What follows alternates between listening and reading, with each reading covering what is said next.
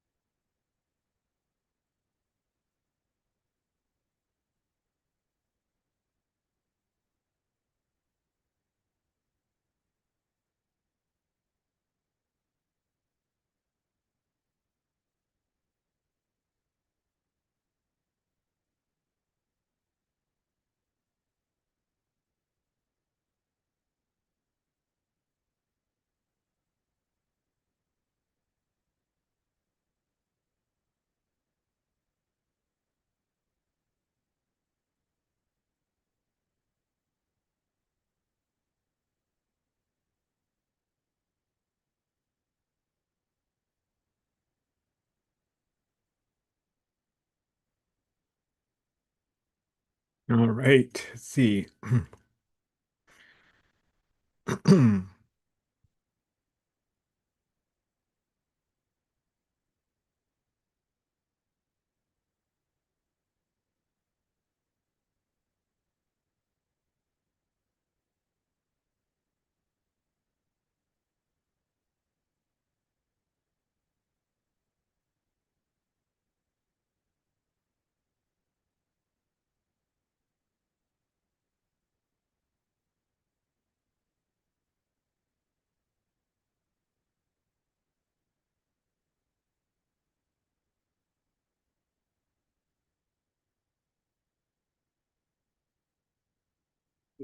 Why it is that some childhood stuttering dissolves on its own, while other children's stuttering does not.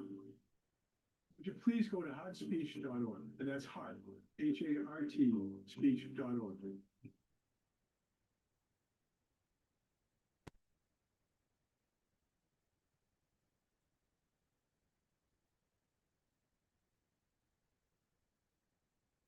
Hi, everybody. We're going to get started here.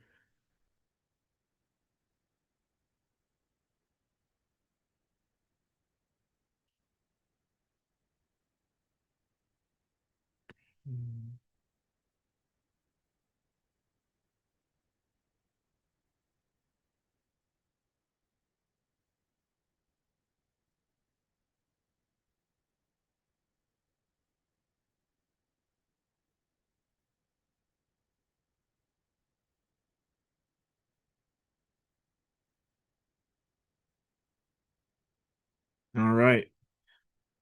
Looks like I think there's supposed to be something at 7:25, so I don't know if where everybody is.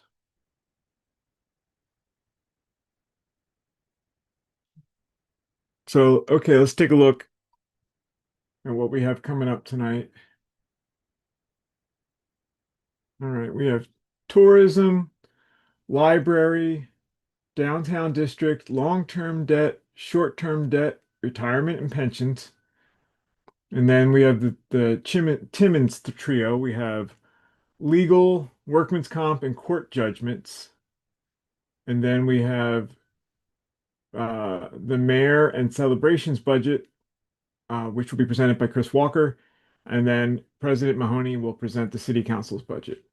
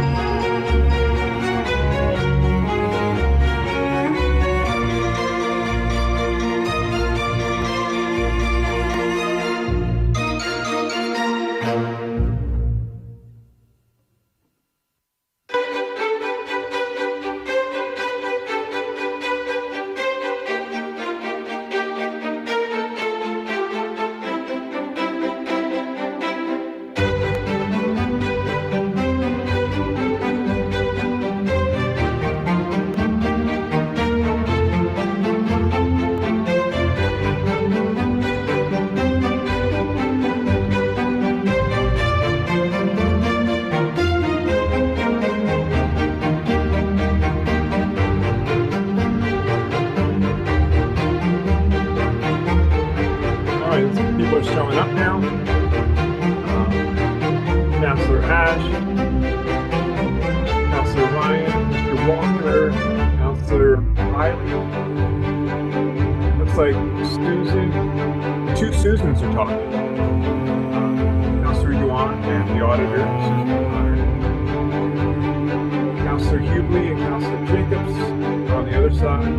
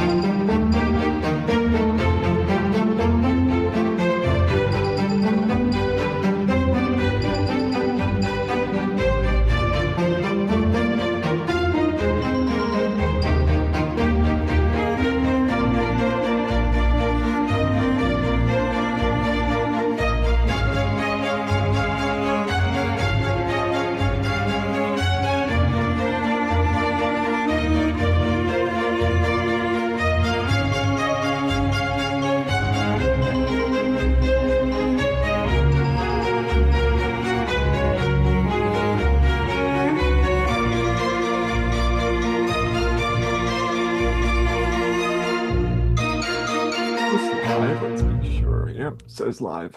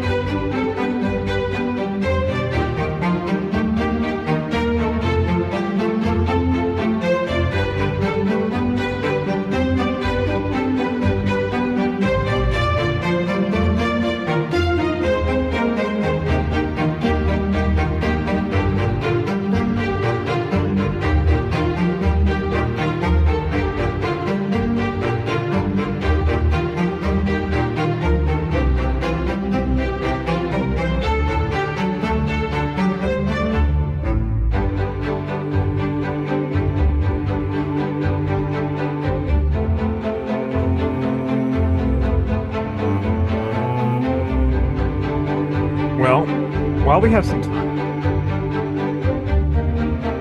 I left my hose on the outside like and it is seized on me. And I have been trying wrenches and whatnot to turn it, but I am worried that if I go with that route, I'm just going to break the pump. Anyone have any suggestions? Put it in the chat. I might take a Dremel to it.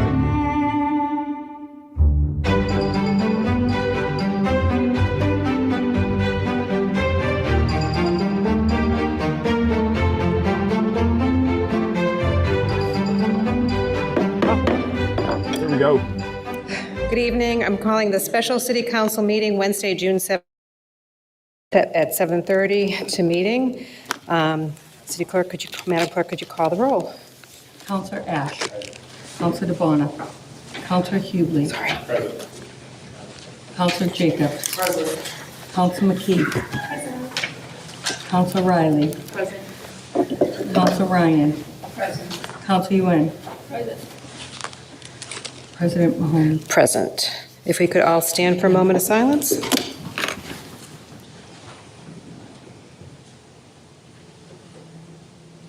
And turn to pledge allegiance to the flag. Pledge Allegiance to the flag of the United States of America and to the republic for which it stands, one nation, under God, indivisible, with liberty and justice for all. So at this point, we're going to adjourn this meeting and move right into finance.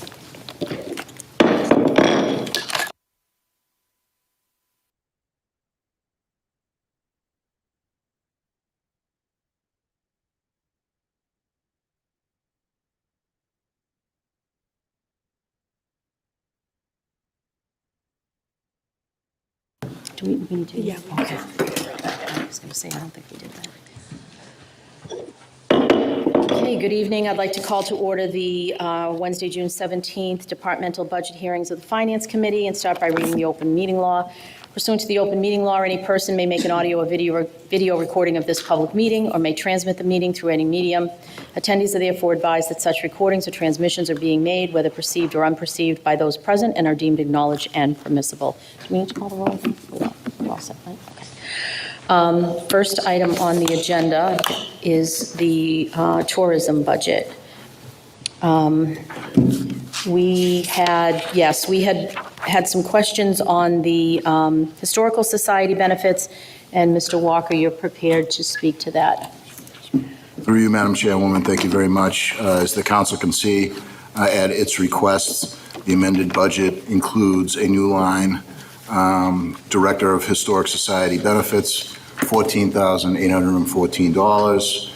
That covers the health insurance and pension contribution of the Director of the Historical Society, and as you can see, that is also offset, included in the offset from the hotel motel tax.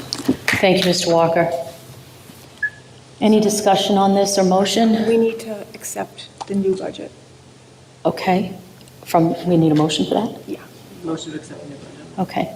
Motion from Councilor Mahoney to accept. Any discussion on this? All those in favor? Any opposed? Wonderful. Okay. Moving on to the library budget. Ms. Slyman. That just accepts the budget. Oh, that just We need to vote accepts? to approve it. Oh, sorry about that. Okay, motion, we need sorry, excuse me, Sarah. We need a motion to approve this budget. We have accepted it, we need a motion to approve. Motion to approve by Councilor McKee, seconded by Councilor Jacobs. All those in favor? Any opposed? Okay, moving on.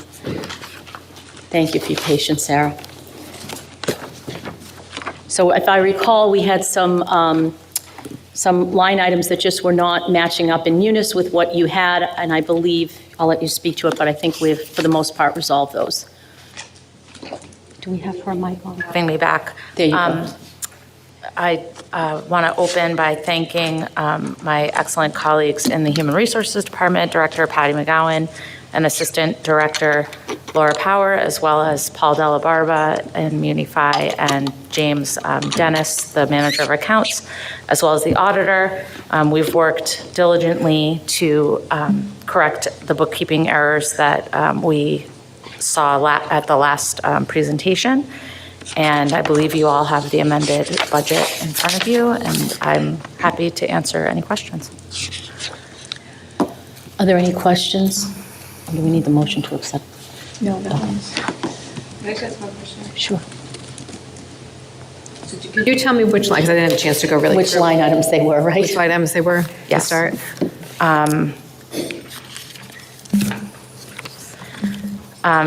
The ones that you all had questions about were, thank you, 512765, 512060, and 512038. So if you look at your amended budget tonight, 512060 has been removed. That person that is actively in that role belonged in 512765 and is now housed there.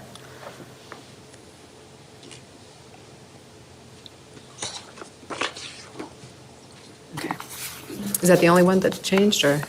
512038 in the 5-year look back was showing no expenses. The head archivist, the department head of the Archives and Special Collections Department, should have resided in there. She was promoted out of the reference department, and her salary was appearing in the reference department and is now appropriately reallocated to 512038. I don't have my original budget, so did that change the line items for the 2027 proposed? The 400, for the personal services for the 4,220,874? Do you know? I'm sorry, your question? So the question is, when you took out those salaries and put them in the right places, did it change the bottom line for personal services for 4,220,874? So Madam Madam Auditor? Auditor has, Thank you. So Councilor Mahoney, when you're looking at the fiscal '27 budget, nothing changed in that budget. Okay. What was done, there was some accounting changes made in the fiscal '26 budget, so your year-to-date budget reports are now reading how they actually should be standing.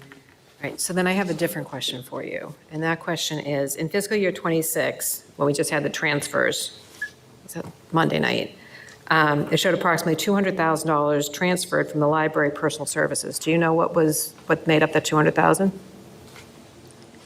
I wasn't aware, I'm not sure. I mean, I would assume it was because we moved the people's lines back and forth. Are you saying there was a cut, or? Well, I can move that over to the auditor, so in the auditor. Yes, so if you think back to Monday night's meeting with the year-end transfers, I believe at the last budget hearing, the director said there were some open positions that were not filled yet, so that led to some breakage in the personal service line for fiscal 2026, and I'm assuming that is where they came up with the $200,000 from that. So could you tell me which positions are open? Yes, there is, the branch librarian at Wollaston is open, the teen and adult services librarian at Adams Shore, and a full-time custodian position. And that adds up to 200,000? I'm sorry? And that adds up to 200,000? I don't have the numbers exactly in front of me for that. Are they're still open? Do you have them filled at all, or We're working with the union to get them posted and filled. how long have they been open for?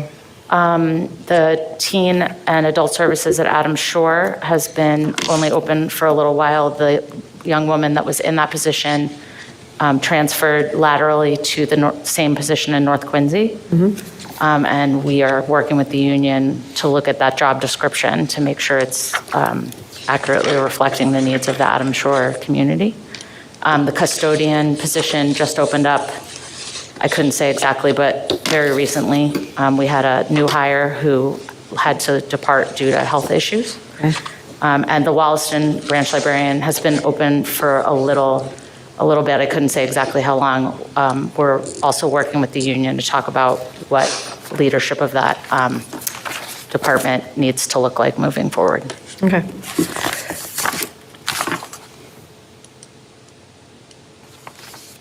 All right, thank you. so if we have no further questions, do we have a motion to, oh, Councilor Yuan, hang on one second. Go ahead, Councilor Yuan. Thank you, Madam Chair. So, I have a question about item 512038.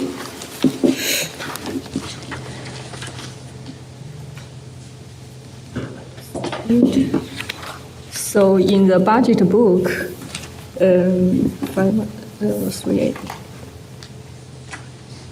So the actual spending 2025 budget and 2026 is both zero in the old file, but in the new file now become 2026 actual spending become 83,685. How does that happen? Because the last meeting, still actual spending is zero. Why just after 2 weeks, it's spending 83,685? So, Isn't that the correction we were looking for? pardon? I believe that was the correction we brought her back for, was to correct that, because it was zero, and now they've moved that position around, if I'm not mistaken. The current book. There was somebody in reference that was moved out. You have to look at the new. Yeah, this is the That's new right, one. Sarah, right? There was Yes. somebody in reference that was moved out. Correct. 512038. Yes. This page, the children's library page is different than that page, that's why we have to vote.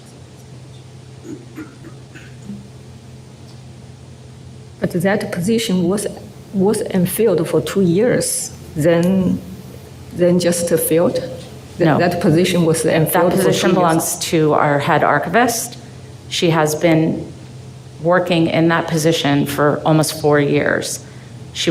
The bookkeeping on it was inaccurate, so she, during that time, was being categorized as a reference librarian and not as a department head with her own line.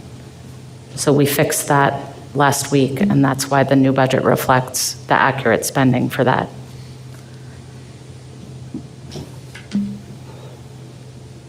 So the difference will be in 512042. Oh, okay, so 3 positions, they all changed. One is 512038 and 512765. That's also changed.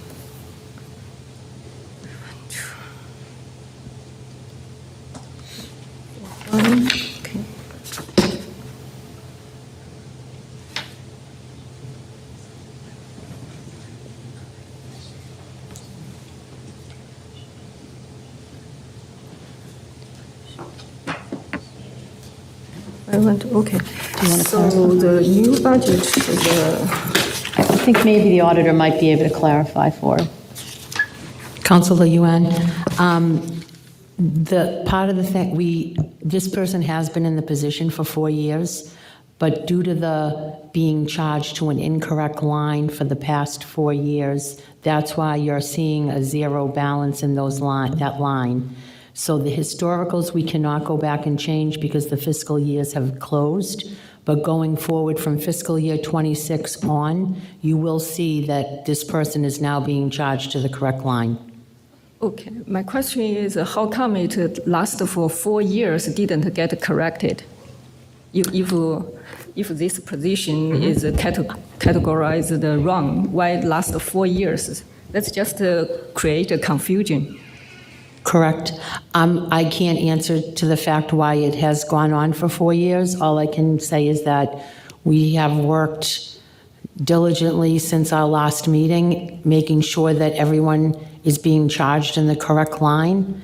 So in order to move forward with this particular line item, we've changed the line item, we've changed the employee in her master file to be charged to the correct account. Okay, so currently still have a 3 position open, correct?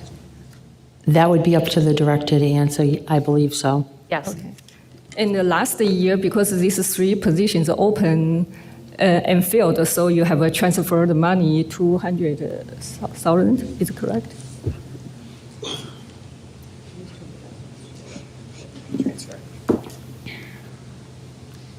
So if for 2 years you don't need this position, for 2 years you didn't fill this position, means those positions are not so urgent or necessary.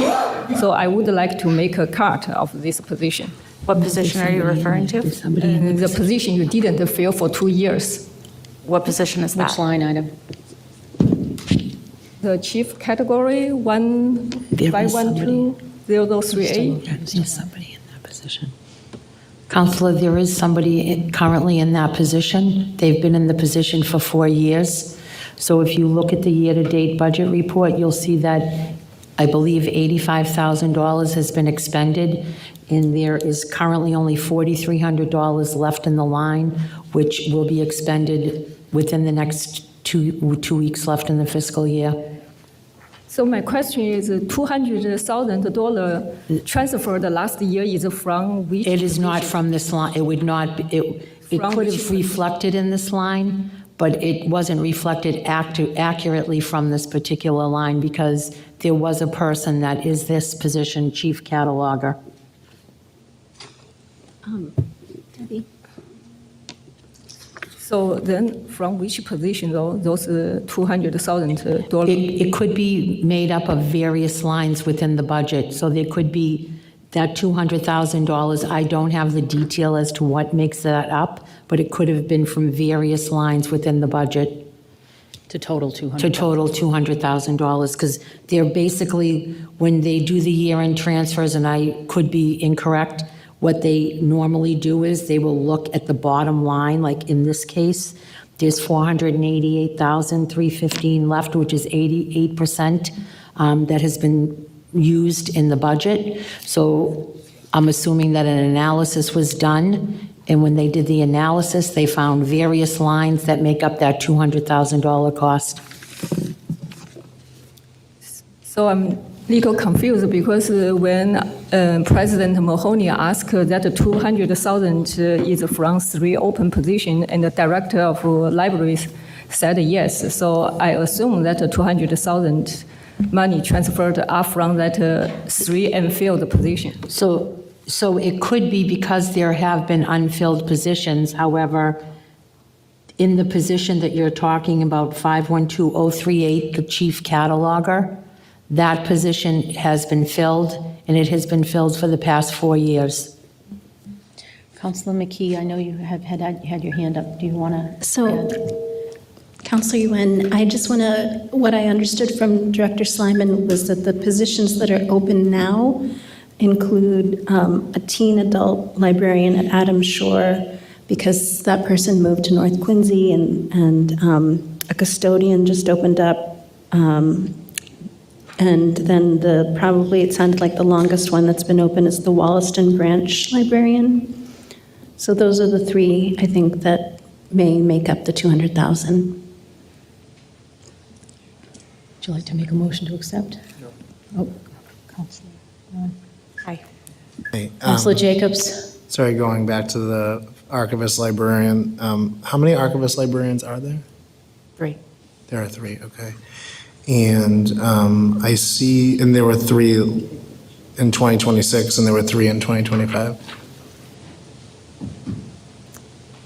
There have been 3 positions. I don't recall. Are they union positions, or are they appointed? I just was curious, All positions at the library union, with the exception of the 3 administrators and the executive assistant to administration. because I see here that it looks like the archivist librarian, like year-to-date, is 125,679, and in that budget last year, you only had 123,035 budgeted, so we're over budget there. And in the next budget, it's going up, quite substantially to 140,724, which is an increase of about 14. That's an increase of quite a bit. So I just was curious if, I know that the union employees got like a 3% raise. That seems more than 3%. They are both relatively new employees, so they're still in the step raise rotation, so Okay. they're also receiving Just wanted both to of them make step sure. raises. All right. And I know that some of these individuals are being paid out of like other line item budgets in the past. I know, because they were being charged from the wrong account. So are those accounts now going to have overages in them because we put them in the right accounts, or is money going to be reduced from that? No, everything should be zeroing out now that it's all fixed. Okay, thank you. We're fixing it for fiscal year '27, and we can't do anything about how it was booked, which line items in prior years. Counselor Ryan? Thank you. I had a question on line item 570302, that's the Old Colony Network. Is that the internet access to the library? Partially, yes. Yeah. And do you track the number of accounts that go through that network? I'm not entirely sure what you mean, but I can tell you a little bit about how the network functions. That might help. Absolutely. So we pay an annual fee to the Old Colony Library Network to become a member so that we can, so Quincy residents can borrow materials from all the other libraries. So that cost covers a lot of our internet and IT services. You'll note that we don't have any municipal funding for IT of any kind in the library budget. We absorb all of that ourselves partially through OCLN. And the delivery, right, because the books come and go all across the state. So as long as we remain a library in good standing with the Mass Board of Library Commissioners, we can borrow books from anywhere in the world. Okay. And then there's quite a bit to it. So then they provide all of our databases. So anytime you go on our website and want to do research, like old issues of the Quincy Sun or the Patriot Ledger, we pay through them at a heavily discounted rate because we purchase collectively as a network rather than individually as the 28 libraries. So that's some of it. Okay. And if you were asking, do we track, I mean, we know how many library cards Quincy residents have, and we know how many internet sessions people use in our buildings. I don't have either of those numbers handy, unfortunately, but if you're interested, I could get them for you. Oh, I would be very interested. I actually have an account, and I absolutely love using it. Great. So a Glad to lot hear of the it. books that I want to borrow are always taken. Yeah. We're doing the best we can. Yeah, but I do thank you for that. I think that's a great tool for families to have. So I would be greatly interested in getting some data on how often that's used. Okay, Absolutely, sure. Thank you. Yep. Okay, if there's no further questions. Counselor Yuan? Thank you, Madam Chair. So I have a question of item 512765, Chief Tech Service. So year to date, you only spend 63.2% of budget item. Could you explain why? Yes, the former longtime reference coordinator was in that position. She was promoted to deputy director, and in between her departure due to promotion and the hiring of the new department head, there was a bit of breakage. So that line would normally be fully expended if it had been populated for all 12 months of the year. Is that a position being advertised now? I'm sorry? Has that open position been advertised? Is it filled now? Have you posted that position? Have I filled it? Post? It's been filled since October. So there was a period of time where there was no one in the position, and that's why there's money available, because there was nobody there to pay. Okay. But it is filled now, is that correct? Correct. And the current 3 open positions, are those posted online? Not yet. How long has been those open position? Well, as I said, Available. when Councilor Mahoney answered, I don't know exactly. The custodian just left recently. The young woman that transferred from Adams Shore to North Quincy has been over there for a couple of months, and we are working on deciding what we're doing about the leadership position at Wollaston with the union and the city. And another item, 512185 literacy project, that you also only spend 49.2% to year to date. And could you explain that? I couldn't quite hear your question. Item 512185. Yep. Year to date, you only spend 49.2% of a budget amount. Could you explain that? Yes, I think this was one of the bookkeeping errors that was corrected. That's the new one. That's the new one, we got it. Madam Auditor? Counselor, there was a new report run this afternoon, and that report shows that to date, $80,454.60 has been spent. So that budget that's over the budgeted amount of $66,000. So they've overspent by $14,000 on Sunday openings. And that budget just updated this afternoon? Yes, I ran it at about 3 o'clock this afternoon.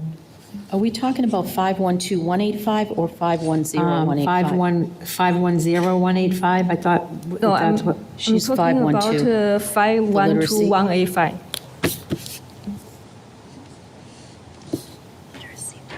Okay. 512185 is the literacy So project. that budget to date, $88,323.58 has been spent. It's been what? $88,323 has been spent out of that line.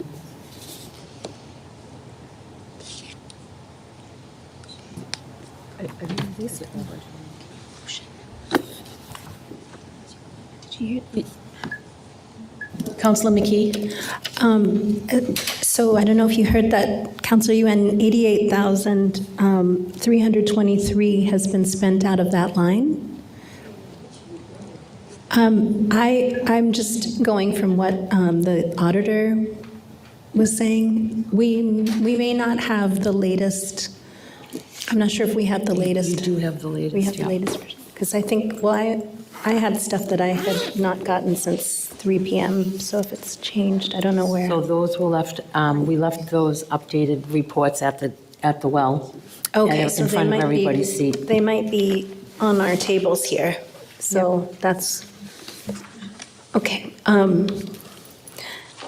So, I think we've resolved what Yeah. he asked Ms. Slyman to come back here for.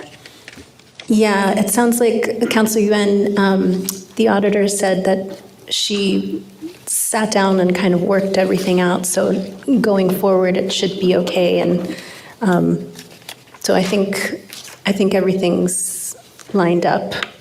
Might want to, I might make a motion to, no, Okay, wait one second. Go ahead, Counselor Yuen. Thank you, Madam Chairwoman.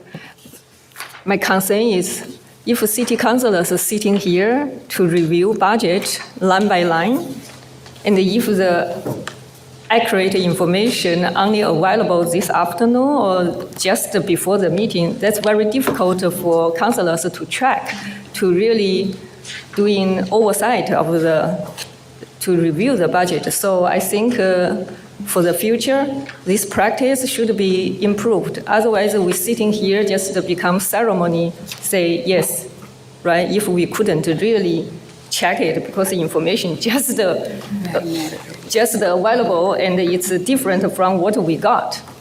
Okay. I would like to say, though, that I remember when we sent Ms. Lyman back, I did try to make sure that all of the questions were put on the table so that we weren't redebating on things. And Madam Auditor, I'll let you speak, but I do believe that we have resolved the issues that were the questions we had from the last session.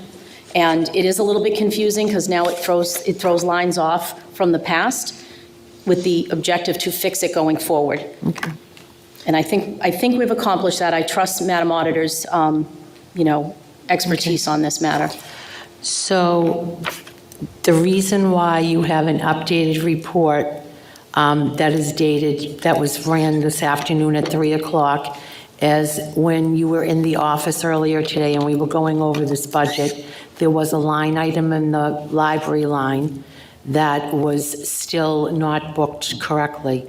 So I worked with the municipal finance office to get that booked so that the council as a body would have the correct information in front of them as you looked through the reports, and I made sure that at your seats that you would have that current information, the most up-to-date information, so you could make a decision on this budget. Through you, Madam Chair. Thank you, Susan. the You're auditor. welcome. Yeah. I'm not questioning you, I'm just because you said you run this new update budget 3 p.m. this afternoon, and then we got it, it's completely new one. So what I reviewed before is different, so it's make us very difficult to track. I just suggest in the future we need to improve this budget process and the budget review process so councilors can really do their job to review it. We need the information earlier, not just right at the meeting. That's all I'm asking. I mean, I think that what we were trying to do was sort of untangle some bookkeeping issues between municipal finance and the jobs that these people hold. But Councilor Mahoney, if you want to add anything to this. I just want to make sure I'm clear. So the package that you gave me, Jen just gave me tonight when I came in, has the most updated year-to-date, right? Is that what I'm to assume? On the year-to-date information. There were three, but there were the packets, it was the packet you handed me to, Well, you guys everything is, I don't know if I have it, but I got the year-to-date that was in a package. And I'm seeing the same thing, which is spent 49.2%. So I guess, I didn't, in the package that you received last week. In the package. that's the one I'm looking at. Hang on one second. This is printed today at 2:57. Right. 55. So I have, that's the package I have in 512185, literacy project librarian, 179 was the original appropriation. Correct. Revised budget 179, year-to-date spent 323. Correct. Available budget 91,000, so 49.2% of the budget is still available. Correct. So that's what I think she was asking, and That's the new. Okay, wait one second. this is what came up, maybe today, this is the same question I asked. Yeah. Okay, I just want to make sure it's 49%, it's not 80, it's got 2 weeks left, that's what she's asking. Which line item are we talking about? 512185, the literacy project librarian. It's got 91,000 remaining in the available budget, 49.2% remaining in the budget, and less than 2 weeks to go. So I guess the question is what is that job? Sorry. Yes. I'm trying to Don't be help piece sorry. it together. As I said at the beginning, Yep. I believe there was a bookkeeping error. We have 2 literacy employees. They are both now full-time. I think they were both put in that line last year, and one has now been moved back to the library assistant line where they belong. So yes, if you're asking if that line needs to be 184,000 or whatever, 79,000. yeah, it does not. It needs to be 80. And I believe the proposed for this year is 95,167, which is the department head rate of pay for folks at step 10. Okay, 512.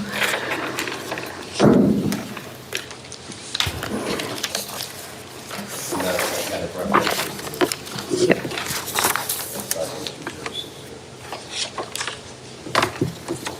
So here it is, Susan. 51218. So the current request in today's report in front of you all is accurate for what we need to pay the one person in that position for fiscal '27. And some of that overage could be accounted for in the transfers that happened on Monday night.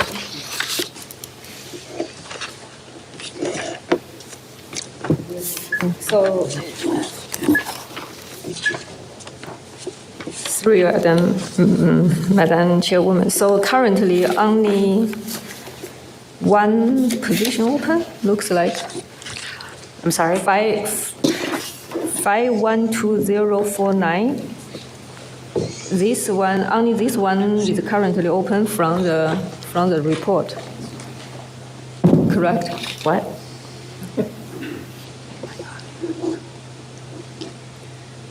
Item number 512049. Oh, we're on a new line now. You budget 57,473 and currently spend 0 money. So does that mean that that's the only position and field?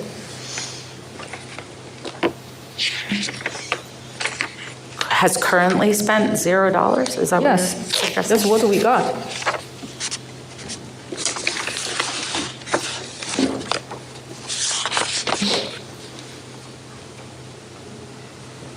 $512049.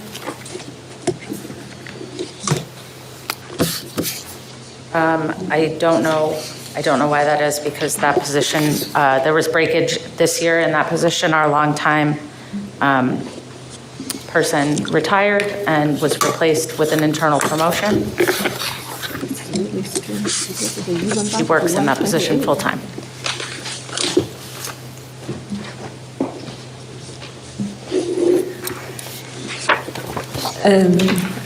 In the budget book, so just 2 weeks ago, this position is budgeted for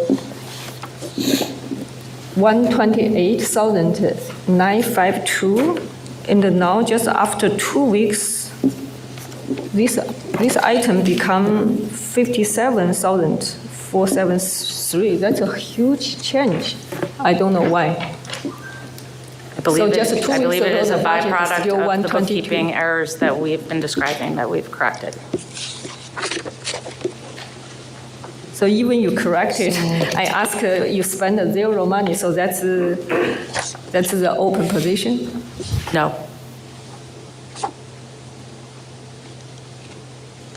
I would like to clarification from auditor.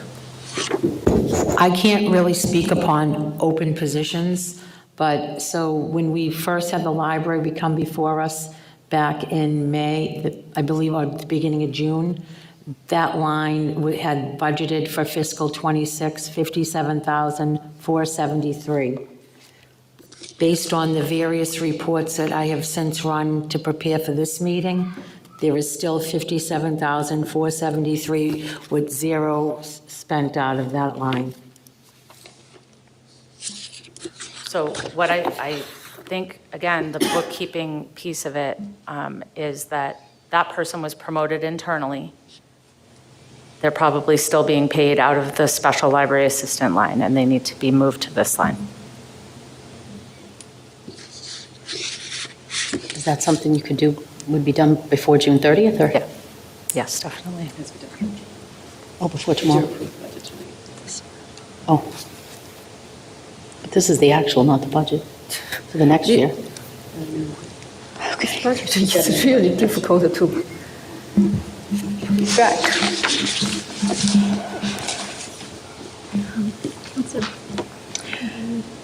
Councilor McKee. So I just wanted to, because it is going up to 128,952, is that for one position or two positions? That line item for the technical librarian?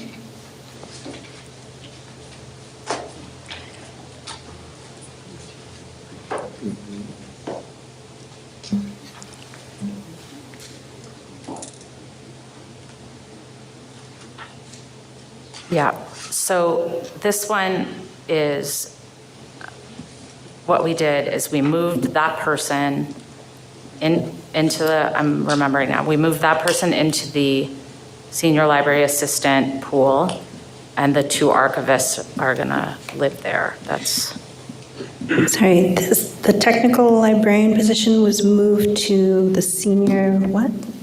so the person that was always paid out of that technical librarian position was a senior library assistant. And so we put them with the rest of the library assistants and the technical librarian positions, which there are two, and they both make about $64,000 a year, go there. So there are two technical librarian positions. And one of them has been moved to the senior library assistant position.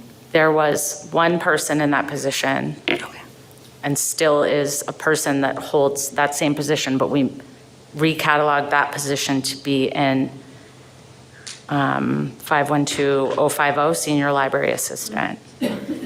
And then the archivists are going there. So the person that was in there was making $57,000. And now there are two people in there making $64,000 each, and the $57,000 person went to 050. Okay, so the line item for technical librarian is for 2 positions. The previous person there was only one person who was doing that job before, and that person was shifted to the library assistant. It was a different job that person was doing. sorry. It was a library Shifted to the- assistant job, not a librarian job. I guess I'm confused about why are there two technical librarian positions for the 2027 budget if there was only one person doing it before? Because they're not the same positions, we're just using the same number. So the 2 people have always been there doing the job since the creation of the department. They were put in reference librarian 042. They should not have been in there because they're in a separate department. So they got moved out to this librarian position, which a non-librarian was in the position with that title. So one of the things that's going to be completed before June 30th is going through Munis and making sure these high-level under account information to the right of the object codes, that these job titles actually match what people are doing. They have not in a very long time, so we're correcting that. But we were unable to get that done before this meeting because getting the bookkeeping side of it was very time-consuming and laborious. So I do apologize. Okay, so I guess we'll need to figure out this line item and why nothing has been spent out of that line item before, or we have to pass this as is, I suppose. And then hopefully fix it in the future. Is that right? Yeah. Are you saying we're not going to pass this budget tonight? No, I guess I'm saying, how can we, it sounds like there's still problems with this budget, but we have to legally pass it, so I guess we just have to pass it with any problems. How much money was how much was budgeted in 512060, which has now been removed? I think the fear is that there's still like one position, despite all the transfers, that we're hanging on to that money. Is that, Councilor Mahoney? So 200,000 was transferred out of your budget, personal line services, transferred to another department to cover overages in another department. You said there's 3 positions that are open. And if I am generous with the positions and I say 60, 60, 60, that's 120, that leaves us $80,000 of breakage someplace. So I think I'm not speaking for her, but I'm thinking what Councilor Yuan was asking was, she wants to make a cut of $50,000. And I believe you probably have that in your budget to be able to do, and you'll be okay. But again, I'm just asking you, that's why I was asking you that at the beginning, is you had 200, because we have been doing this to every budget. And unfortunately, you're coming back after we did the transfers. So we're saying that 200,000 was transferred. So 60, 60, 60 is 180. Oh, sorry, so $20,000. So, and then anytime anyone leaves. You told me it was 120, so. No, there's 3, you're saying 3 ones. I have 3 360. vacant positions, so that's 180 right on the face of it.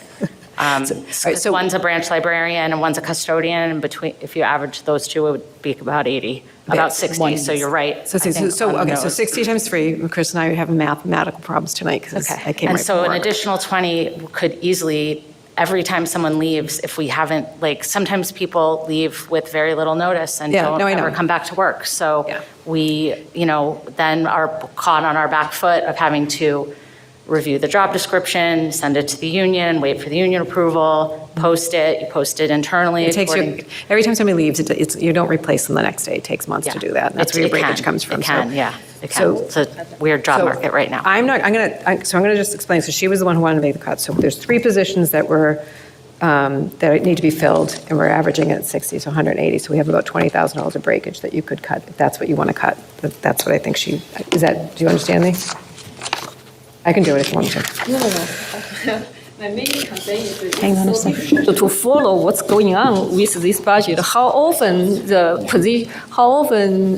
internal employees are being shifted from this position to next position? We can fix that next time.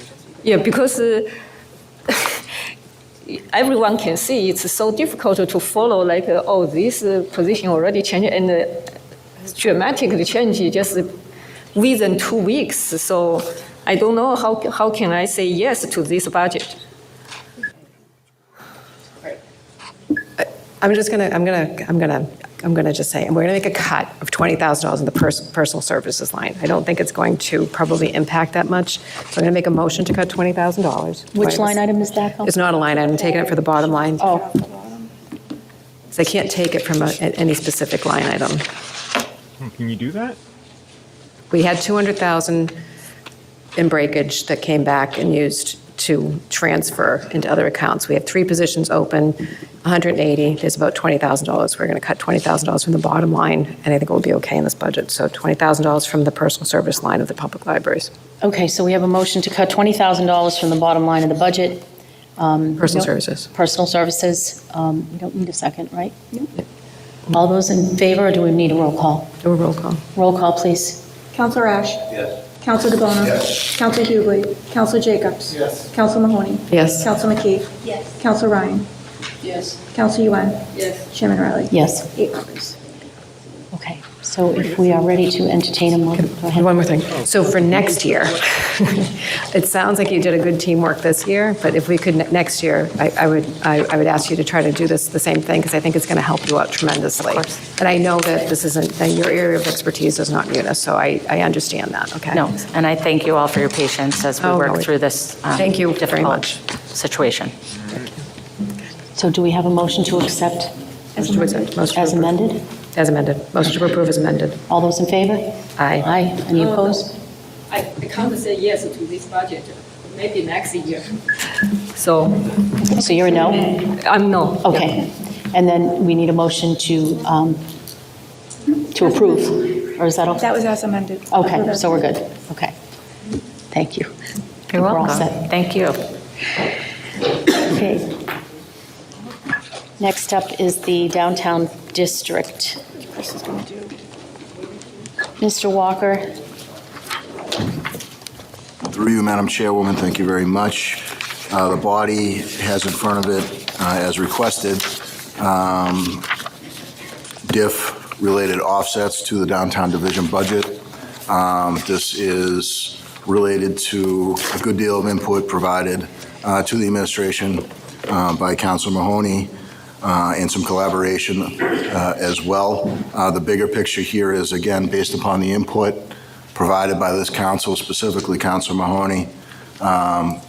Municipal Finance will be setting up, as we go forward, a DIF capital projects account where the revenue from DIF will be set aside, the debt service, the band premium, and any offsets such as that are included in this budget will be paid for from that, that way ensuring that there is clarity on DIF, the actual revenues which this body has, and what it pays for on a year-to-year basis. Again, I appreciate the council's input on this, and hopefully this is a positive path forward. thank you, Mr. Walker. Councilor Mahoney, since you brought this forward, do you have any questions or No, I just. comments on how they so- propose to account for this? So Mary, you're okay. You're okay. All right, Mary, you're okay. So, no, I don't. I did ask the administration, I asked this back when we first put this into the budget. I never wanted it paid out of the general fund. How much of the savings out of the general fund for next year is it, though? Just, because I don't have the old budget. Sorry. I think it's around 900,000. Roughly 900,000. So 900,000 is going to be taken out of the budget, and it's going to be paid for, taken out of the general obligation budget and be paid for from the DIF. So, and the work will continue. So, but I think Council McKee has a question. So thank you very much. We did work collaboratively, didn't we, Chris? Yes, we did. Maybe next time it will be with the mayor. So we need a motion to accept, or did you want to speak before that? Councilor McKee? So we sort of wrapped everything up so fast last time, we didn't have a motion. Oh, did you do the cut? After we accept it. After we accept the cut to the overtime? Is that? Was that over? No, we're going to accept the budget and then we'll make the cuts. There was one cut that did pass at the last meeting that we'll revote. We'll revisit that. Yes, but there was one motion that Counselor Mahoney had made, but then we ended Yeah, before it so- was, so I just want to, We have to revote them. we have to revote them, Yeah. okay. Okay, so could we have a motion to accept the amended budget? We haven't cut them. We have to cut them, so just for clarification. Hang on a second. It's just so you guys can cut it. Yeah, so the budget, what transfers, it's taken out, so we have 900, nothing's been cut from it, so the whole budget goes into diff, and now we have to go back to those line items to make those cuts, correct? We need to accept this, though, and then. So we're going to accept this. Yes. So the first thing is to accept the change in the budget, that it will be no longer paid by the general obligation and paid for by the diff. That's a form of a motion. Okay, we have a motion to accept the revised budget. All those in favor? Aye. Aye. Any opposed? Okay, and now we need to revisit line item 530303, which, Council Mickey motion to cut $20,000 from contracted. okay, Yes, I make that motion to cut $20,000 from contracted Okay. services. We had voted on that before. we had voted on it, yes. Okay, do we need a roll call for that? Up to you. Okay, all those in favor? Aye. Aye. Any opposed? Okay. Do we have other? And then, Discussed it last time. That had passed last time. Okay. Then you had motioned to cut 50,000 from overtime, but then we put it on hold. Okay. We never got Right. past that. So I want to cut 50,000 for overtime. Pardon me? So I wanted to cut $50,000 from overtime. Okay, so we have a motion to cut, what line item is that, the overtime? 510. 510130, overtime, $50,000. We did not vote on that last time, we deliberated on it. All those in favor, or do we need a roll call vote? Can we bring her up? No, that doesn't sound, sorry, that's the whole Oh, overtime, sorry. I don't know what your cut was going to be. Okay, then I have to go and do some work. so can I say something hold on about? one second, hold on one second. Yeah, sorry, that's my notes. Ms. McKee can say something. I don't have any stuff. Yes, so I looked, and I can't remember what the number was that Counselor Mahoney had suggested, but the maximum used in the last 5 years in that line is $24,425, and it's been budgeted $50,000 for the last 3 years. So I guess I'm going to make a motion to cut $25,000 from that overtime line. Okay, motion to cut that by 25,000 to 25,000. Any discussion on that? Counselor DeBona? Thank you, Madam Chair. Just revising this particular budget line item, I don't know if anybody has any correspondence on whether that will be used in the particular new year. I thought we spoke about, or the director spoke about, there's possible overtime that needs to be kind of there. So I just want some clarification, maybe if she wants to come forward and kind of explain, because we're revisiting this one. Hi, Mary. I just have a question on this overtime. I know we discussed it last time, but I just want to revisit it. It's at $50,000. They want to make it, what's the cut, 25,000. Where does that put you on this particular line item? So I think I explained that from now until July 1st, we have 2 watch parties this weekend, Kid Fest from 12 to 8. We've got holiday to cover and some vacations. So that, I think we said that was like 6,500, so 30,000. I think the original cut ask was 20,000. Can you withdraw that and do 20? But this is for July 1st to 2026. This is the end of this fiscal year. I will use that, another $6,500 in overtime. Oh, okay. So if she uses that this year, she'll be at 30,000. 30,000, right, So so- I would assume that she'd go 30 next year. Do you want to revise your motion, Councilor McKee? Hang on 1 second, hang on. Go ahead. Yep, I make a motion to revise my previous motion and cut this overtime line by $20,000. To 30,000? To $30,000. Okay, I think that's reasonable. Any discussion on the revised motion? Do I need a roll call? All those in favor? Aye. Opposed? None? I'm going to be Okay. opposed on this one. Councilor DeBona is opposed on that. Anyone else? Okay. So, and are there any other modifications? Motion to approve the budget as amended? All those in favor? Aye. Opposed? Excellent. Okay, thank you, Mary. Okay. Okay. Next up, we have the short-term debt. Mr. Della Barbara. Short-term and long-term. Good evening. So, I have the wrong one?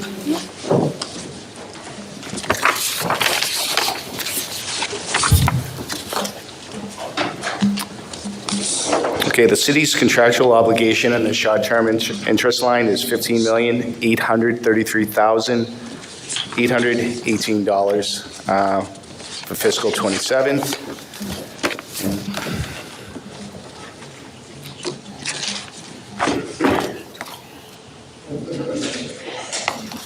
Any discussion on the short-term debt? Oh, Councilor Mahoney.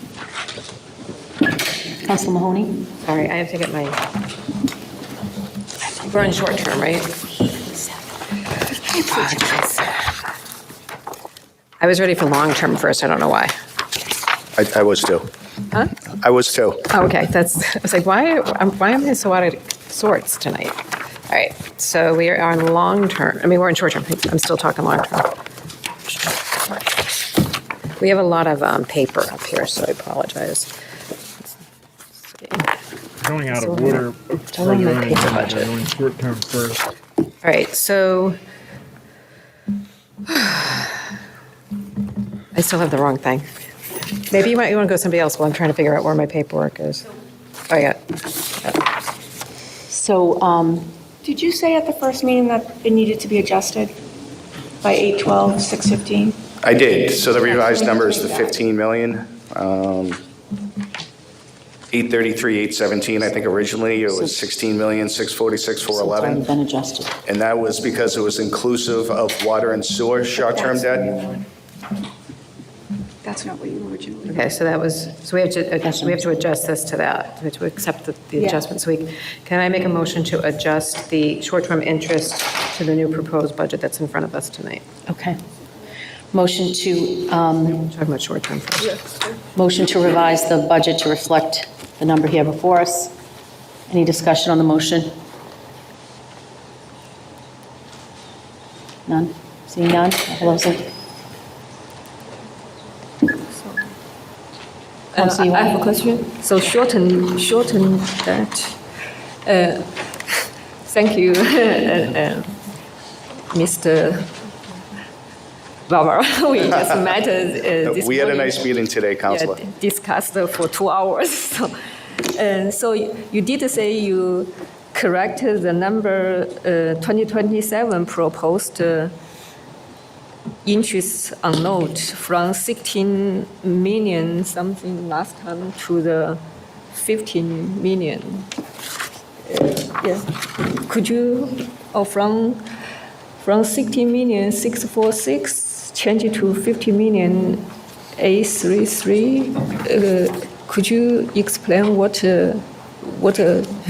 Sure. The initial budget that was published that you received in, I believe, May 4th, that number for the general fund short-term notes interest was inclusive of the sewer, the interest on the sewer notes, and the interest on the water enterprise notes.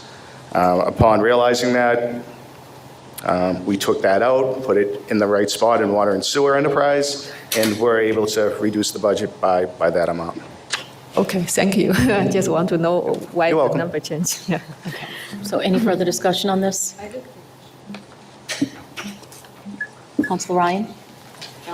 Thank you, Madam Chair. So, Paul, just to be clear, what was originally on the note on the account was the 16 million, and so you took out figures for water and sewer, and now it's 15,833,818, right? That's correct. Okay. Any further discussion?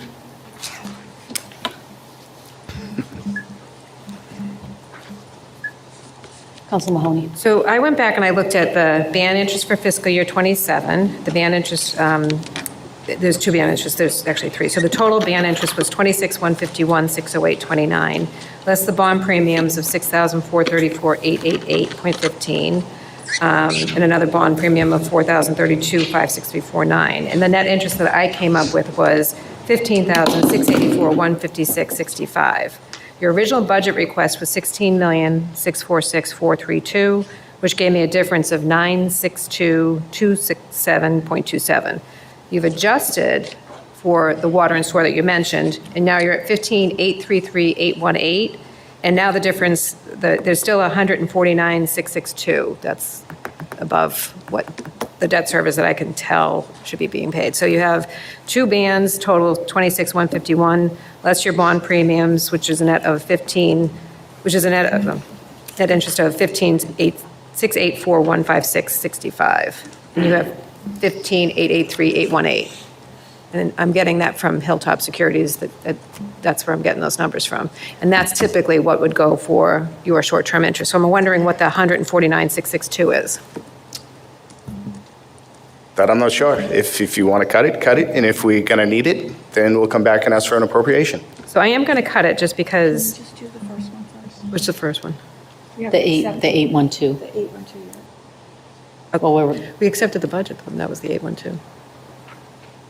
Shoot, I don't have a vote, so. We accepted the budget that was presented to us that has the. Okay, then I know that. I don't have a vote.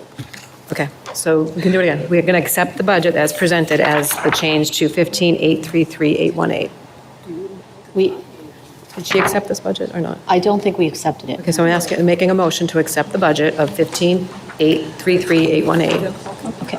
Motion to accept. Motion to accept. All those in favor? It's a change in the budget. Aye. Any opposed? No. And now I'm going to make a cut for 149,662. Because the interest that I have added up, and I will happily send it to you tomorrow,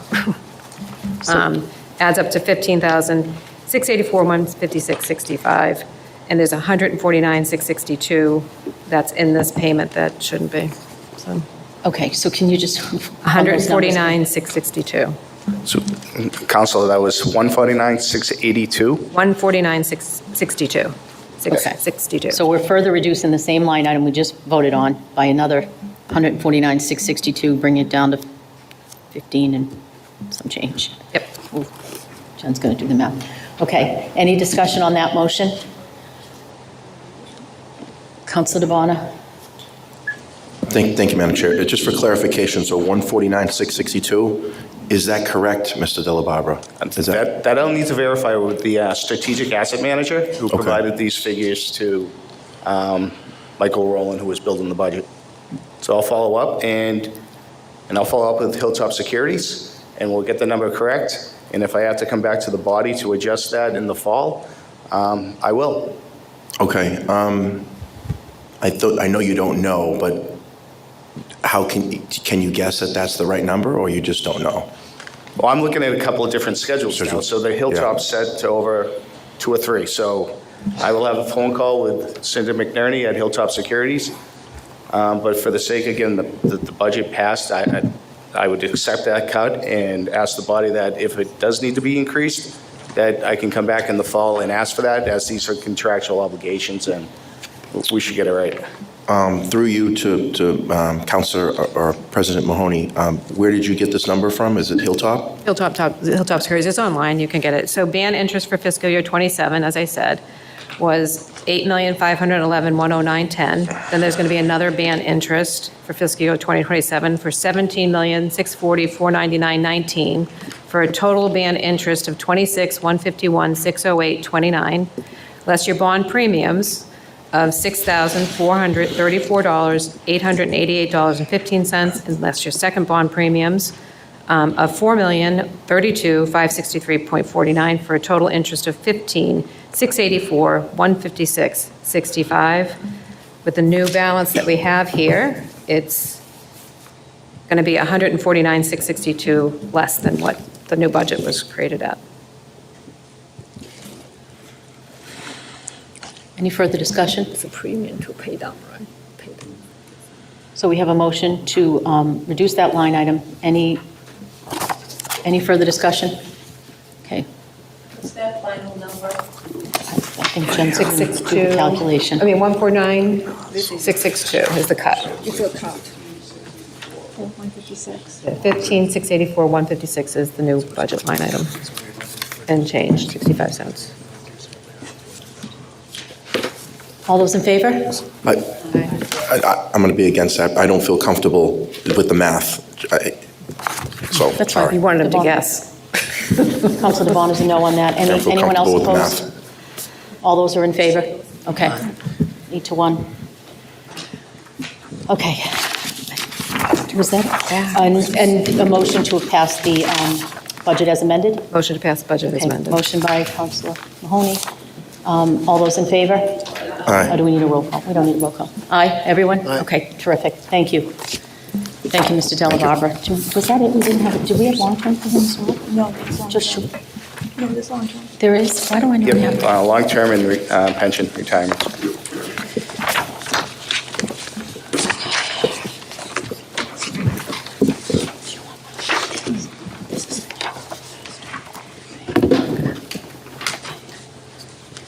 Did anything change in the long term? Nothing changed from the original submission. Nothing changed from the original. We just didn't vote on it. We just didn't do it. Okay. Counselor Mahoney? Okay, so nothing changed from this, so I do have a couple of questions. This might be long-term. Fiscal year long-term. So your fiscal year long-term debt request increased by 2.9 million over fiscal year '26. And the four new fiscal year '27 debt payments appeared to total approximately, DIF was 220, the second DIF was 80,000, Central Middle School was 80, and the roadway sidewalks was 1,959,147. So the new fiscal year debt payments is approximately, let me make sure I'm doing this, long-term payments is approximately 234,932. Can the administration explain the increase and exceeds the new debt payments by approximately $558,075?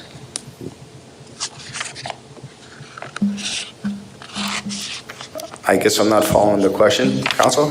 So we're talking about long-term debt. Yep. And when I'm looking at this, I'm looking at your, I'm actually lost to myself at this point because I know I had this written out somehow. Hold on for 1 second because I got a lot of paper again and I had it nice and neat so I could explain this to you because I knew it was going to be messy. Well, first, maybe I can just go backwards for a second. This might solve some stuff too. In fiscal year, I'm going to go backwards to fiscal year '26. In fiscal year '26, to-date reports show a negative balance. So I went on the debt service online, and I pulled this up. I don't know what Susan has, but I pulled this off of the debt service. You went to onto the line. Your principal long-term debt is a negative by 205, and your long-term interest debt is negative by 606, giving us a deficit of $811.79 in fiscal year '26.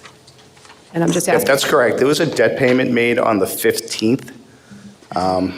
That I have to investigate to see if that is a true deficit in this line, and if the budget, it wasn't budgeted correctly last year. But there was a debt payment that went out on 6/15. Okay. Principal and interest, so that's where you'll see that. Okay. So, and from there, when you take, then I did some, in portions of that was part of the question that I had. But then when I went back and I added up your 77,794, and I was subtracting what the debt was, I came up with a 558,075 as a deficit here too. So, I mean, that you're over budgeted here for this. So I'm wondering where you're getting your long-term, short-term obligation bonds and other things, because I think something came off in fiscal year '26, which was a long-term legal bond for about 308 that was put on the books on June 15th, or June 16th, 2019, I think. And the last payment of that was made in June of 2026. And it was $514,000. That's what I remember, because I don't have the page that I need here. It was $514,000 was made. That was the last payment of that bond. So that $514,000 probably shouldn't be carrying over. And I can't tell because this is all bundled together. is carrying over into your new debt service, which is when I subtracted, when I had my math that I was able to show and talk about, it was showing me that 77,594 was adding up to about 558, which I think is because there's an extra thing carrying forward from the long-term, that was the legal note that was taken out for 3.8 in 2019. Okay, so what I think may have happened, I sent out an email yesterday to all the councilors, and I think you would have received a breakdown of the debt. And that spreadsheet, it's color-coded. There's orange and blues and greens and so forth on it. In that spreadsheet that we received from Hilltop Securities, I believe that may have been dated. What date did you say that payment went out to? The ban was, it wasn't a ban, it was long-term debt, Yep. and it was 308, and the last payment was, I believe, it was this quarter of 2026, it was fiscal year 2026, and it was 500, I want to say it was 510,000, Okay. it was the last payment of that. So I think the date on that spreadsheet from Hilltop Securities with the breakdown of our debt was dated June 4th. So if that payment went out afterwards, it may not have been, it may still have been included in the debt service as June 4th is what I'm saying. Okay. So this is why I think there's an extra payment. I just wish I could find, because I had it all written down. Oh, it might be here. Let's see. Yeah, I just have it as, I don't have I did the math separately, but I have it as 514,000 on a June on a 2019 judgment bond. And that was the last one for fiscal, and it's being carried over and reflected in fiscal year 27. So to date, the report shows negative balances for the fiscal year 26. That's not what I'm looking for, but I'm looking for fiscal year 27. That payment should probably be taken off, and you're approximately 558,075 over in the debt service lines for the current expenses for fiscal year 27. So I'm looking to cut that too. Okay, I would say that's fine. It could be a similar situation as with the short term. No, I understand. So but- I could be back in the fall saying we actually needed that, and here's the backup. And that's okay if we do. It's just an odd thing, because usually this is something that usually there's a backup, like this is just how we do it. So we did a backup, and you kind of can look at these things. I was having to go on, and I took some of the stuff that you sent to me today, and then I went on to see when things were coming up, rolling off for certain things. You can look at that through, I'm going to forget, Emma or Ella or something, I don't know. But anyway, I was looking at that, and I was coming up with the 514,800. Definitely was the last payment last year, and when I was doing the math here, same thing I was doing with short-term debt, I was coming up with 558, but it'd be okay if we were to cut it to the 514, just that payment, or 500. I'd like to make a motion to cut. And interest, are those on two different line items? Nope, it's just the total expense line, $500,000 of the total expense line because that was cut out in judgment, that bond issue ended, and it's being carried over into this next budget. Okay, so you're motioning to cut by 558,000, how much? Just 500, I'm going to cut 500. Just keep it. Yeah. It's going to come from the current expense line, because I don't have it as specific, because it's a bond that's coming off the books, so I don't have it as being something specific. But when I added up the bonds, it's coming out to 558, but I'll leave it at 500. Okay. Over. Just So a like last- motion to cut that by 500,000. Just my 2 cents is, if we cut it, you're gonna figure out if we're shorting you money. If we leave it in, we're never gonna figure it out. He has to come We back. need to. It's a contractual obligation to pay the Right, debt right. service. So it'll get straightened out. If One it's way or short, another. it'll get straightened out. Yep. Any discussion on the motion? Councilor Yuan? Oh, I have a comment, not on this motion. I just have a comment after this. Okay. Okay, or you want me to say now? I can say. Well, if it's on the motion, I'd like to try to take the vote Okay. on that. Then I hold on. Just Okay, before so- he leave, I want to say. Okay, so we have a motion to cut the line by 500,000. Any further discussion on the motion? Councilor DeVona? Thank you, Madam Chair. If it's contractual, it has to be paid. Is that correct? That's correct. So that's why I'll be back in front of the body if the numbers are incorrect. Okay. If Council Mahoney is correct, then I won't be. So it has to be paid regardless, whether Correct. it be cut or you got to come back, that's got to be paid. Yes, it has to be paid. Okay. That's the clarification I was looking for. Thank you. And he'll come back before the body, and we will have to approve the change because it is contractual. Right, and if it's the bond that Council Mahoney's referring to, we'll have plenty of time to correct this. I can come back in September. Okay. Any further discussion on the motion? All those in favor? Aye. Any opposed? Okay, wonderful. Council Yuen, did you have a comment? Yeah, just I have a short comment. I would like to thank Mr. Barbara and Ms. Susan, the auditor, spent 2 more hours this morning and help me clarify a lot of my questions. And also we compared my numbers and your numbers. We both agree the current city debt is $2 billion. So just want to let a resident know and let the city councilor know. So we compared our numbers. So the current debt, if you include the authorized and insured debt, the city is reach $2 billion debt. I just want to. Just a little bit under. Yeah. Can you Thank tell us the report you're reading? Oh, so yeah. Everybody on the council can read the report because it's online. Oh, yes. We were provided this Hilltop security report in April, and there are 427 pages. We have to really go through to dig to get this number. So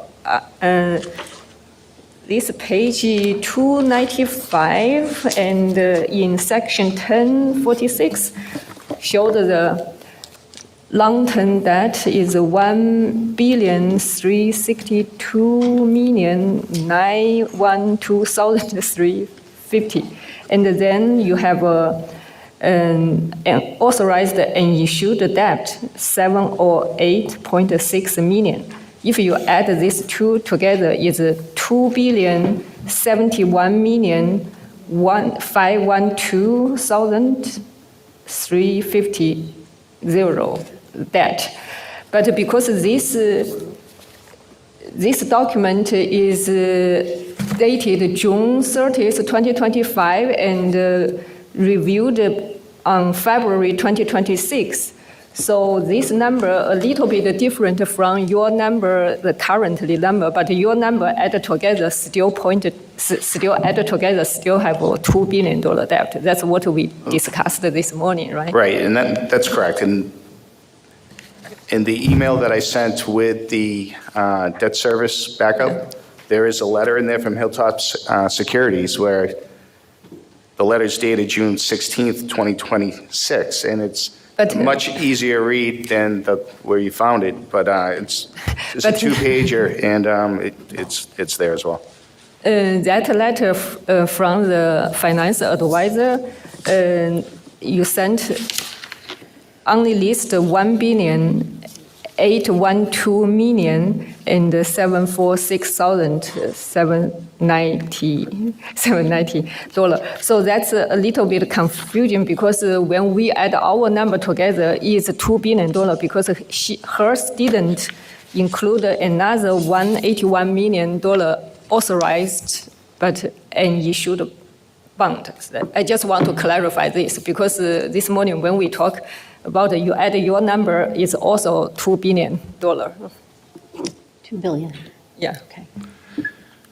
Council Mahoney? And just for clarification, when you go out for debt services, although we were telling the city of Quincy, and I'm not blaming you on this, Paul, but when we were telling the city of Quincy, we had 1.3 plus the 508 of short term, and that's where we were getting the 1.8, and we were getting the 1.8 since last October when we were all running for office. I think it was 1.6, and now it's 1.8.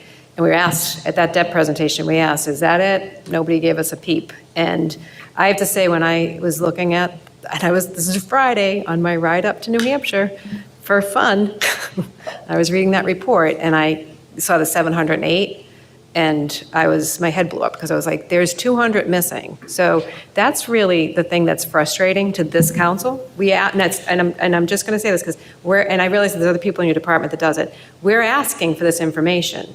We're asking for the mayor and the administration to bring it to us so that we can make a really intelligent decision when we're making decisions, whether it's ENC or fire gear or anything we're doing. And to have your consultants in front of us and to have them not give us a forecast that they should be giving to you, or to tell us that the city's in great shape and it's got tremendous flexibility and it doesn't matter about having a downgrade in S&P because we can make it up, and then having them finally say at the end, what you have to do is build your reserves and maybe use your excess levy, which means tax everybody. That's not a good place to be. And, I realize that there's a lot of people out there just calling us saying, you made the wrong decision, but we have $2 billion worth of debt, and we didn't get that information up here. We had to dig, and that's why I was saying it was like forensic accounting that we've been doing. I have to say that I kind of enjoy it, because that's the stuff I like to do. But, other people like to read novels. I like to see the math. But at the same time, that's what we're frustrated about. It's not necessarily you, Paul, it's just frustration.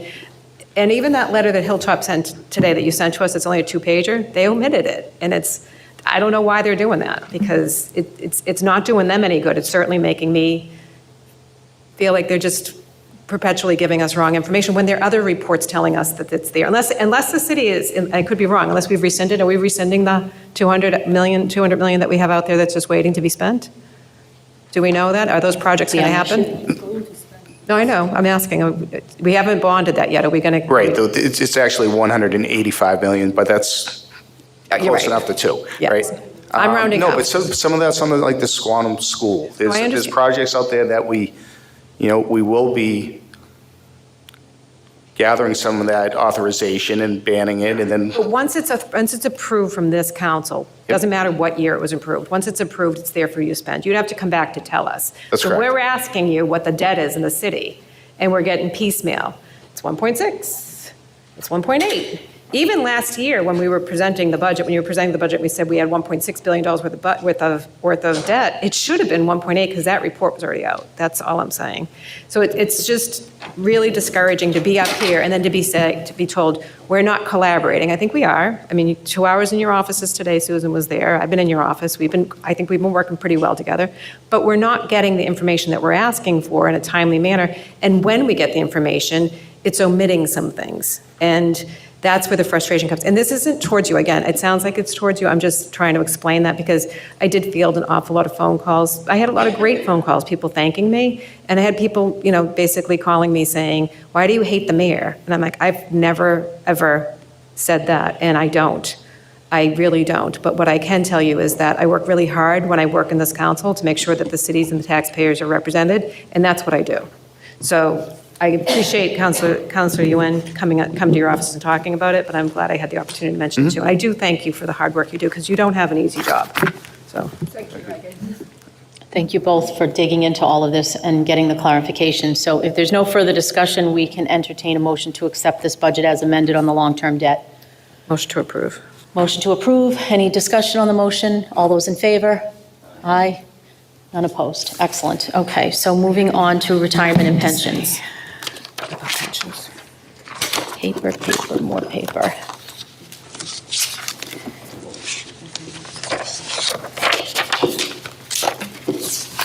Okay, any discussion on the pension line item? Councilor Mahoney. Just to Chris, I have nothing to say about pensions. I just have one question. Don't you hate when that happens? It really isn't about the pension budget, though. It's where do we stand on the actuary study? okay. You're ready for me. I love it.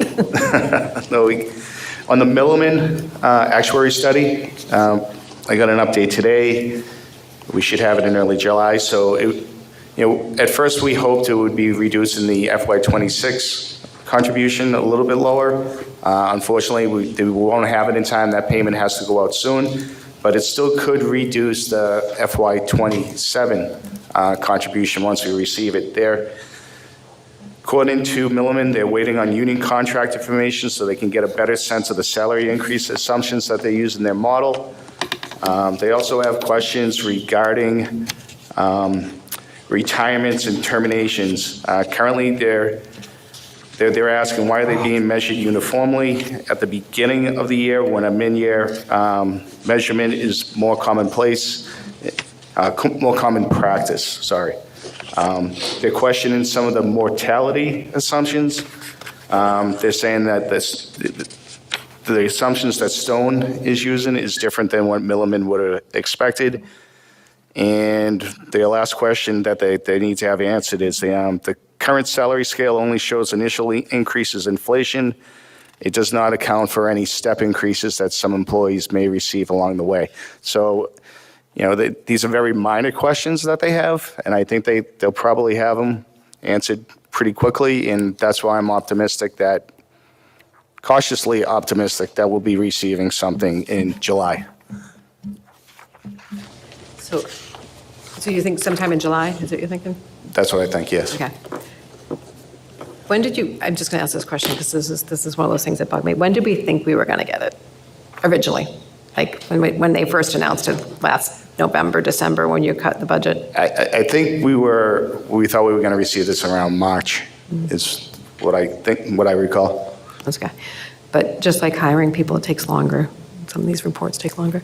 I don't have anything other questions, and I'm not going to try to prevent anybody from asking any questions, but I'm going to say motion to approve, and people want to. Okay, so we have a motion to approve. Councilor Yuen? I still can ask questions, right? Sure. Okay. And just some questions we discussed this morning. So we discussed a lot about enterprise fund, even though it's not related to this long-term debt, but it's still the debt. So you send all the councilors the letter from the regional manager and director, Miss Sincere's letter, list about all those long-term debt, short-term debt, and she categorized what's a tax-supported debt, what's a self-supported debt. So we are on the pension item, though. Oh yeah, I know, because I want to clarify. So this is not about, I just clarify because she sent the email to all the councilors. So she lists the self-supported debt. Councilor Yuen, we are on the pension item, though. We've already covered the debt. Okay. We've moved on to the pension. That's why I said I will just make a comment after you this. Can I? Yeah, but we're on pensions. Yeah, we're on pensions. So. I'm not arguing about the debt. I'm just. The discussion needs to be on the pension item.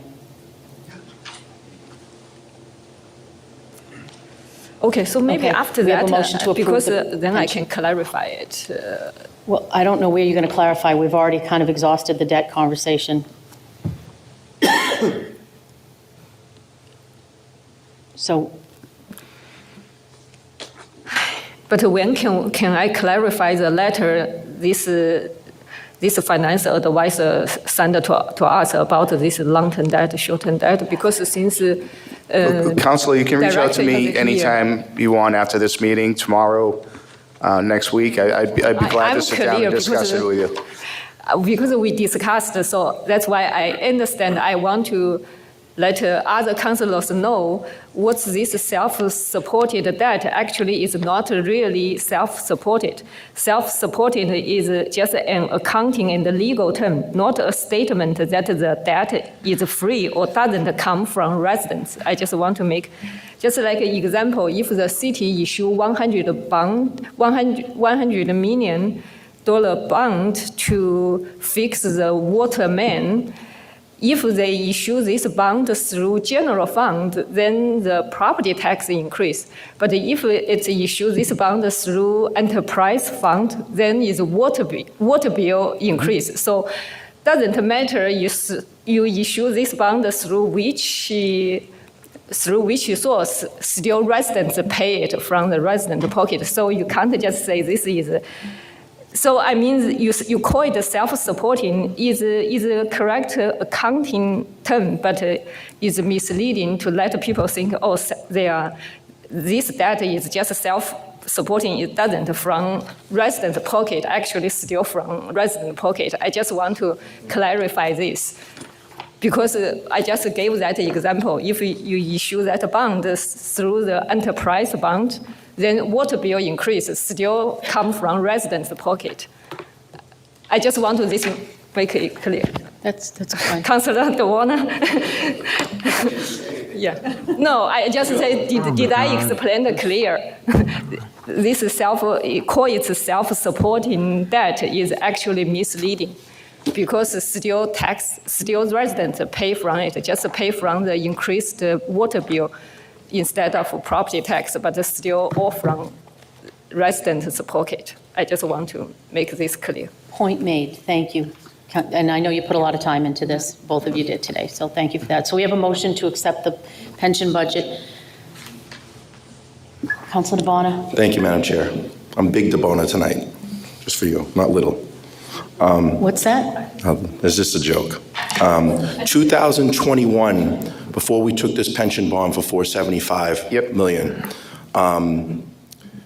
we were on the trajectory, because every year it was up here and go, wow, that's really increasing quite a bit.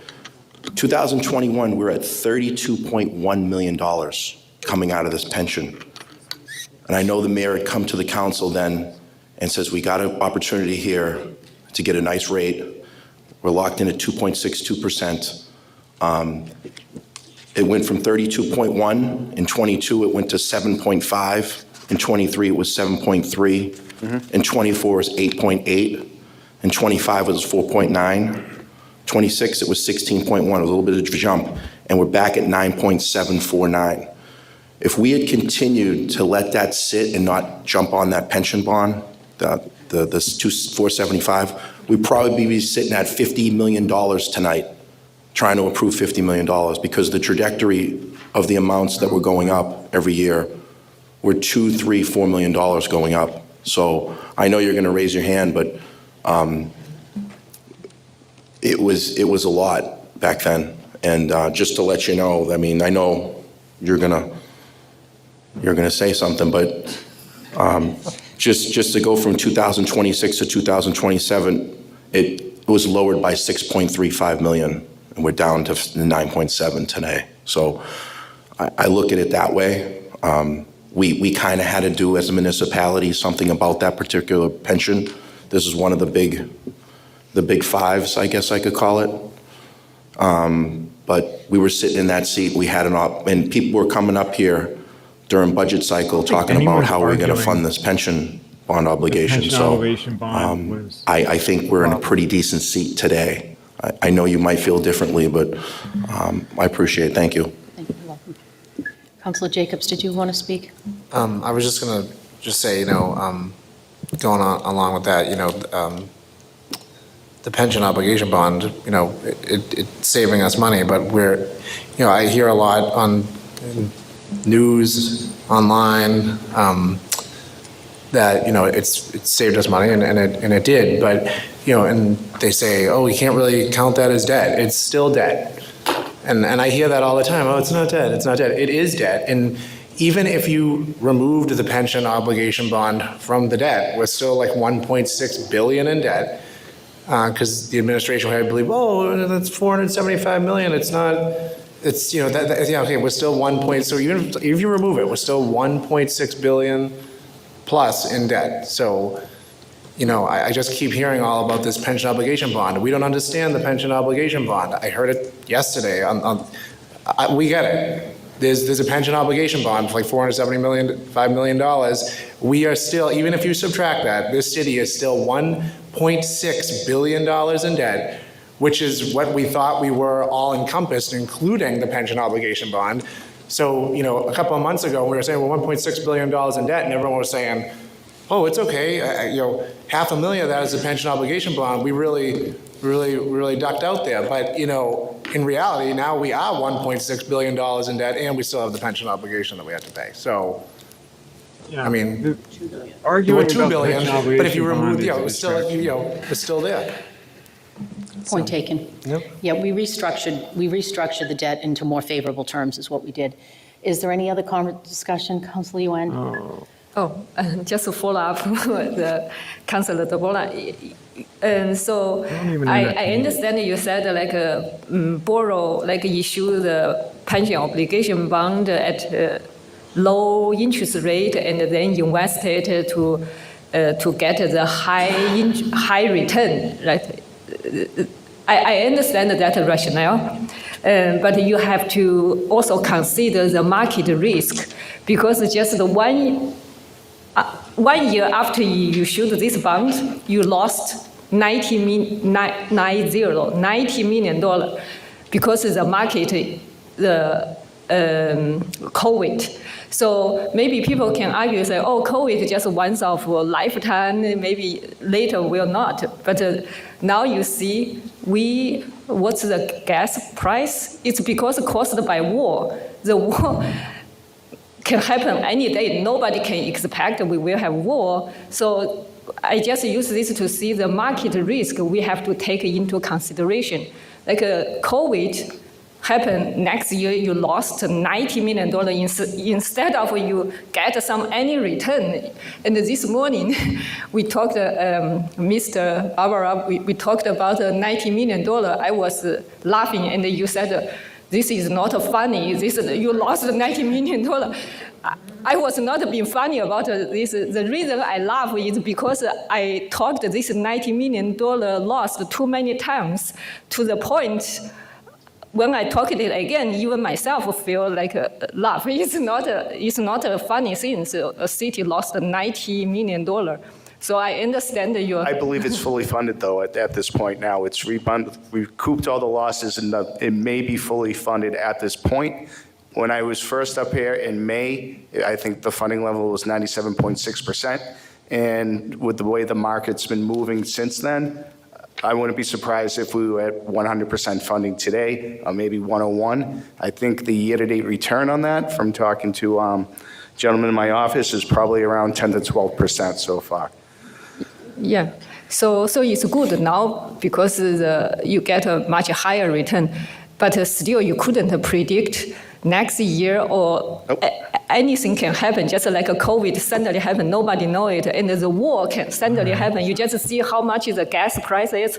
So all this, I just want to say, even though the rationale is correct, you borrow at a low interest rate and you invest to try to get a high return, but you also have to take the market risk into account. That's just my comment. I think everyone agree that, right? Okay.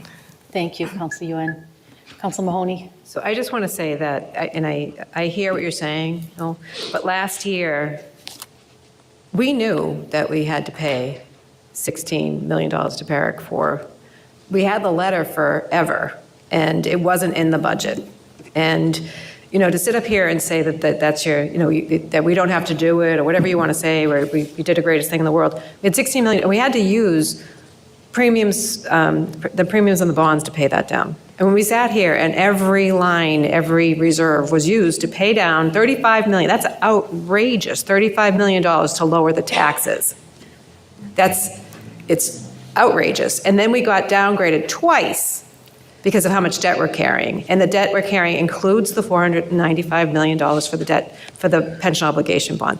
But then I'm going to actually have to also say, I didn't always vote for everything that came here. I did vote for many things while I was up here in the city council. I voted for capital, I voted for equipment, I voted for different things. There's things I didn't vote for too. So my hands aren't on every bit of the $2 billion worth of debt. But every time we say yes without questioning things, every time we don't look at this, and every time we don't think about the future of how we're going to be able to pay those things, we are the ones who are causing that. And guess what? The administration puts it in front of us, but if we say yes, we get blamed for it. So, if we're doing a great job, we're just saying yes to everything. But we have $2 billion worth of debt. So that's on all of the people who said yes to every single thing you said yes to. Now, pension obligation bond, they argued we're making proceeds on this. We shouldn't have to pay that. That's not how it works. We had to pay it. If we didn't pay it, we wouldn't have been certified. That's how it works. I appreciate the conversation. I was ready to approve the pension. But, I feel like you have to really look at things through a larger lens sometimes. And you can't always just have what you want. You always talk wants, needs. We want it, so that's a need to you. But it really has to be, can we afford it? Because just because we want it doesn't mean we can have it. I don't know. Maybe your kids like don't ask the question, but sometimes you have to say no. It's tough. I know that gentle parenting doesn't say no anymore. So no was in my house. No was definitely a word that I used in my house. But this isn't. It's not a criticism. I'm just saying this is the reality of things. I don't know. I know that works out there, gentle parenting, but. Thank you, Councilor Mahoney. Okay, so what we have is Stand is step in a with the motion to parents. accept the pension budget as presented, $9,749,500 for the 2027 proposed contribution to the pension system. Do we need to take a roll call vote? All those in favor? Aye. Any opposed? Thank you. All Thank you, right. Mr. Delabarbera. Now we have legal. Okay. Next up, we have our city solicitor. This is what I've been looking forward to. I really am interested in what's going to happen here tonight. I have questions for him. I hope somebody else does. It was a little bit better organized.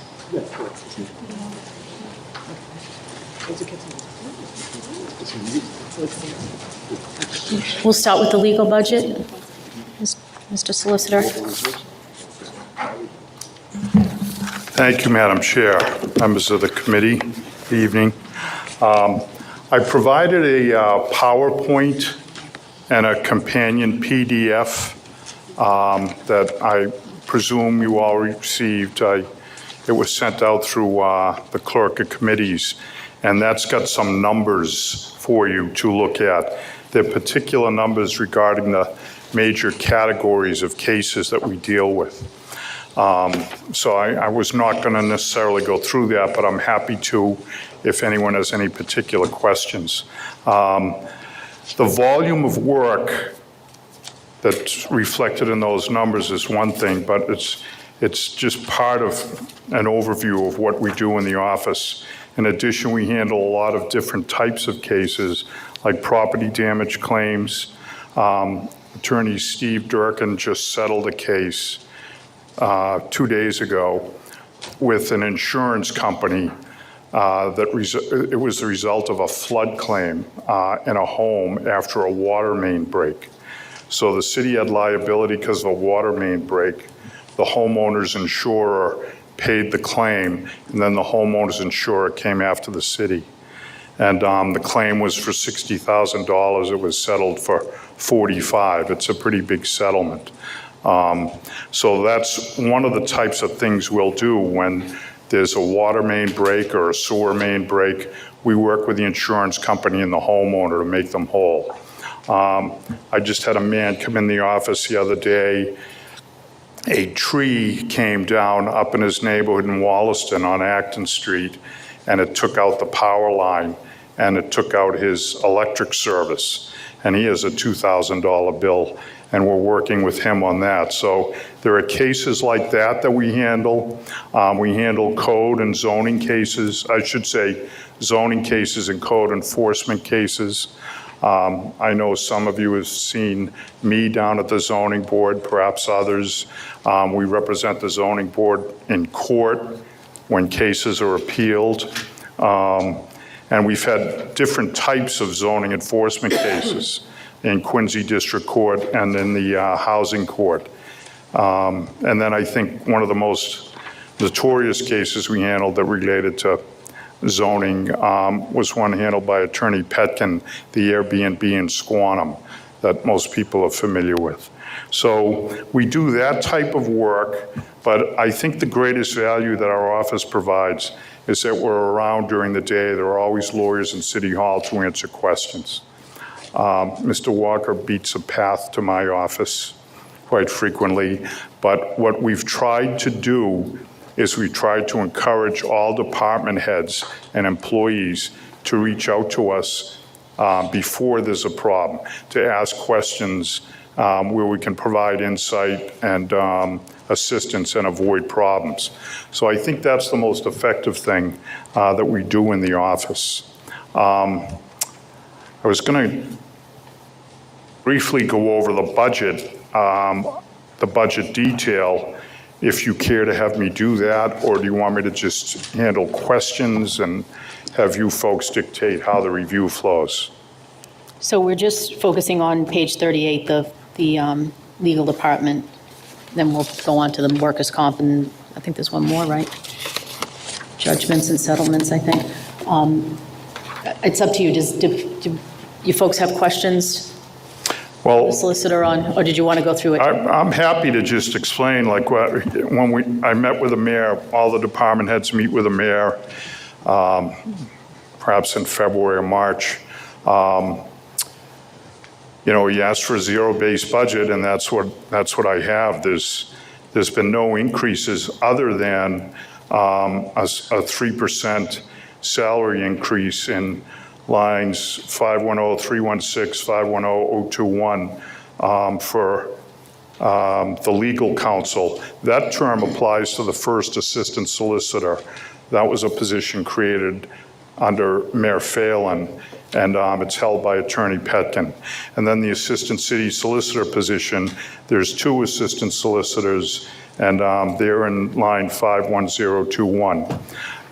You may have noticed that this year, there's breakage in that line. In December, an attorney in the office left. He got a job. He's a young attorney. He got a very nice job at a firm in Boston. We're very happy for him.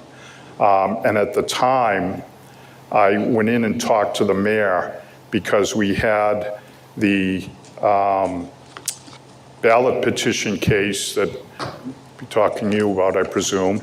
And we also had the Long Island Bridge case at a certain stage. My 2 favorites. The Long Island Bridge case continues, as you may or may not know. And both of those cases have generated very significant legal fees. So I suggested to the mayor that I leave the position vacant and create that breakage so it would be available to pay expected legal fees. Well, regrettably, I've been asking to get the bills in. Not all law firms have good administrative operations, and I've been unable to get, I'm trying to explain how we work in our fiscal year and get bills in.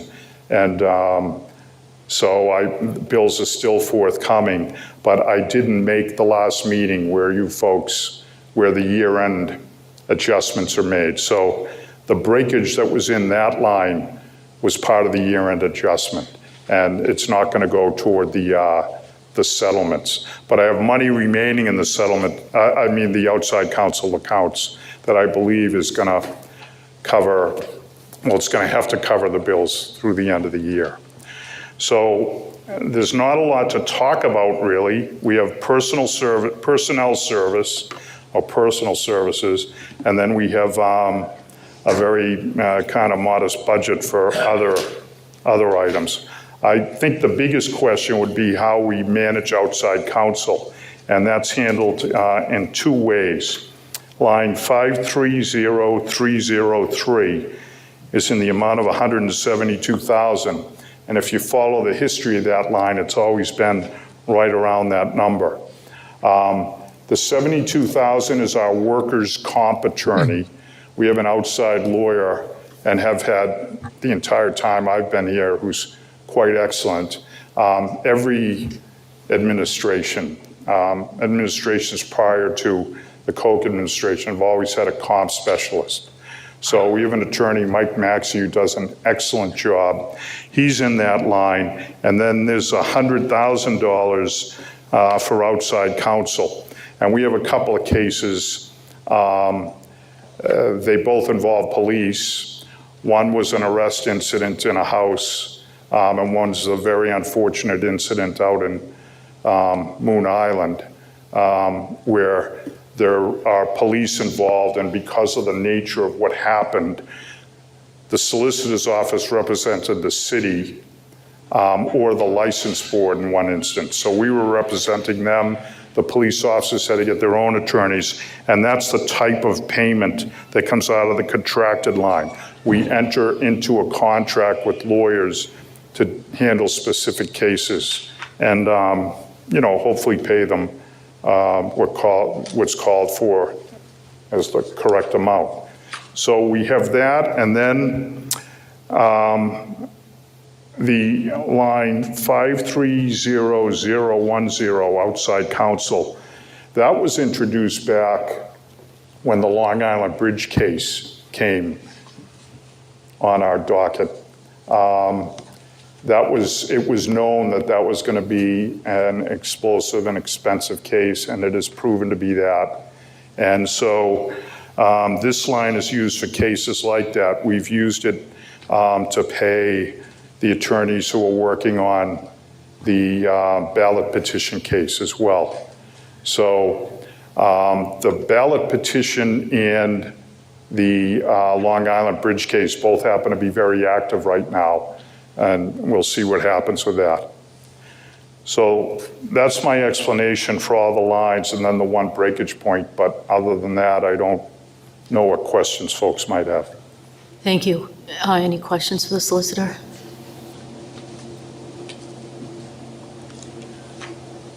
Councilor Mahoney? Hi, Jim. So I think you already answered this, but I was trying to figure out what lines they were. So we did have breakage, or you transferred, a total transfer of $85,000 from your budget in fiscal year 26 for last week's transfers, correct? I'm not sure of that. That's handled by municipal finance. Was that the total that was included? Yeah, it was $40,000 from legal personnel services and $45,000 from legal contractual services, adding up to Okay. 85. Understood, because what happened was I was we were all keeping in contact with each other, and I hadn't got the bills in time Okay. for the presentation before the council at the most recent meeting. So that's why they went into the breakage, and then we used in the manner they were. Okay, so they were used to lower somebody else's department. So they took money out of your budget to pay for. So your money in your budget, you had $85,000 extra in your budget that went to something else, to another department. Right, it's money that we didn't spend, but I've every year said that it's money that it's important to have it here.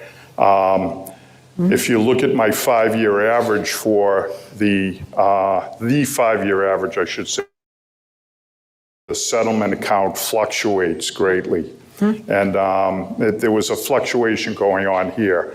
Like I just mentioned, Mr. Durkin recently settled a case, and the money's there, so we used it. Okay. But you're right about where the money came from. So Susan, can you just tell me, I don't know, what I have is as of 6/12. Are these numbers 530303?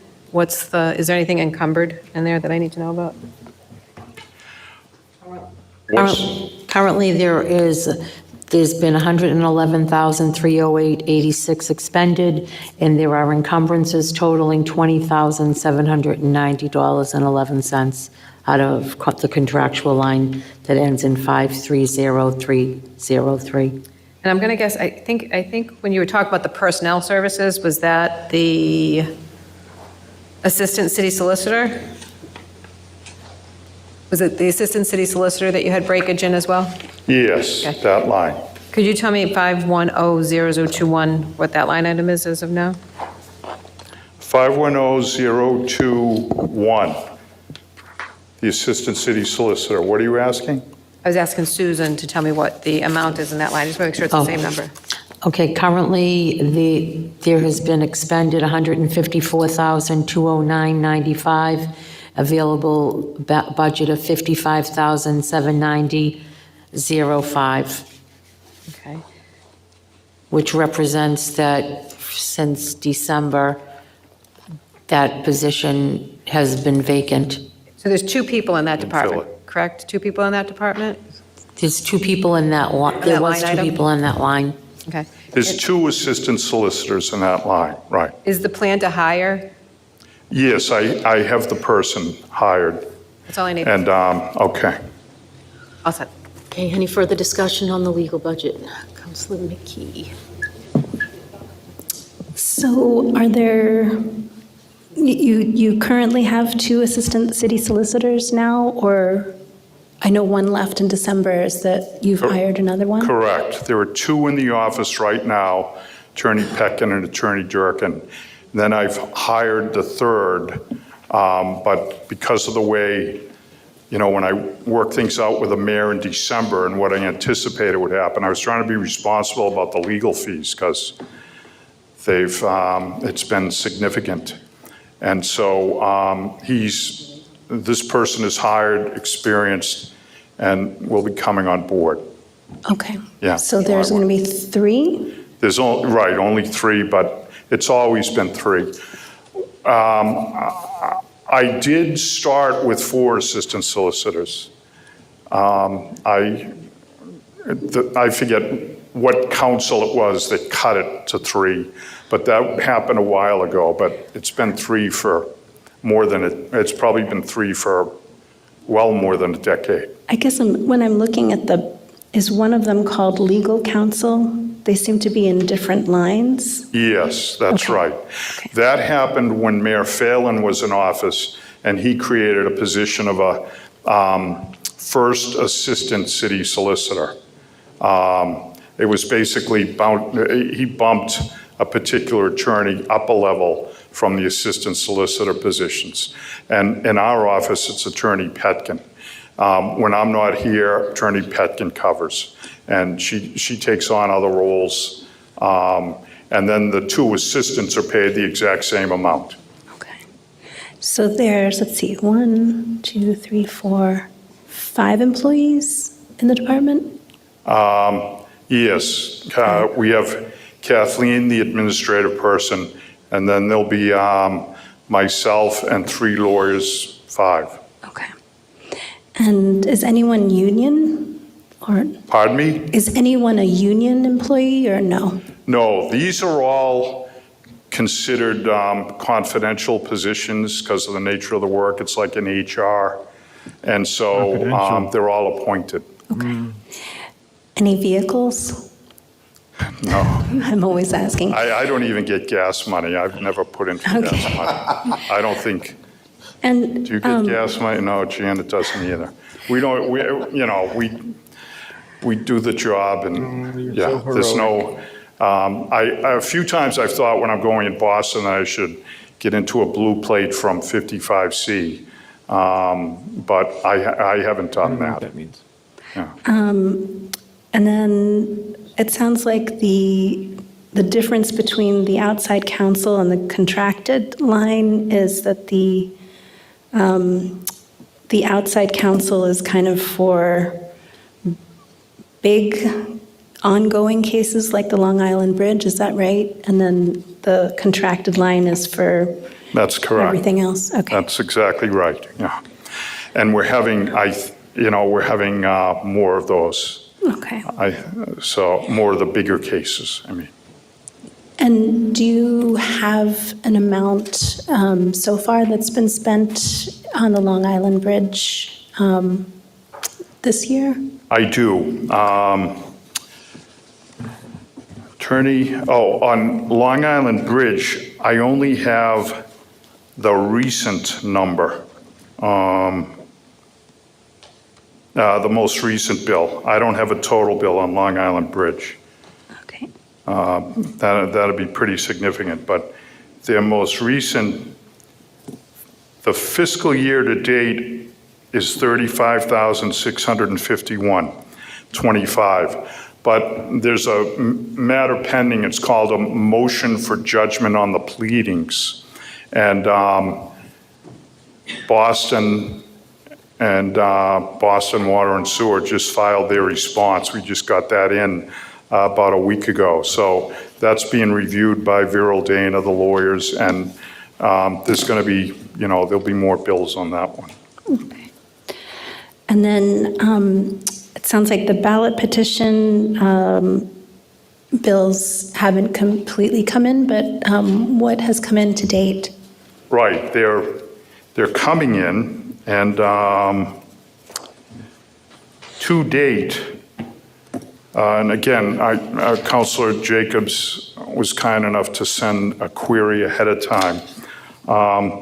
To date, the bill, the legal bill is $110,847.29. And there's been activity. You may recall the court issued a memorandum of decision. There's been memorandum I of never decision thought it was gonna be activity that as the lawyers are trying to work out with the parties how they're going to move forward with the judge's order. So I've asked KP Law they've got to get the bills in.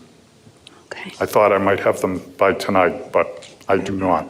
But that's the answer to the question that you had inquired on.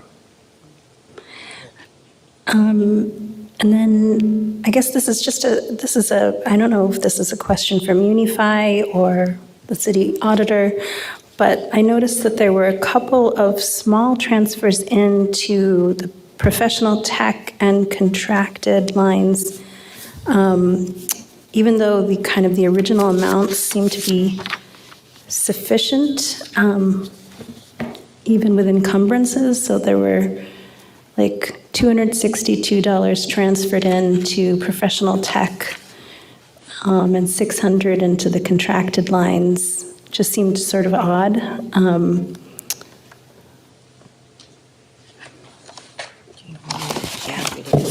Yes, you could.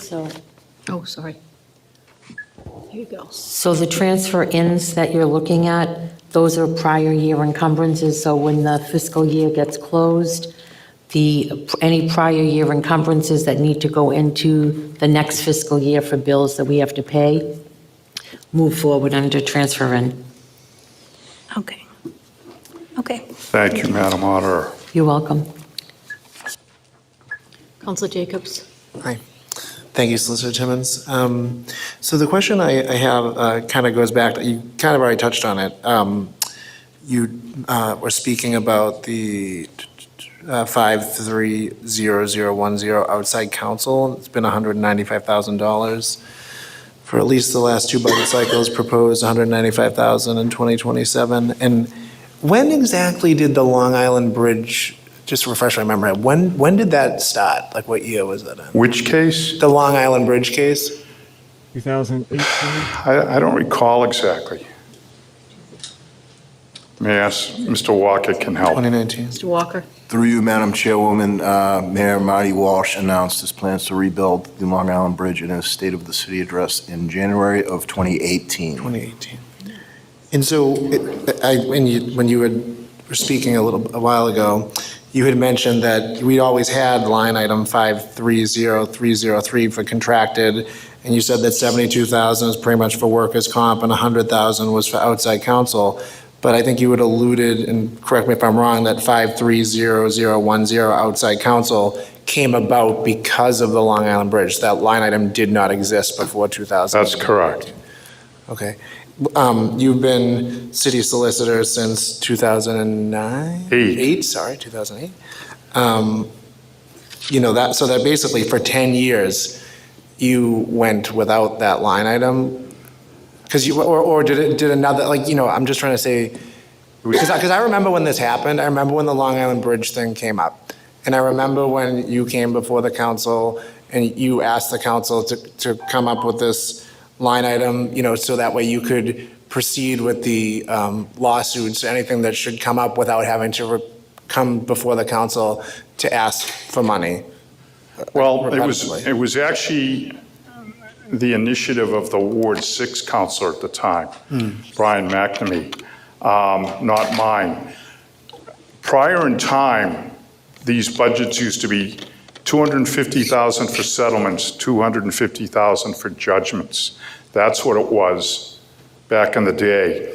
But following a robust review of everything, I recall working with Councilor Palmucci directly, because like some of the attorneys here would understand this. The judgment line, we just dropped that to 50 because if there's a judgment against the city, it has to be paid. There are two things that have to be paid: snow removal bills and judgments. So, because they're unpredictable. At the time, what we agreed to, that was a total of $500,000. They cut the settlement account to $300 because they agreed, we all agreed at the time, having that money available to settle stuff. Sometimes you can get ahead of a case. Counselors have contacted our office. They want us to handle a matter. You may recall an occasion or two, Counselor, where that's happened in Ward 1. And so the settlement account has proven to be a real asset. And I give the credit to then Counselor Palmucci, who's now the Honorable Palmucci. But we figured that we increased the settlement account because that's where we needed the flexibility to work. And that's been a successful approach. We don't always exhaust the numbers there, but having them available each year, because you'll see there's a fluctuation. So that's actually how that all worked out. Okay. So when this came about, was some time ago, I had personally myself at that time some concerns about just creating a line item for the Long Island Bridge. Not that I think, you shouldn't necessarily be fighting that, but I feel like if you do something like that, it kind of goes out of the average person's mind because they're not being refreshed as to how much money we're spending on the Long Island Bridge. Whereas before, if we didn't have this $195,000 line item, you would have to come back before the council and ask for money, and we'd supply that money. And, it would remind the taxpayers of how much this actually is costing us, which we know, but we don't have that final number in front of us right now. So for that reason, I am going to make a motion to cut $86,000 from line item 530010 and reduce it to from $195,000 to $109,000. May I understand the rationale so I can perhaps respond to I just said that. I think it needs to be a reminder. We have to make a visual reminder for the citizens of Quincy how much we're spending on these legal cases, especially ones like the Long Island Bridge and the signature case, because we have this $195,000 line item, which the administration is able to spend, and it kind of goes on the back burner of the taxpayers. And I think that if we lowered it to $109,000, you would have to come before the council and explain what's going on, why we need more money, so that way the taxpayers could be re-educated as to why this money is being spent. Well, I would be delighted, and I think it would be more efficient if you want to bring me, I'm always sitting over there. I've said this before, just call me up to the microphone. But if you want a legal update on bills and cases, I'd be very happy to provide those. It's not like we're going out. If Mayor Koch were,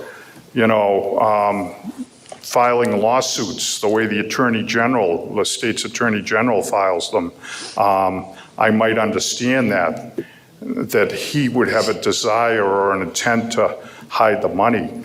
But that's not what's going on, and I'm happy to report on them. We don't report. Like Long Island Bridge has been very active at times, and then it goes dormant for a bit because it's sitting at a state agency or whatever. But I would be very happy to regularly, at your request, or you can set dates, or I'll do it quarterly, I'll come in and report on the expenses of settlements and whatnot. So I just want to go on the record to say that I never suggested the mayor was hiding money. I don't know. No, I offered that out as just as, I'm saying that there's no reason for anybody. I have a motion on the table to reduce this line item 530010 by $86,000. We just had a transfer of $85,000 the other day out of this budget. So, I think there's room there, and I think we can reduce this by $86,000. So that transfer wasn't just out of this budget. Some of the money came out of this budget, but not all of it. Okay. And I'm using, as I said, Attorney Durkin just settled the matter. So I would just suggest that having the flexibility, the $300,000, it's very important. I beg your pardon. Having the flexibility with the outside counsel is very important because about the settlement account. Cases pop up. 2 of the police cases are new this year. And you will still have this flexibility. You'll just have to come back before the council and ask for the money. Okay, we have a motion. We have a motion. All right. Any further discussion on the motion? Councilor Ash, hang on 1 second. Go ahead, thank you. Thank you. I would be hesitant to cut anything from that, under the premise of having the solicitor come back in to give us an update, because there are strict time rules and the rules of civil procedure, of course.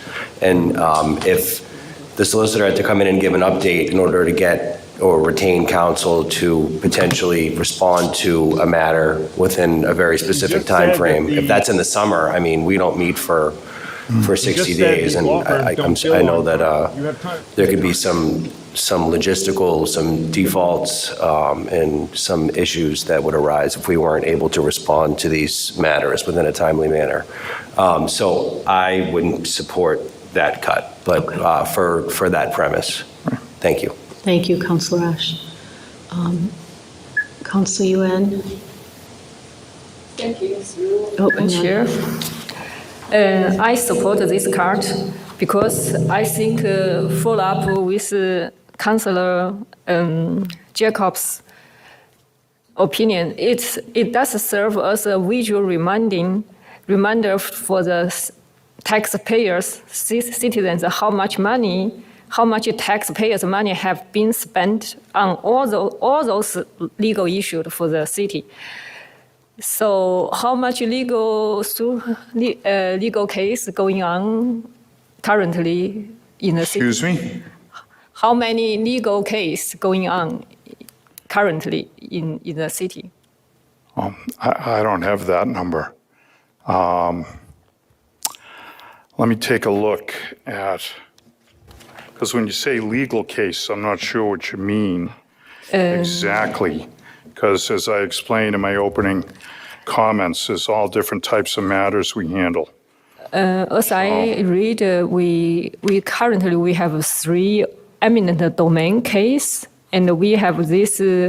We just had that signature petition signature case, and we have that's a statute case. I know that statute case, and now you have outside lawyer give the free service, and the Long Island case. So Well, there's more than that.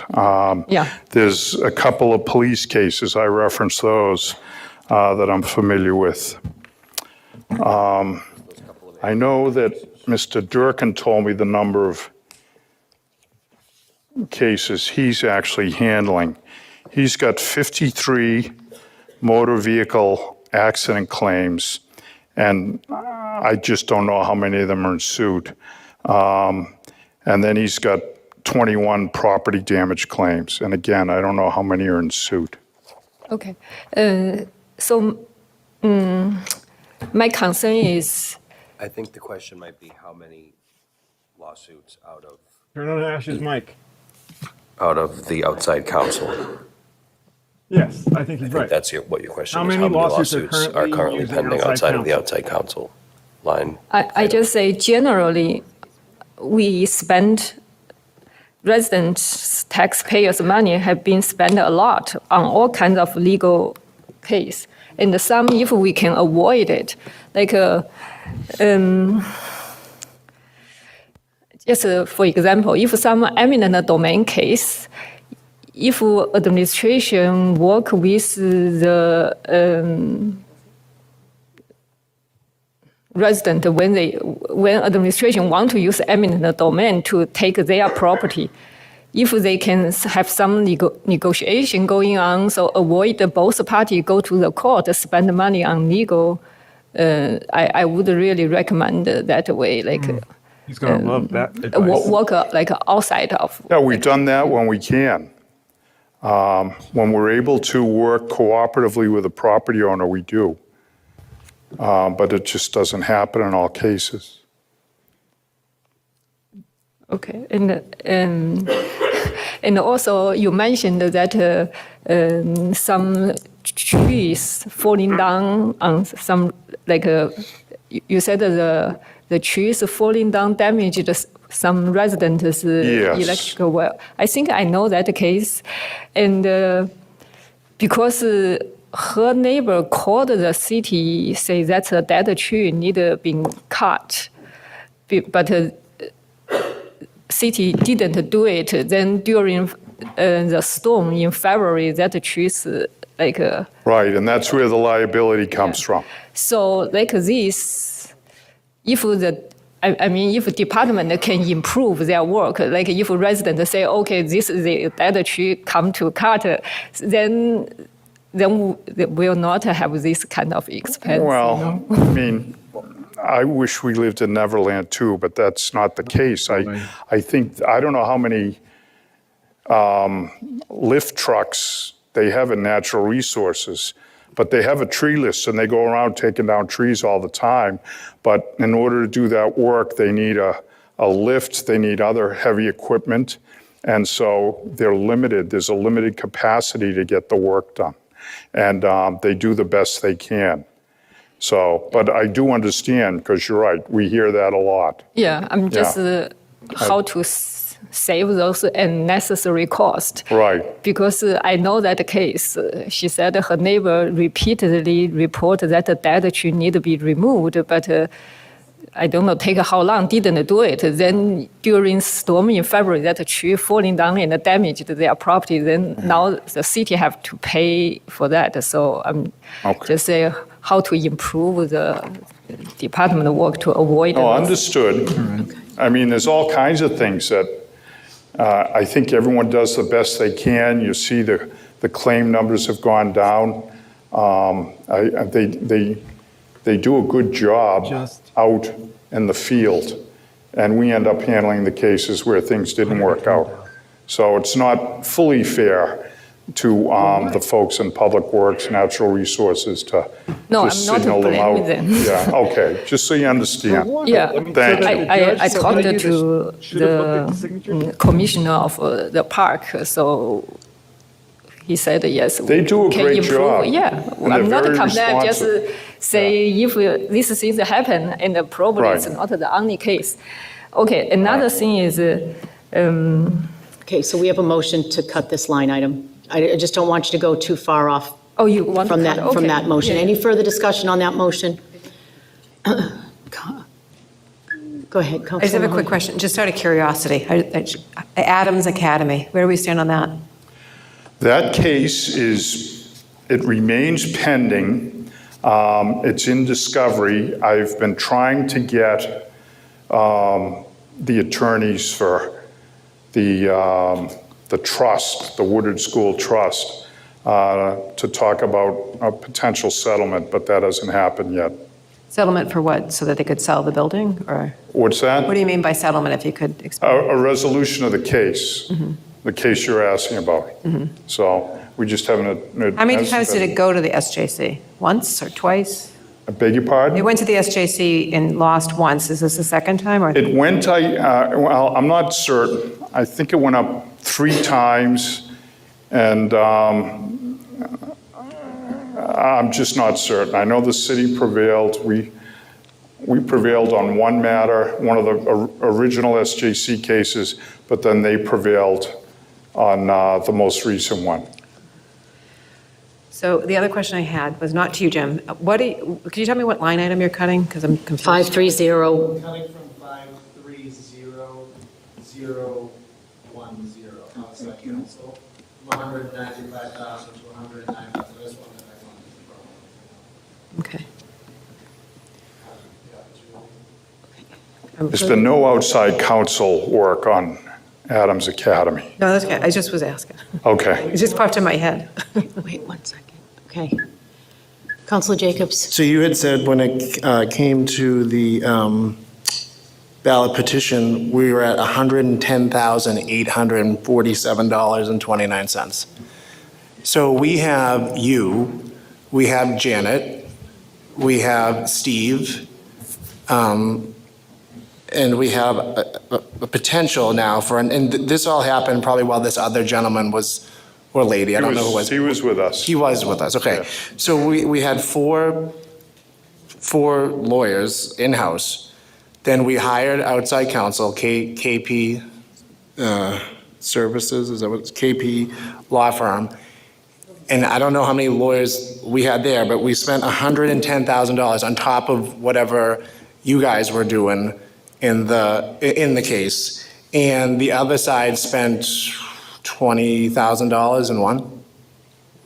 Not gonna like it Well, more. I don't know what the other side spent. I know that they're working with a particular legal agency that goes around the country doing this work. No, So we're I not. presume that there's something there.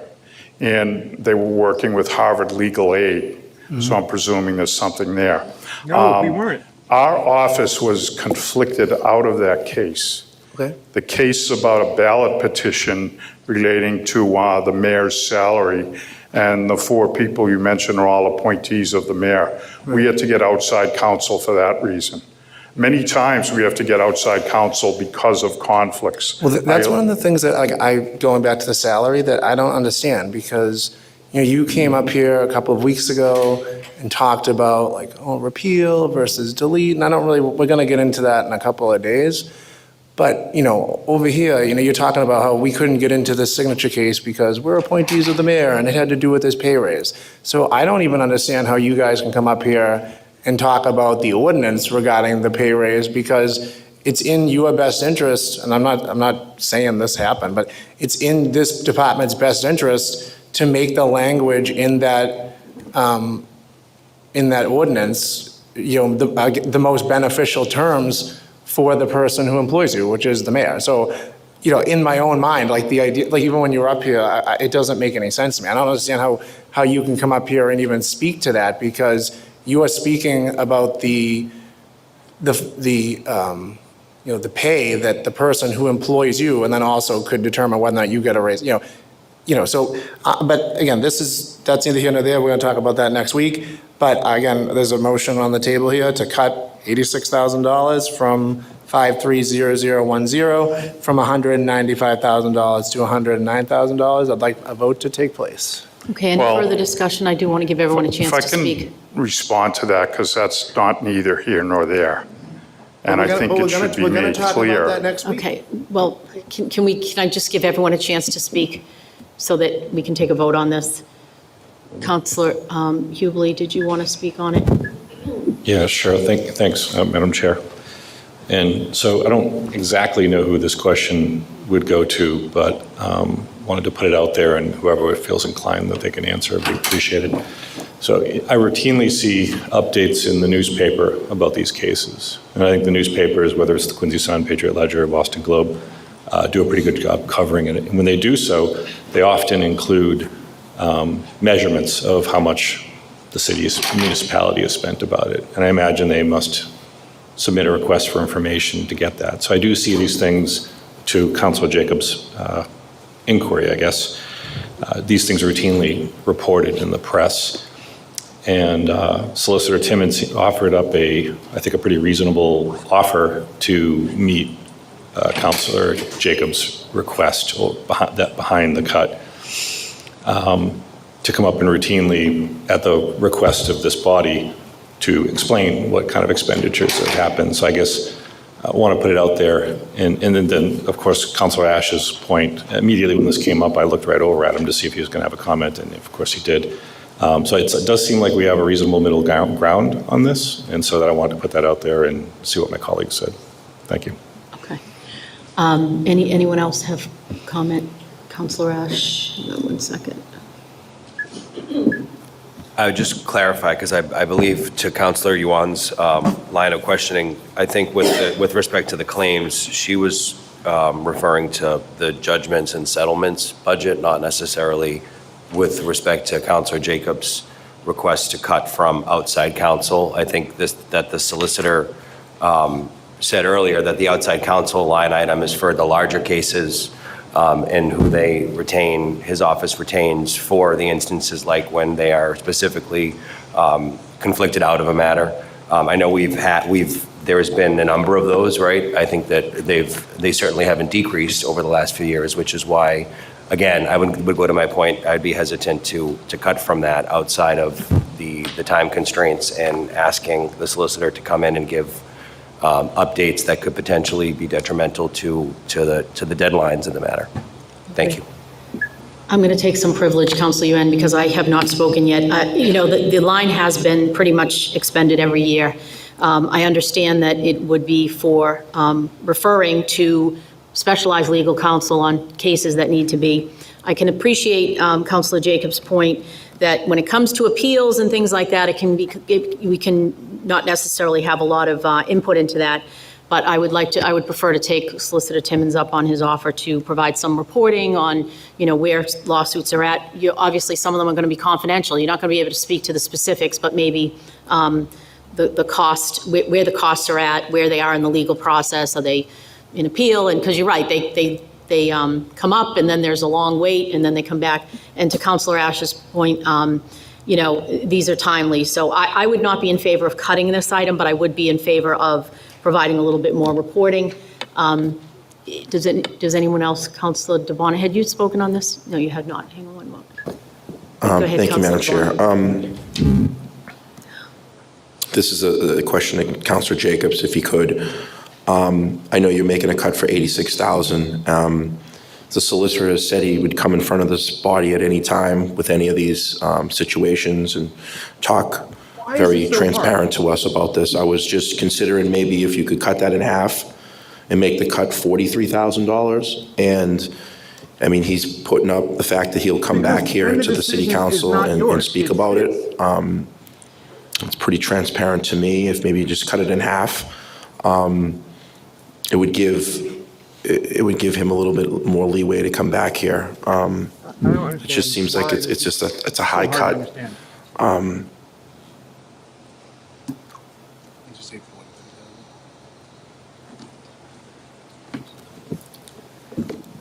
Counselor, I don't need a financial incentive to come back. I'll just schedule it. Any counselor can schedule me to come back and report. So I appreciate where you're coming from, but I want you to be clear. It doesn't have to be because I'm coming to request money. Well, let me. But thank you. No, I want to respond. They're asking them. So I do appreciate that. I do, and I hear you. And I hear you say that a lot, and that's good. But I've been emailing you about Greenleaf Street for months. And you've not responded to the people who live in that building. You've not responded to me about any of that. I have heard, I spoke to you in person at the ENC event at Central Middle School, and you were like, you basically said to me, I don't have time to talk to you right now, and shooed me away. Well, so it's nice that you stand here and say that you're going to come before this body, or that I can email you, or that I can call you. But when I'm dealing with my constituents, okay, and you just, it's like I don't even exist. Oh my God. Counselor, to the point. Right behind where Mr. Hubley is now sitting, you may recall saying to me after a meeting, in the presence of the council president, I think everything you say is a lie. I did say Those that. are the words Okay. you said to me, and it was after that occurred, and it was in the presence of members of the public. It was here in the chamber that I stopped talking to you and said, email me then. Okay. That's what that happened, and since then, you have not contacted me on Greenleaf. So, no, Councilor Jacobs, no, I'm going to stop this line of questioning. This line item is not for the in-house personnel. It is for specialized legal services for the police, for workers' comp, for whatever it is that you need to get help with. I think we need to take a vote on this matter. I don't know. You've got the motion on the table. Okay, hang on one second, Councilor Jacobs. Go ahead. I'm sorry, I'm talking. So I'm gonna make a motion I'm gonna repeal my other motion. I'm gonna change the motion to reduce 530010 by $43,000, suggested by Councilor DeBona, to $152,000. Okay, so the revised motion on 530010 is to reduce it from 195,000, reduce it 43,000 to 152,000. On the motion, any discussion? Councilor McKee, hang on. So sometimes there's contracts that require a certain payment per year, I guess. Do we have any contracts? How many contracts do we have for paying outside legal firms? Is there any kind of amount set in those contracts? Sure, there's amounts in all of them, but right now, we're working with 6 different law firms, and they all have contracts. For how much? Well, it all varies, but these aren't retainer contracts. We can only pay in arrears. The service has to have occurred, and then we pay for it. So every one of these, they have their billing rate in there, their allowed billing rate in there, and they bill based on that hourly rate and their time, and the bills come in fairly regularly. A couple of the bigger firms are pretty good about it because they have admin people. So it's just a kind of hourly rate based on whatever is used. It's not like the city is on the hook for a set amount of money per year for That's each one. correct, but we do ballpark. We have to put an amount in for what we expect the contract to be to make sure that municipal finance has the money. Okay. That's it. That's my question. Thank you. Thank you. Okay, further discussion on this line item cut? Okay. Go ahead, Councilor Yuan. Thank you, Madam Chair. I want to clarify, Councillor Ash misunderstood what I want to say. The reason I support Councillor Jacob's cut is mainly because I want to give a visual sign to the resident that city has spent too much on all those legal case. And if there is some way we can improve and can save some taxpayers' money on some legal case, we should do that. So that's why I supported to make the cut on the line, because one more thing, like last time when we talk about the DPW, the grease, the grease, the oil, those things, like when they give the fine, they didn't include any original. They don't have any oversight. So the fine is the final. So if some mistake, the people get the fine in wrong, only way they can do it is go to the court to sue the city.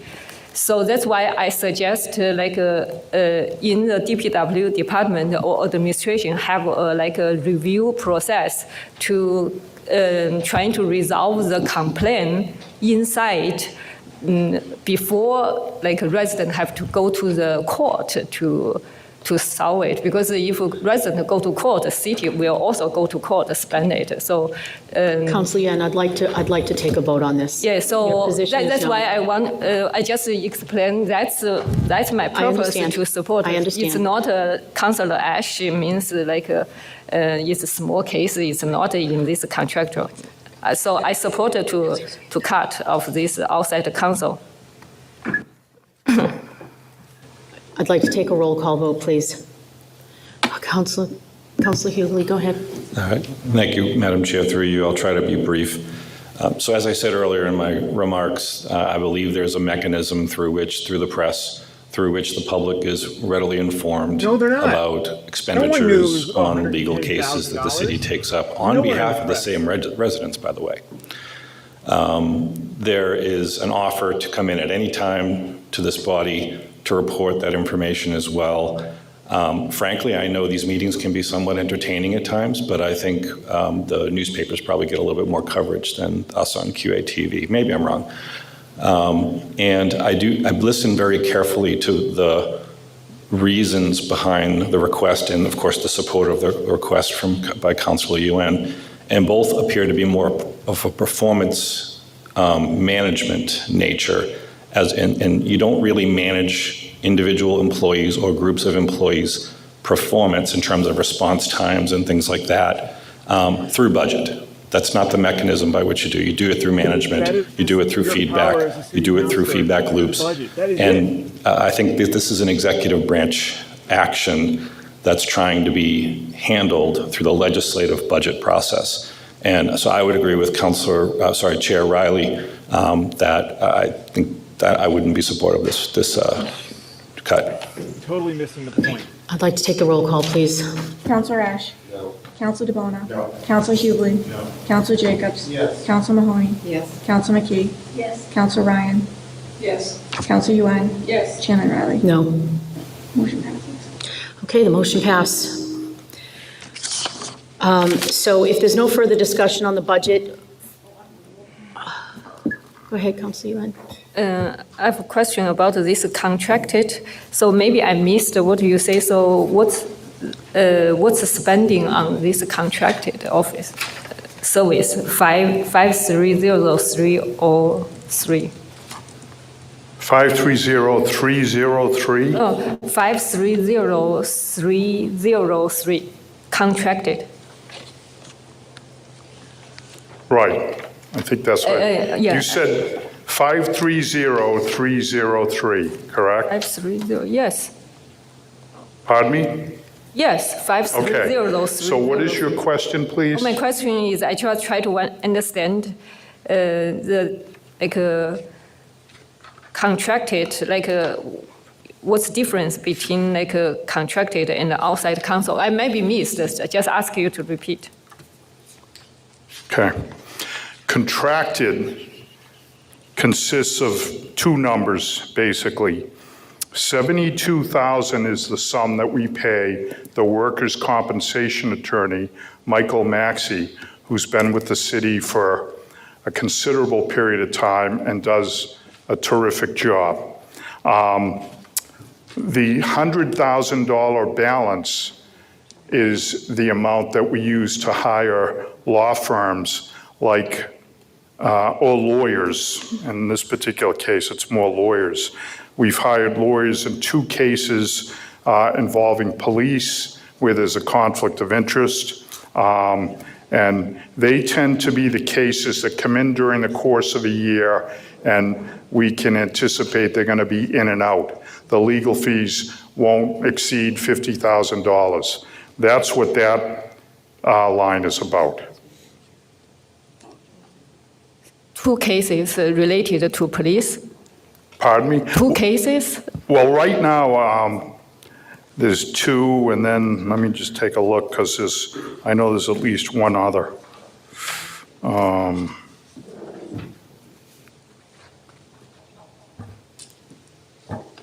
No, right now, it's pretty much 2. But keep in mind, this 100,000 is for next year, for the coming year, and we don't know what that year brings. The history that's been presented before this body shows that, you know, there's going to be a need for this type of money. So, okay. Okay.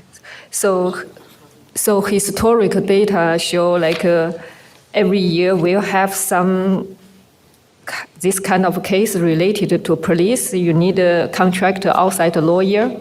Is this through the historic data? Every year have some kind of this thing? No, that's actually not accurate, because we went for well over at least a decade without any police cases, which is completely remarkable for a city this size. It just so happened, like one of the cases involved an eviction where 4 officers went into a house because there was a fight going on and it was over an eviction, and that person has sued. And then the other one, it's a very bad incident that occurred where the license board was sued, and Attorney Petkin represented the license board in court, and then a particular individual officer was sued. And so that officer needed his own attorney. But other than that, I really can't remember any police-related cases since I handled one back in 2011 or 2012. So cut it. They're not very frequent. They just happen to be the types of cases that we're dealing with here now. But it could be a case where someone sues us. You know, you just saw in the newspaper a lawsuit filed by someone over Furnace Brook Golf Course. that came out of the blue. So there are cases like that come up, and we deal with them. So yeah, if that kind of case like sue you about the golf course, do you need a contract outside lawyer, or you can do it? No, we're going to handle that You can handle in-house, yes. Okay, since you said historic data show like before there is no police involved case, but 2025 you also budget 172,000. In that year, is there any case need outside lawyer, any police related case? You lost me on that one. Yeah, me too. In 2022, you also budget 172,000. 2022? Yeah. Okay.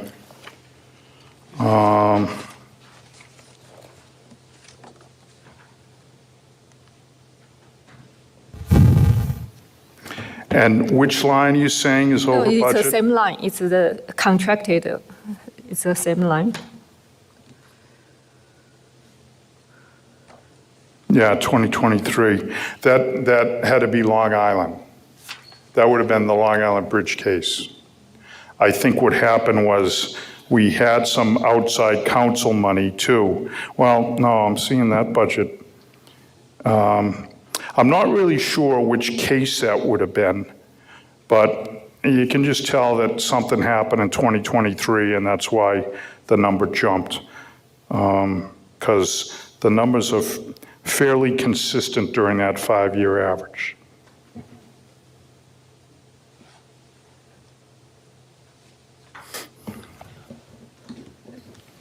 The reason I ask because you said you just had 2 cases about police related before. You never have, but seems from the spending every year spend so much money. So I want to know what other case. Well, we have zoning cases. Need an outside lawyer. I'm trying to think if you can think of any where we've used outside counsel. I don't know. That's not some. I can, if you care to talk about this, after I can give you some clarification. I can't answer that now about why those particular expenditures occurred. I just identified what they were because I'm here on the budget and I'm trying to show that in the past years, this is what we spent. But the particulars of what type of case it was, I'm not certain. And are those 2 police-related cases still going on or already finished? The ones that we just spoke about, the current cases are still going on. Attorney Petkin was able to get the city out of one of the cases, or the license board, I should say. She handled that aspect of it, and the claims against the license board were dismissed, but the claim against the individual officer is still proceeding at this time. And then the other case is actually coming up for trial soon, the eviction case. Councilor, and I'm just going to take a privilege here, but just to clarify, Solicitor Timmons, you said the 172,000, 72 of that goes to a workers' comp. Correct. So you're really only talking 100, and is that a fixed cost? Like you pay that person for that, or do they bill up to that amount or something? Yes, he's under contract and he's paid in the annual installments. Okay. We've been able to keep the workers' comp budget. You'll see when we get to it. We use an outside service to tabulate the billing and make sure it aligns with the what's allowed by the workers' comp board. That usually costs around $60,000. So our personnel and expense costs for workers' comp has always been around $130,000, 72 plus whatever the outside company gets. But my point is that for this line item, there's really only 100,000 that's used Correct. more at your discretion. That's correct. Okay, and this is, I guess maybe the question would be the difference between the outside counsel and the contracted. Is there a big difference, or do you kind of use them interchangeably for when you need to work with specialized legal services? Well, I'm not quite sure what you mean, but. Well, you it know. sounds like outside counsel and contracted, with the exception of the workers, is used in a similar fashion. Yes, they are. And, Okay. you know, like on the police case, we've got a lawyer who this type of work he does is from Norwood. If it were a zoning case, there are lawyers who know zoning that we go to. So yes. Specialized. Yeah. Yes. Okay. So Councilor Yuan, do you have a motion on this line item? Yeah, I do have a motion. So generally, I would like to encourage city spend less money on those legal fees. Like if something can resolve inside, like through departmental work, through the work with residents, then save both parties money. So for that purpose, I would like to make a cut of this item, just cut 20,000 on item 530303. Cut 20,000? Yeah. Okay. So the motion on 530303 is to cut it $20,000 from 172,000 to 152,000. Is that correct? Yes. Okay. On the motion? I'd like to take a roll call vote. Counselor Ash? No. Counselor DeBona? No. Counselor Hughley? No. Counselor Jacobs? Yes. Counselor Mahoney? Yes. Counselor McKee? Yes. Counselor Ryan? Yes. Counselor Yuan? Yes. Chairman Riley? No. Motion passes. Okay, the motion passed. Motion to approve as amended? Okay, we have a motion to approve this budget as amended. Any discussion on the motion to approve as amended? All those in favor? Aye. Any Oh, opposed? well. Okay, wonderful. Haman's got all Okay, these- moving on to. Forgive me, I lost I gotta make track of some my coffee, thing. folks. Is Tell it me when I get workers' something right comp? back. Is workers' comp next? Do you want to give a little summary? I don't have much really to say about it. It's a very consistent budget, as you can see. We've always zero budgeted it. There's two different things that are paid out of our office. The injured pay is the salary that the injured party gets at the workers' comp rate, which is 70% of their full salary. That is with the exception of police and fire. Police and fire, the salaries are covered by the departments themselves.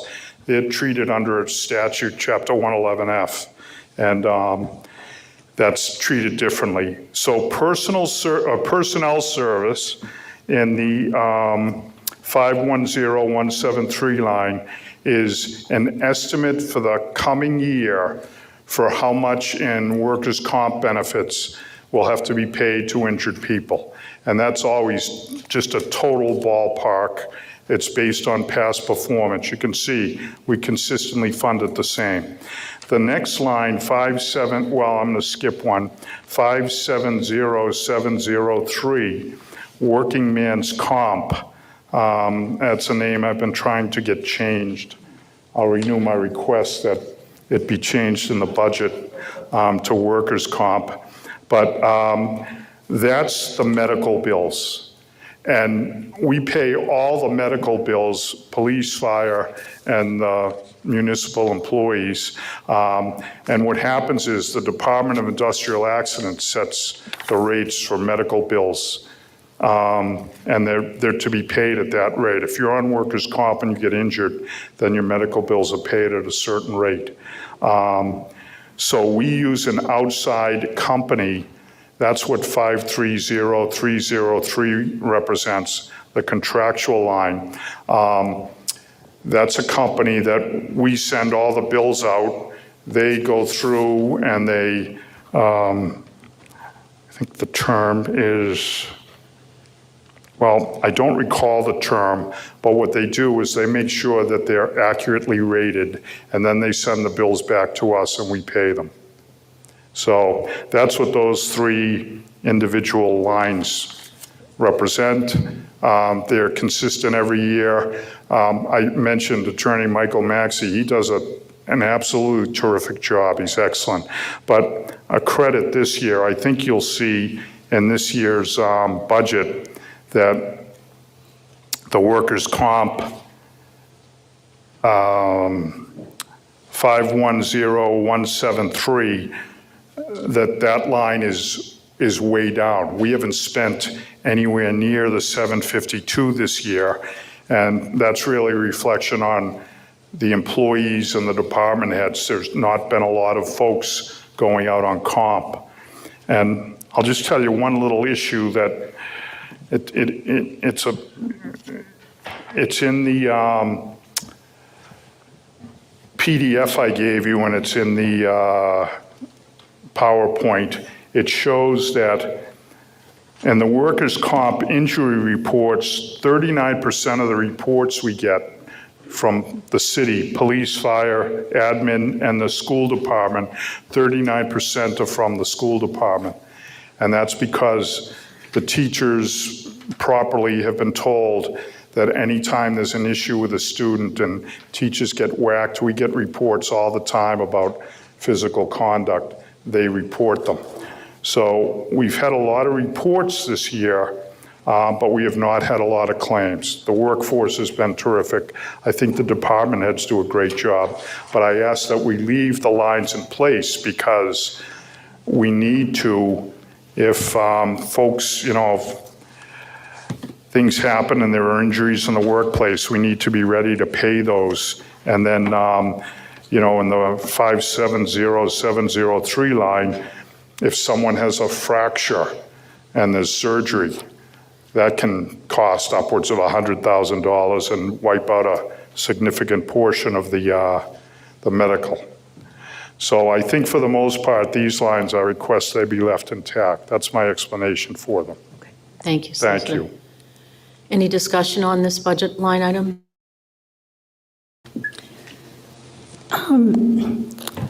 So I guess, I believe that our budgeted amount is higher than some other similarly sized cities. It's higher than Brockton, but that's 1.2 million, so it's not super hugely more, but Lynn, $450,000, New Bedford, about $590,000, and Fall River, just $208,000. I guess, have you looked at any of these other places, and do you have any ideas why Quincy might be higher than these other places? Well, I'm presuming, I don't know what you're reading from or how you got numbers, but I'm presuming that there's some sort of misinterpretation. There's no way that a major city could get by with $200 and some odd thousand in their workers' comp. Are you saying for both injured pay and medical bills, the total that the city has is $200,000? Sounds like the 2027 budget proposal is that. I'll check into it more, but I'm just wondering, it sort of stood out, so I thought I would ask. People, you were silent about the number of employees in the department. And, I don't do the comparison stuff. We have the number of employees we need, and I'm very happy and grateful that's been preserved. This workers' comp budget, you have all the data from the city of Quincy about what's gone on, and it's completely consistent all along. This year's been a good year, and I acknowledge that, I said that. But the notion that you can look at Brockton and say, well, we should do something up here. How many employees does Brockton have? How do they handle things down there as far as the medical bills and everything? I just don't, there's no reason for me to look at other cities when I'm talking about the Quincy budget before the Quincy City Council, and I can show you 5 years of totally consistent.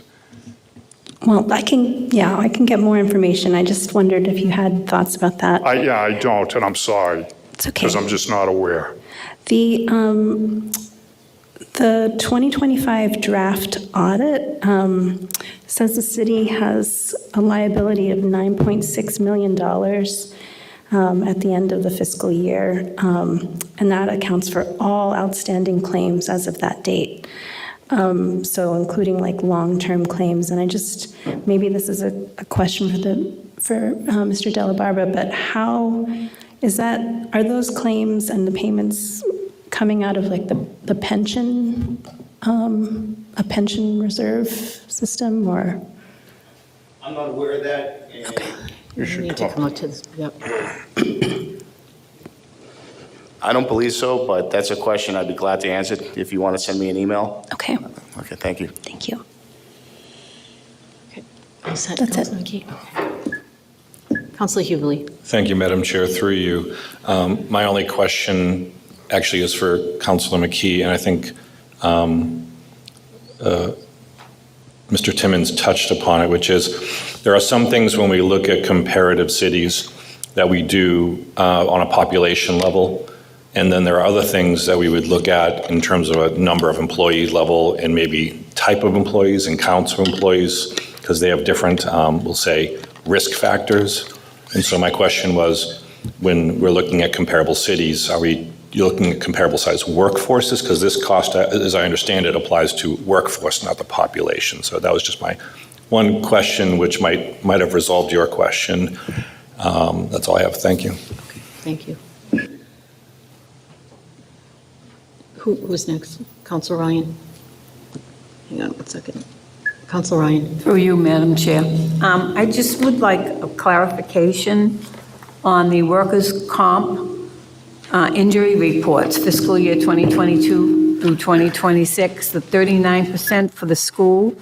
Is that just injuries to the teachers, or is that injuries to the students, or? No, it would just be the employees, Okay. the teachers, the paraprofessionals. Okay. All right. And what type of injuries? Could you just give an example? Yeah, they vary. I mean, we've had teachers fall and teachers pick up something. They might pick up a fallen student, injure their back. But we've had a lot of situations where students have whacked a para or a teacher. Yeah, it really varies. Okay. All right. Thank you. Thanks.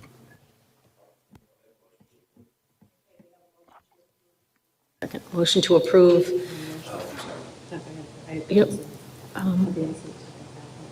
Counselor Mahoney. So Jim, I know you're saying it hasn't changed, 752, 92, and 853. Do we have, workers' comp, do we go out for that, or is that something we pay self-insure? Do we have an insurance, when you say you have somebody looking at it for contractual, who is it that we have looking at it for contractual? Who do we contract out with? The company's called Guardian Claim Service. Okay. And what they do is they take in the bills. It's something that would be impossible for us to do. I believe they have a proprietary service, but the Industrial Accident Board rates all medical injuries and. No, I know it would be. I was just wondering, because we use, I mean, there's Mega, there's Guardian, there's a bunch of different ones you can use. So there's a bunch of different ones you can use. I just wanted to know which one you were using. Yeah, we put it out to bid and we use Guardian. Okay. So when I'm looking, and I know you don't want us to cut this, but when I'm looking at this, since 2025, you haven't raised the budget, but when I'm looking at it's with 2021 through 2025 plus the actuals in 2026, and I just took the total department, 912 grand totals from 2021 to 2026, and I came up with a number, and then I divided it by 6, and then I subtracted it by 169, and it comes out to about $265,000 over for those 6 years. So then when I went back, I was like, I'm going to just look at the each line item, and there's one other piece of this. So in 2026, the fiscal year ended with $200,000 remaining in personal services and $125,000 in current expenses, and they were used for transfers. So this is where I'm coming from. So in fiscal year 2026, we have 752 budgeted, and do we have any, can we look at actual, Susan, for all three of these lines? Are we talking about workers' compensation? Yep. Could we just look at the actuals for workers' compensation for all three, injured pay, others, and workers' comp? All right. Okay. I'm asking Susan. Yep. I'm not What are you asking? I'm asking the auditor. Oh. I wasn't asking you to do that. So you want to know what the actuals I were? want to know if there's any encumbrance for any of these. So In the contractual line right now, the 530303. Yep. In fiscal year '26, right now, $80,325 has been expended. There's still an available balance of $27,740. However, there are a few weeks left in the fiscal year, and I don't know what their financial obligations are. Okay, and then what about 510, I made the wrong number. Yeah, 510173. That actually is personal services, so there are still a few weeks left in the fiscal year that we have to pay out of that. Okay, and then what about workers' comp? 570703.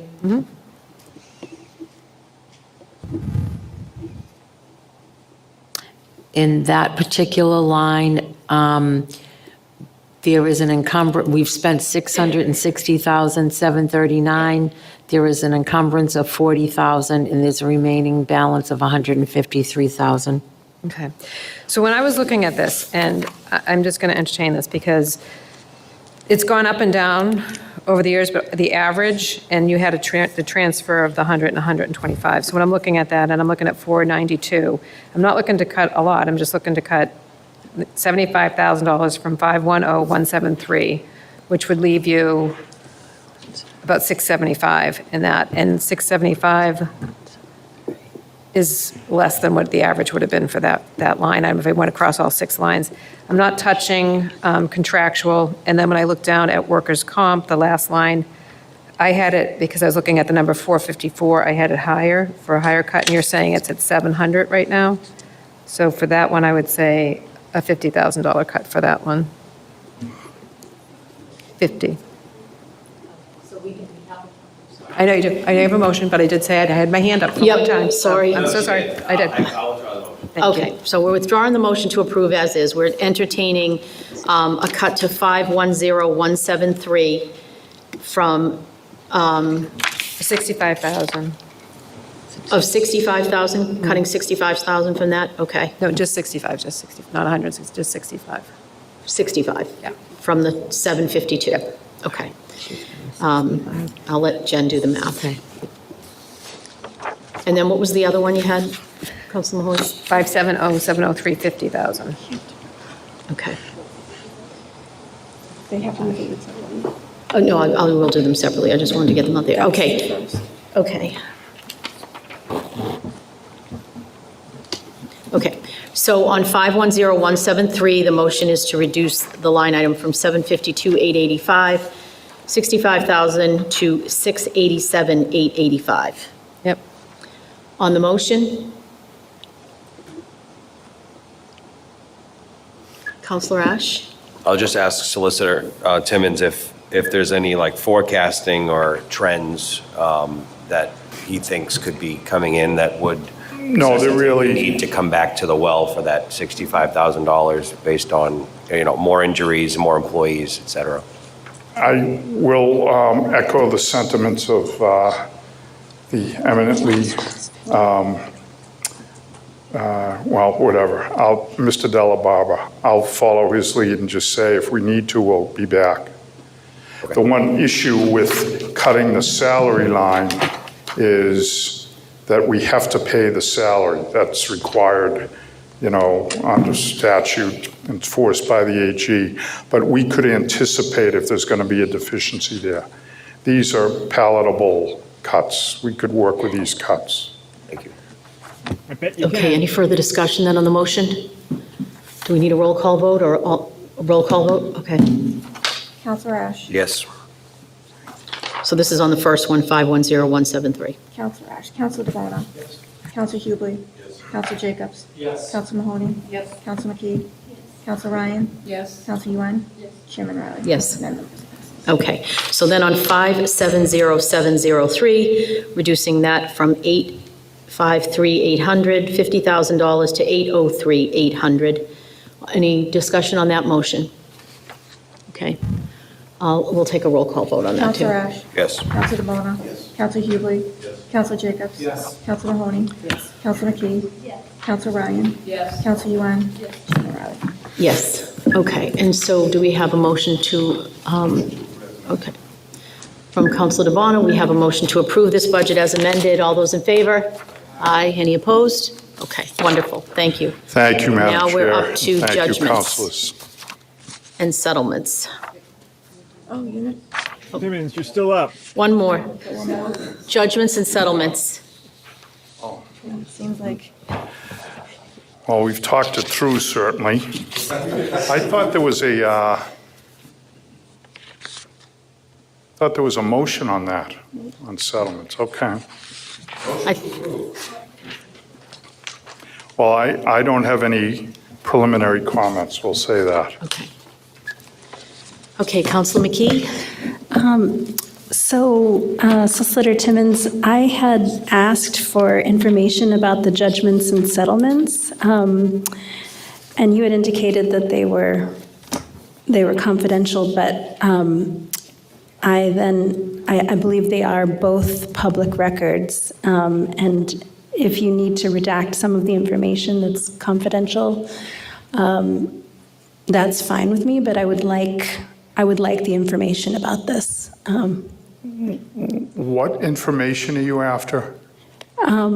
Just what they are, like how much and, Okay. to whom. Which is they, judgments or settlements? Both. Okay. Well, there are no judgments, but I understand you'd like that. The problem with that is I don't want. I'll give you a date and an amount, but I don't want to give you any information about who the parties are or what the nature of the claim is, because people will review this stuff. And then, people can understand that I settled a certain case one way and another case another or whatever. So I'm happy to give you the amounts. I thought maybe that was done, but we might have done something, a redacted production to someone else on a different, actually it was to you. We gave you asked for a list of all the people on workers' comp and all the people on disability. That's a different category. So, did you also ask for judgments? I did, yeah. All right, well, I'll give it to you, but we'll similarly redact it. That's fine. Yeah, I mean, I think these are pots of money where,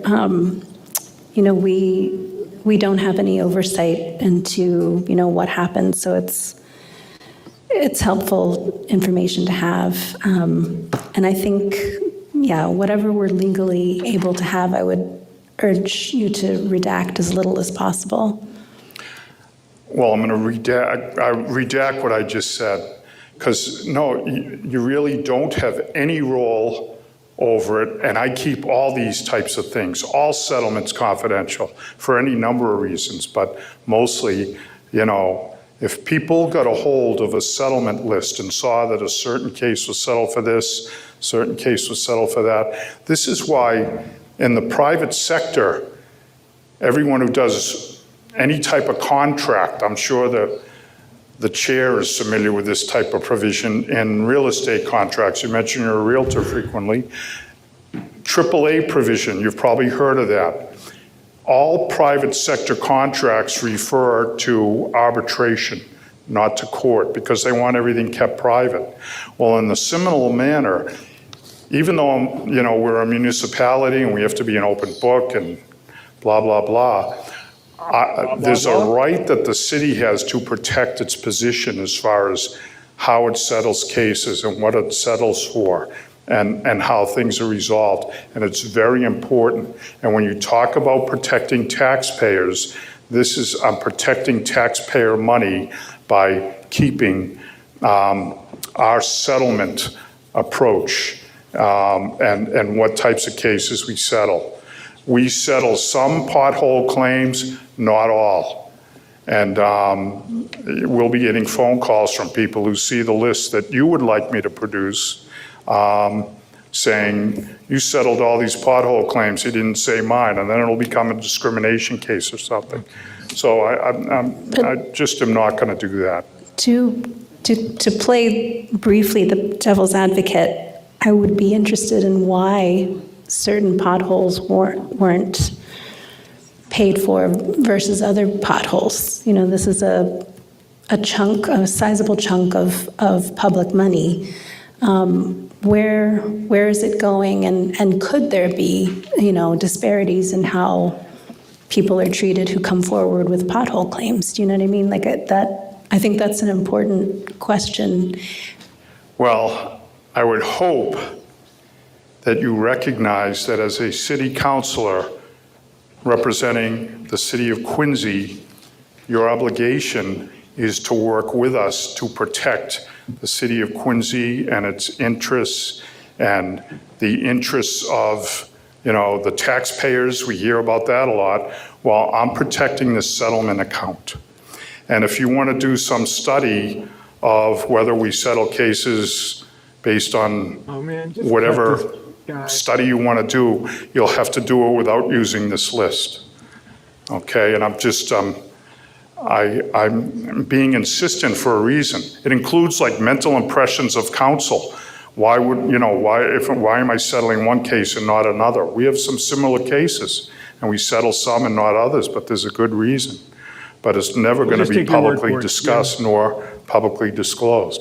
If you want the breakdown, I'll give you the same type of list we gave you on the workers' comp and the long-term disability. No problem with that. Councilor McGee, I'm going to go to Councilor Ash. Councilor Ash? Thank you. Yes, I do think that the judgments would be public, of course. So really what I think the discussion is about settlements. I do have to agree with the solicitor. I mean, if you're getting into claim Richard, valuations and kind of the valuation of counsel, there are so many things that are looked at that I would have to agree with, just giving out a list of all the pothole claims or all the tree claims or and what they settled for. Certainly, it's his department's job to look at a claim and value it based on everything that's in front of them, everything that they know, whether that person's represented, certainly the merits and the liability. And I do think that I would be surprised actually if any municipality did allow that that list to be public. yeah. I would be. Thank you. I'm not saying it's not possible. I would just be surprised and interested in kind of what provisions in the redacting process, because I could see that could potentially snowball into an issue. So I would just agree, Solicitor. That's all. And I'm just going to add to that, Solicitor Timmons, that I agree that judgments would be public, so that could be looked up. But when it comes to settlements, some people are just more agreeable to negotiating, if you will, and being willing to settle, and some people simply won't. So, sometimes the disparity between that is the party involved. Some people they won't accept anything. They just want to take everything to court or whatever they want to do. So, sometimes settlements depend on the person on the other side and whether they're willing to accept $100 for their tire that got blown out, or whether they think they, should get $1,000. I mean, so, I do Agreeable trust to- that the solicitor's office does their best to negotiate with people in good faith. I really do believe that. Thank you. Is there more, Councilor Yuen?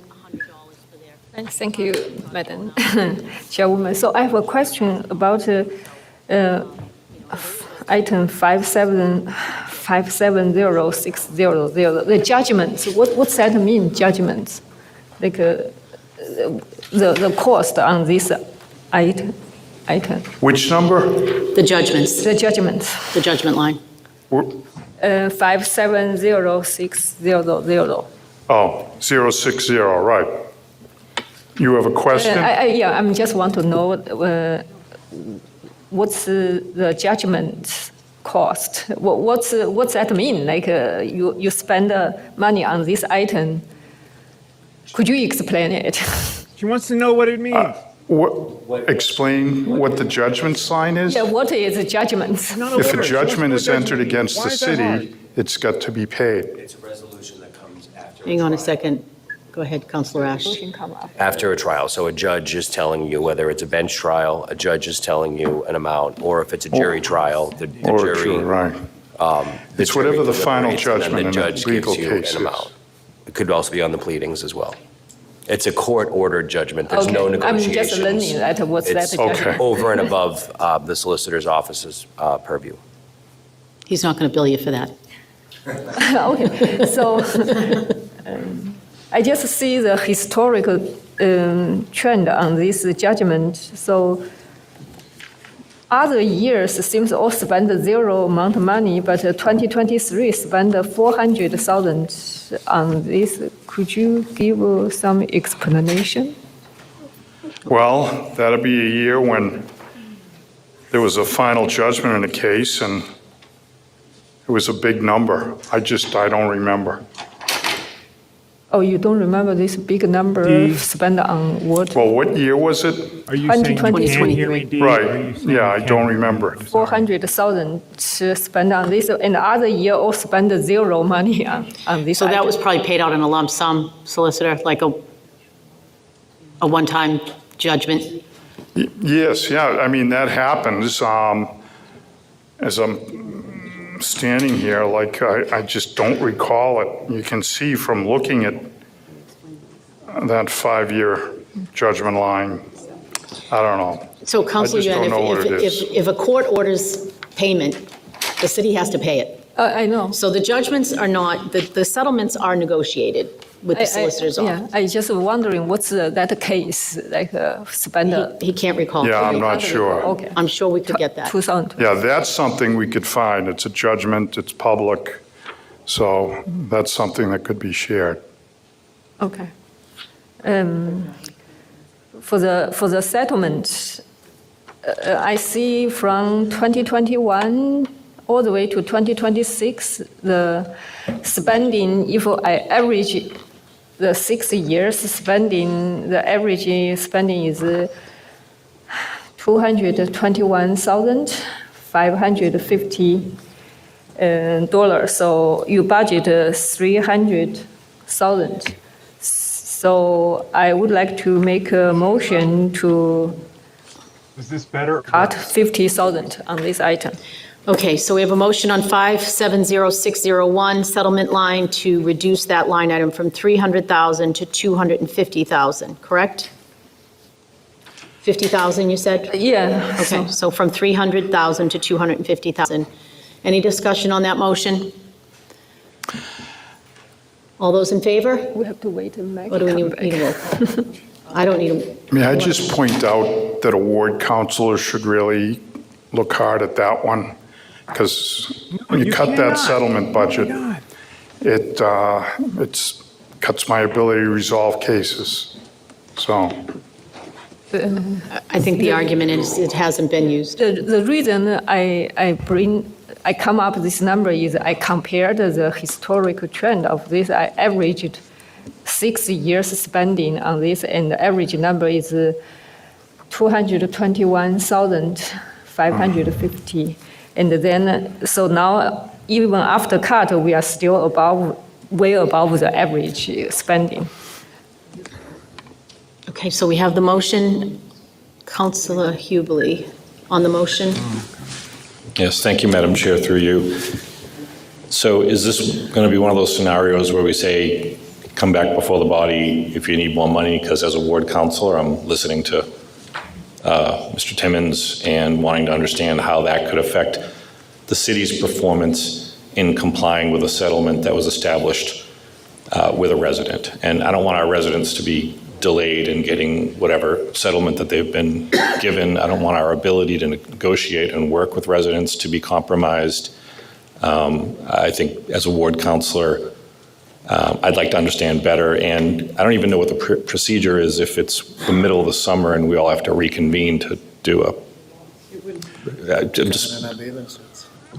Beach balls. we just don't enter into any settlement talks. We explain, in the middle of the summer, we'd be okay. But if we don't have money, I'll say we don't have money and we can't settle cases. Okay, so that won't affect the performance in terms of what we're able to do, but the expectations of the resident who's waiting for a resolution. I'm just trying to understand better what the implications of this cut are. And I do see the trend of the through line. I get why we're looking at that number. I just want to better understand what the implications are to a ward councilor as this is being proposed by an at-large councilor who wouldn't have the situation before them. It would be more of a Q4 problem, correct? It wouldn't be a summer problem because you're going to have No, we'll have the money, right. 250,000. It'll be at the end. Right. Like these past few weeks, we've settled one big case because I said to Mr. Durkin, we have enough, let's get it resolved now. And he got a very favorable resolution. And then a man who came in and had his electric service wiped out, $2,000. We're settling that. We got a car claim that came in, it's $4,700. So we're settling these cases because we've got the money sitting there. But they're all legit good settlements for people. I just think it represents flexibility to resolve things, and that's good for the residents. I'm fine with, if I have to tell people we can't settle cases because we're out of money, we'll do that. But it's not how things have worked the past several years. That's one of the reasons the money sometimes it shows that there's a bit left at the end of the year. We manage tightly. So I'm just going to add, Okay, thank you. If I still have the floor, we can keep my mic on, that would be appreciative. So I guess, I don't know what kind of impression that leaves the resident with. Hey, sorry, we don't have any money right now, but like, we'll catch you later. I'm trying to really understand it. I'm not trying to be stubborn. I'm just really trying to understand what this might do to my ability to help my residents. So I'm still not getting it. If I could get some help with that, appreciate it. Who do you want? Is there someone? Do you want input from me? Yeah, I just want to. I mean, I don't know what to say other than, I mean, I don't see it being a problem until the back end of the fiscal year. You know, we do the best we can. However, you know, during the winter time, we get a number of snow claims. You'll get a cluster, fences, this or that. And normally, because I have the money, we try to settle those because of the nature. Like if it's a fence claim, we don't have to settle because we resolve it in the spring. But it just is going to affect flexibility. Right. To what extent, I don't know. It may not be that severe, but. Yeah, 'cause I have a resident who emails me quite routinely about a situation that they're in, and you know, I'm playing my role in terms of advocating for them, making sure that they're connected up with the right resources within the city. But aside from that, I'm just reading their repeated emails as they await a response on things. And so, one of the things I'm trying to be very good at in my role is when someone reaches out to me, I get back to them either immediately or within 24 hours.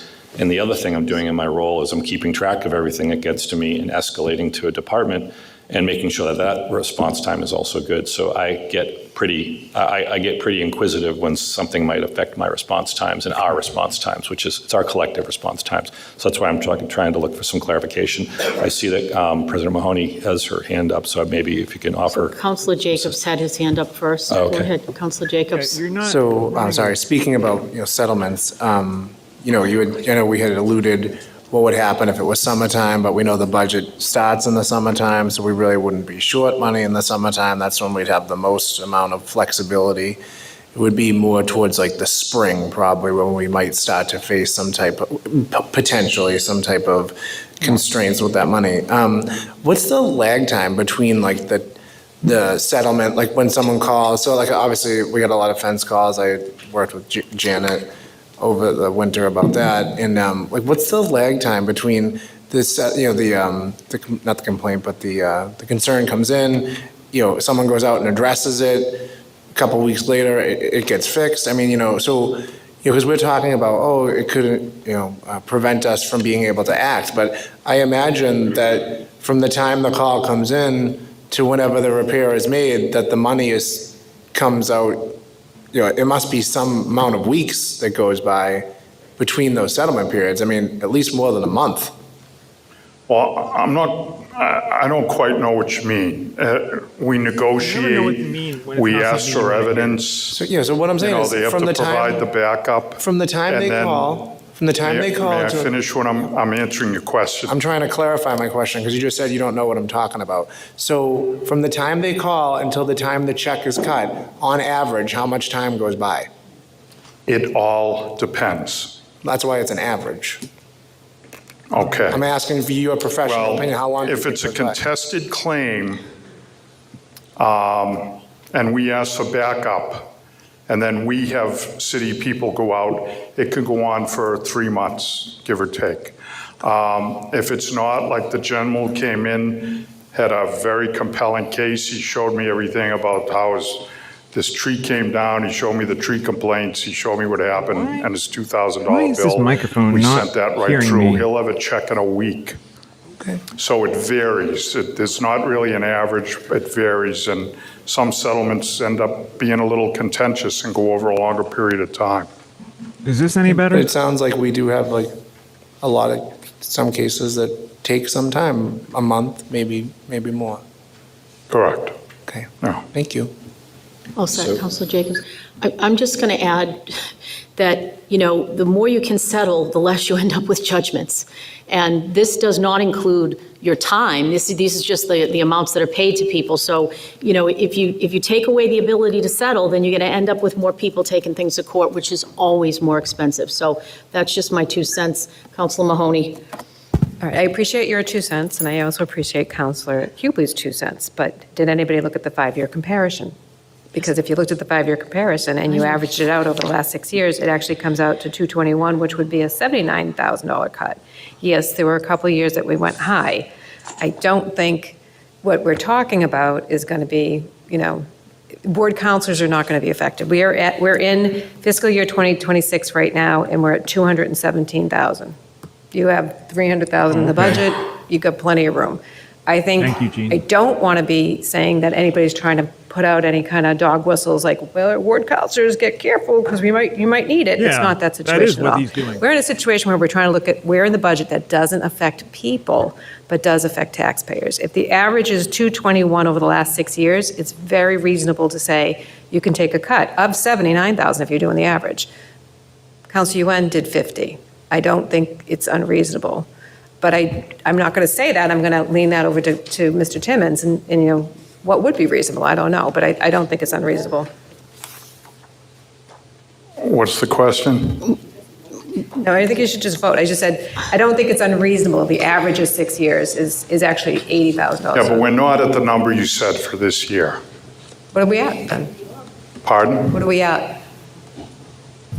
217, What are we 947. at? You said we're not at the number that you said this year, so what are we at? What number are we at? I don't know if you heard me say, we've settled 3 cases totaling 51,000, and we have a couple more that I'm working on through the balance of the week, because we had roughly, I think, it was 82,000 left. And so we were looking at other cases that could be resolved. You're going to spend 82,000 in 2 weeks?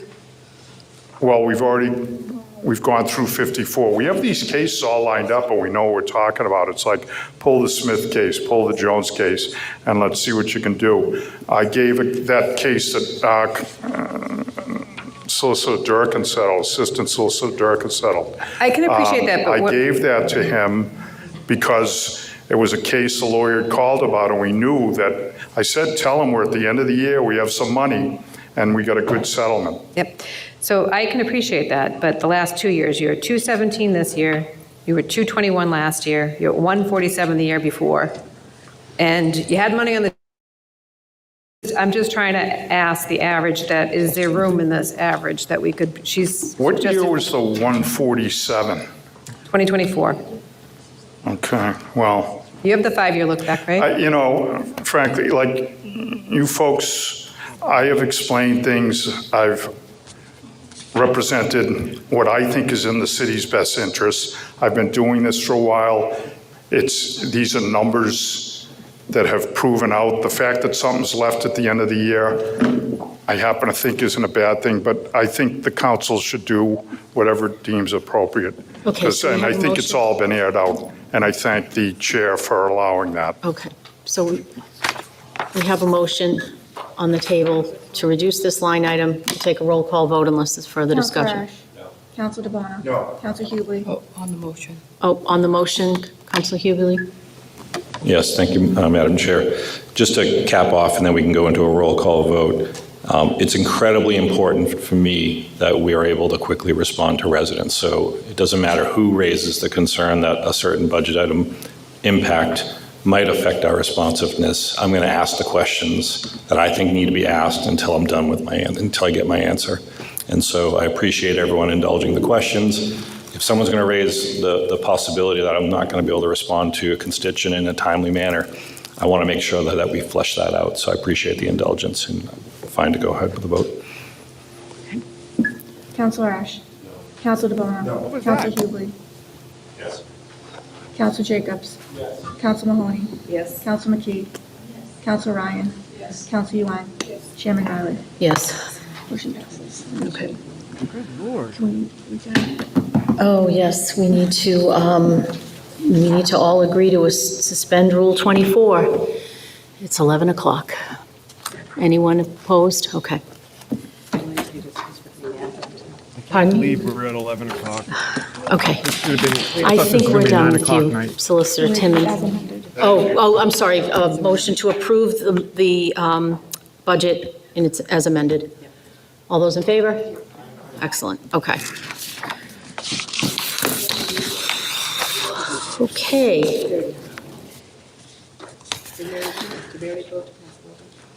Yes, we did. Do you do this from your seat, Mr. Walker? You don't go up to the podium? No. Okay. You want me to? We are going to start with the mayor's office. Through you, Madam Chairwoman, thank you very much. As this body knows, the mayor's office is sort of the grand central station of our operation. All departments, with the exception of obviously this body, report to the mayor's office. The budget this year is level service, includes the mayor, myself, Director of Operations, Director of Communications, two-member team of constituent services, two administrative assistants, the community liaison, which this body will remember was a request of this body to add to the team a few years ago, and we are otherwise level service. Okay. Do we have a motion to approve or discussion first? Yeah, Councilor discussion. Ash. My only question, I believe you said, Mr. Walker, constituent services is two individuals? That is correct, sir. Okay, that's all. Oh, good one, Richard. Councilor McKee?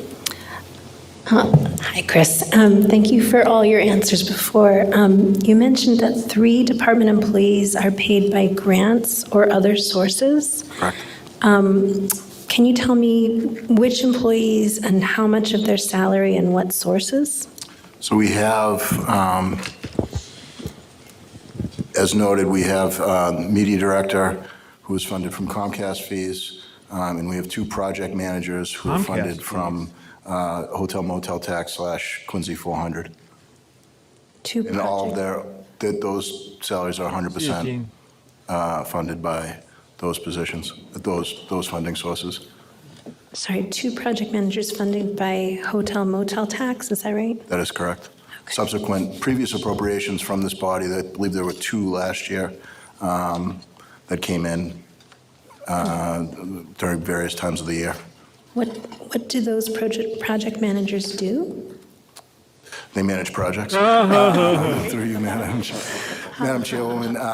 In particular, one works closely with the business community on a number of initiatives. Another works research, does assist, for example, was very helpful on the ENC, compiling the ENC piece, and also related to their work as part of the You guys hear me now? 400. I turned It's down been the stream volume. sort of a like continuation Spencer to some suggested. degree of last year, obviously to a much less extent, but a number of the events we have planned going forward, they've had major roles in those. Okay, thank you. And then you said there was 1 city vehicle, and is that the mayor's vehicle, and does that go home with him? That is the mayor's vehicle. It does not go home with him unless it's a very rare occasion where he needs to be someplace in the morning. Has a night event, maybe needs to be someplace in the morning. Generally speaking, the mayor drives his personal vehicle to the office and uses the vehicle. And I think I mentioned this to you, that probably half the time during the day, he'll use the city vehicle, and half the time he'll use his personal vehicle. And does he have a driver all the time or sometimes? Just sometimes. Just sometimes, okay. And is that paid out of the mayor's budget? No, that's actually security. I would be reluctant to call it driver. That Oh, crap.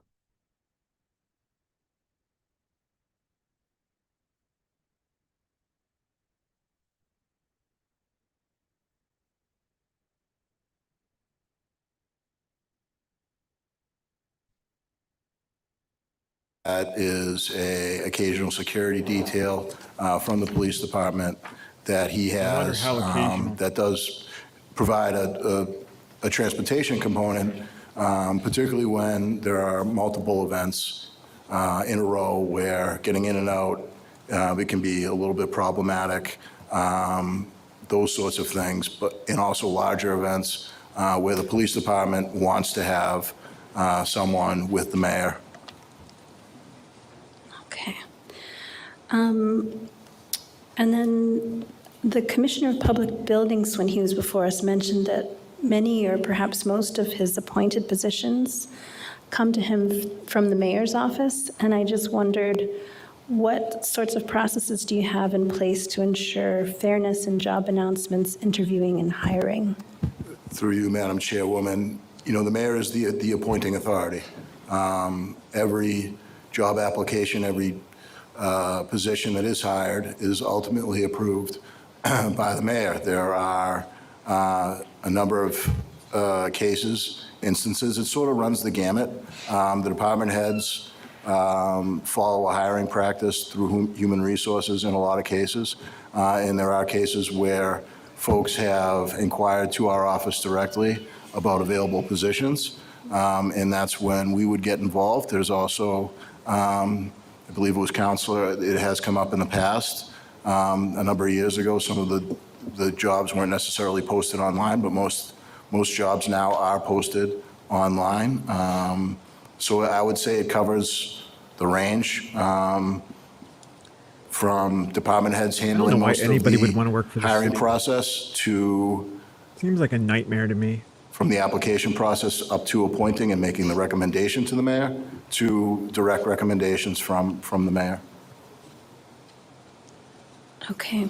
And then I had asked for information about like the community liaison position, the kind of quantitative number of calls or visits. What I received was not quantitative, and I don't see him here, but I'm just wondering. Councilor, are you referring to constituent services or community liaison? No, the community liaison. Okay. My understanding was the question relative to quantitative was more related to constituent services, and you more so wanted a general description on community liaison, which we did provide. Yes, I guess I was asking for both, the quantitative for both of those roles. I'm happy to follow up and provide a little bit more detail, a little bit more meat on the bone to what the community liaison does. Yeah. That would be good, because I think what I'm seeing, and I know that I was one of the people who really advocated hard for the equity director position. In the end, the community liaison position is not an equity position, but a different position that sounds like it's sort of more trying to help constituents understand, you know, what services are available to them.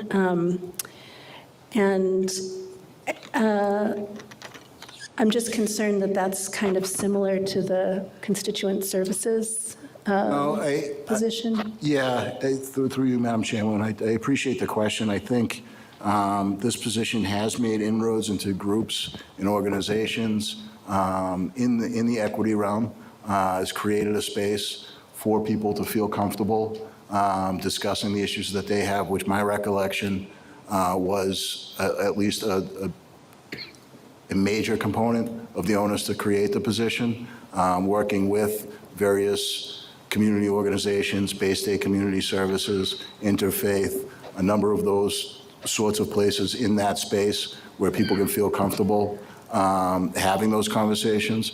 You know, from a practical standpoint, also the position is running and expanding our language access program through the planning department. So it's been very helpful to have someone who is in communication with the various agencies that help us with that and can coordinate on a dime to get those services provided. And, you know, as Mr. Fatsy's probably mentioned, I think, during his presentation, that we're continuing to expand that operation. We're providing more language access than we have at any time in the past, which I think is certainly a good thing. And this position has been very helpful in doing that. This person also works with our Commission on Disabilities directly, again, a group that, going back to the premise of providing a voice and a space for a number of these groups, he has been quite helpful in providing that listening board and that sounding board and gauging what issues there are. So I do think there's definitely been some quantitative results. Thank you. I think we'll be very interested in seeing them. What I've met with the community liaison, and I've asked to meet with him, and he was gracious with his time. But I am concerned about how much is happening there and trying to quantify his position in terms of outreach. Some of the goals that are listed seem like things that might have been done already, and he's been in the position for a few years. So to continue to build upon the existing relationships between city departments and agencies while forging new relationships through the lens of multiculturalism, continue to create greater visibility of the role, metrics over time to track issues, trends throughout the city, create a database that lists agencies and community groups throughout the city to be used as a resource, build upon the community liaison website. I guess all of these seem, I know when I heard him on QATV talking about things, it was that he wanted to create greater visibility for the role, and I just think we need to be a bit more ambitious for this position.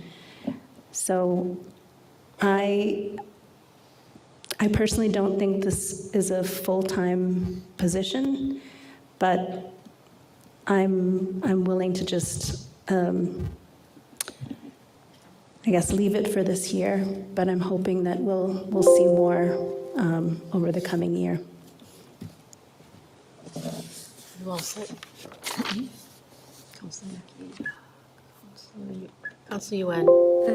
I have a question about, follow up with Councilor McKee's question. So I would like to know what's the different job description between community liaison and the constituent service. How many positions in constituent services? Two. Two? Yes. Okay. And I know one is can provide multi-language service, and how about another one? That is correct. It is a team of two, with one having a very specific designation with multilingual services, specifically serving our Asian American community. And another one also? No. No, okay. And how about the community liaison? Is he also speak multi-language? I'm not 100% sure, Counselor. And what's the major difference between these two roles? Sure.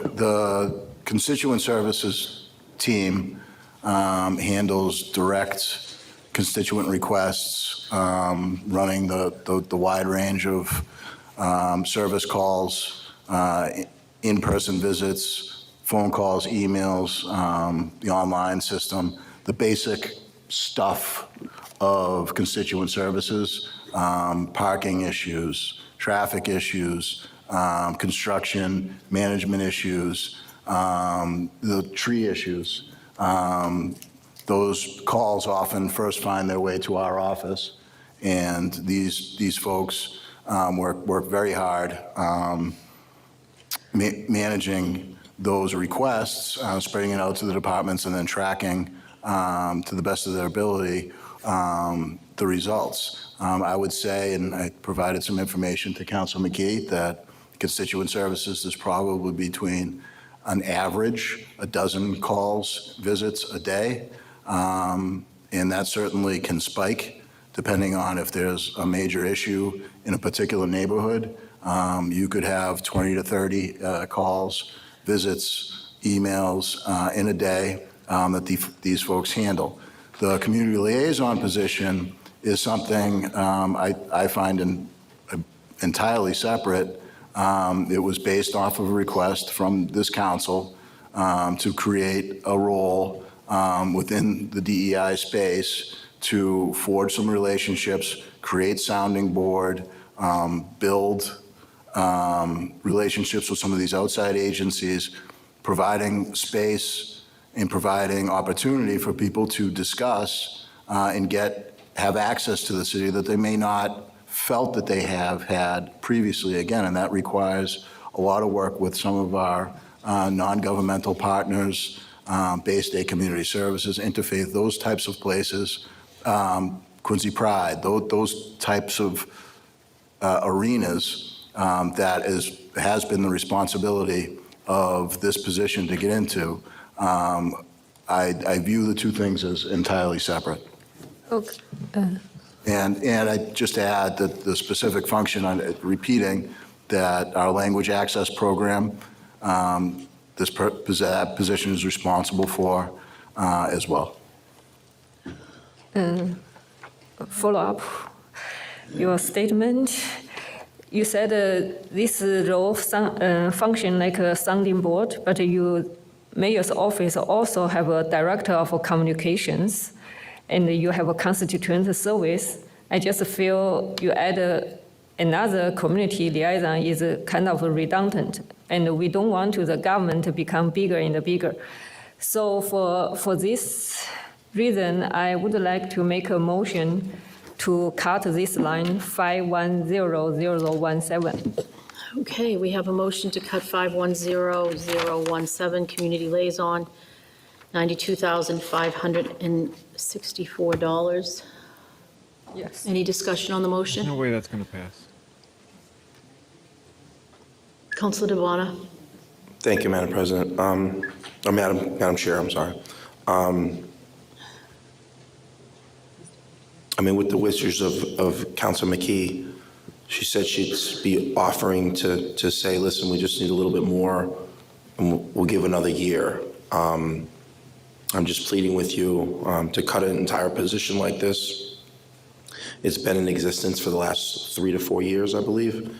The person's been working in the community, nonprofits, everything that Mr. Walker has said. And there was definitely prior to this, there was almost like an ad hoc committee where Councilor Ian Kane was on that committee to kind of form this position.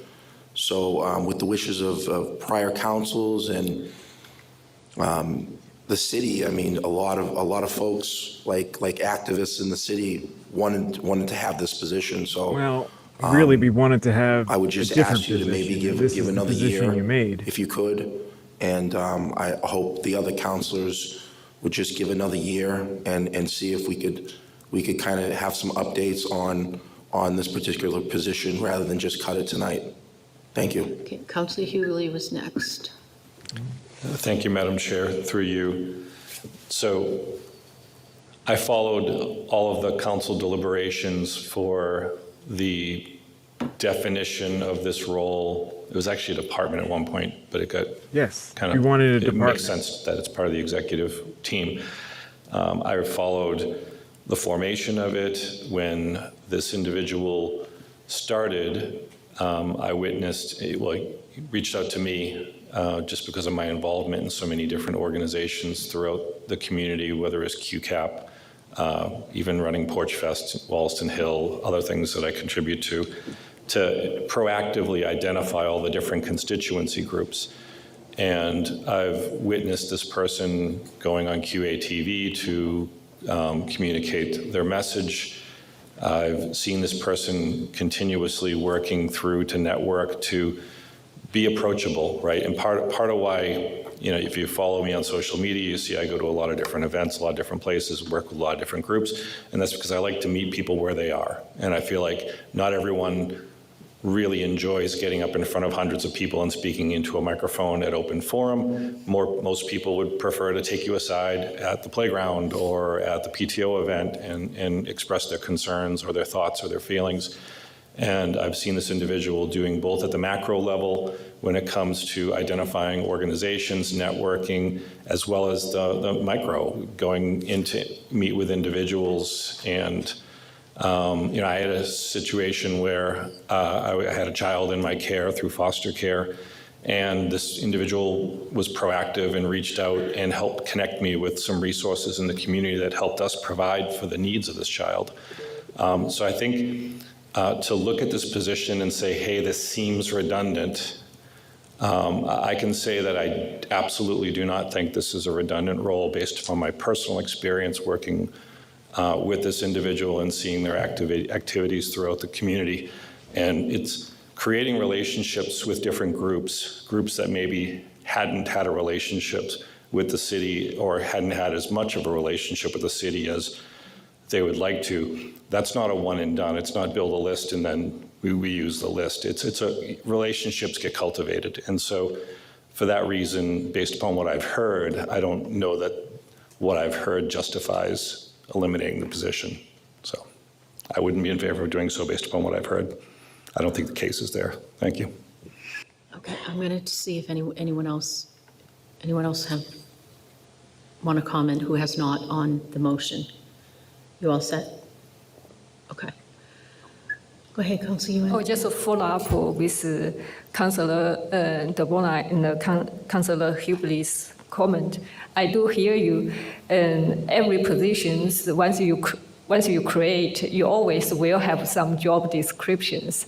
You will create some job descriptions, and since the last 4 years, from 2022 to 2026, the city totally increased 440 positions. That's a lot. So how can you justify this kind of staffing in last 4 years? And every position you will say, yeah, that employee in that position will do some work. But I'm just wondering, how come in last 4 years you can increase more than 400 positions in the city? So for that reason, I know it's very difficult to cut a position once you already create that position, people already work in that position. Is very hard to cut, but we have to start somewhere. Otherwise, if you keep hiring in this speed, all those employees' salary, health insurance, pension, all paid by regular taxpayers. And if your hiring speed is that much, that's really create concern to residents, to taxpayers. So I really would like to start now. We need a really pay more attention to the hiring, to those jobs created. If it's not really completely necessary, if you always can give some, say this person did some job. I don't say he doesn't do anything, but I think when the city and the $2 billion debt, you do have to streamline the work. If you can consolidate, you should the work the job position. If you can consolidate, right, you should come on, consolidate. guys, But it's so if you long-winded. keep hiring on this speed, that's alarming. I don't think if residents know that, they will agree. Last 4 years, increased more than 400 positions. So Okay, Councilor Yan. for this reason, yeah. Yeah, so you have the motion. Yeah, I have You the motion to- Councilor Ash would like to speak. Thank you, Madam Chair. Respectfully, I wouldn't want to conflate the hiring with one position. I remember how important it was for the city council prior to my tenure to have this liaison, this DEI role, and I remember how It's not a DEI role. how opinionated people are on each side. I found it at the time to be necessary, and I know the individual. He works hard, and sure, he's actually, we met just last month about introductions to the faith leaders in Quincy Point, and I obviously, as representing, may not be obvious, but as representing one of the more diverse areas of the city, I found that conversation certainly welcoming, and his mission at that moment was how to connect with different faith backgrounds. And I can appreciate that there may be need for some metrics or a more defined job role. I do think that the previous, the council that had the undertaking and the task to hire and to ask the mayor to create this position, at that point, they met the burden of their mission to have this hire. I don't know that what in front of us is going to necessarily meet the burden to eliminate it. I guess I would look at it as a burden of proof issue, if you will. So that's my opinion on it. I can appreciate, needing maybe some more defined roles, some metrics, some bullet points and whatnot, but that would be my suggestion. Thank you. Thank you, Councilor Ash. Oh, God. Does anyone who hasn't spoke want to say anything? No, Councilor Ryan. Hang on a second. Where am I? Ryan, go ahead, To Councilor you, Ryan. Madam Chair, thank you. Taking a look at the 2 constituent services positions, along with the diversity inclusion officer, it might look like there is a similarity in what they're doing, but with DEI positions being eliminated all over the country, I would be a little bit reluctant to eliminate the position. Thank you, Councilor Ryan. Councilor Hughley, are you all set, or did you want to go first? Thank you, through you. Yeah, I think if you were watching the formation of this department, and I'm not too sure how many of us watched the formation of this, sorry, not department, the role. I'm not too sure how many people were watching the formation of this role, and I'm not too sure how many of us have been involved with this position's role. But maybe to go back a little bit, and I don't want to drag everyone through all of it, but I think the salient point that I'd like to make amongst all those discussions is, I think the city at the time prior to this position's creation thought that they had the amount of staffing to handle the volume of constituent services. And I think the case that was made by previous council was that, yes, sure, I'm sure the mean time to repair, the average response time is probably there. But I think they felt that without this role, there were a lot of groups that, so think of it like they felt like they were handling all the calls and the inquiries they were getting.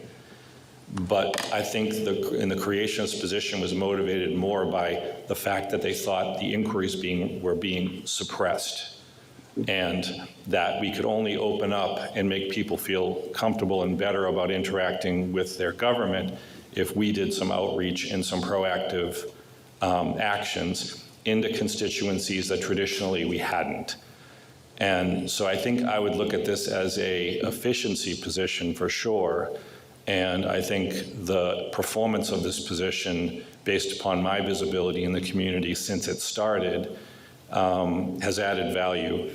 And so I think you can look at this and say, hey, this seems redundant, and oh, by the way, we've hired 400 people. I think, sure, you can do that. But, having experience personally, having been a CEO of an organization that had about 30 employees, having been a vice president of a division that had 54 employees, it doesn't really work that way. I don't think this is as much a numbers game. I don't think you can take an individual position and then overburden that position's decision-making process with global statistics of volume employees. I'll leave it at that. Thank you. I'll just go right down. Councilor DeMona. You can- Thank you, Madam Chair. This particular position was really mounted from the city council level.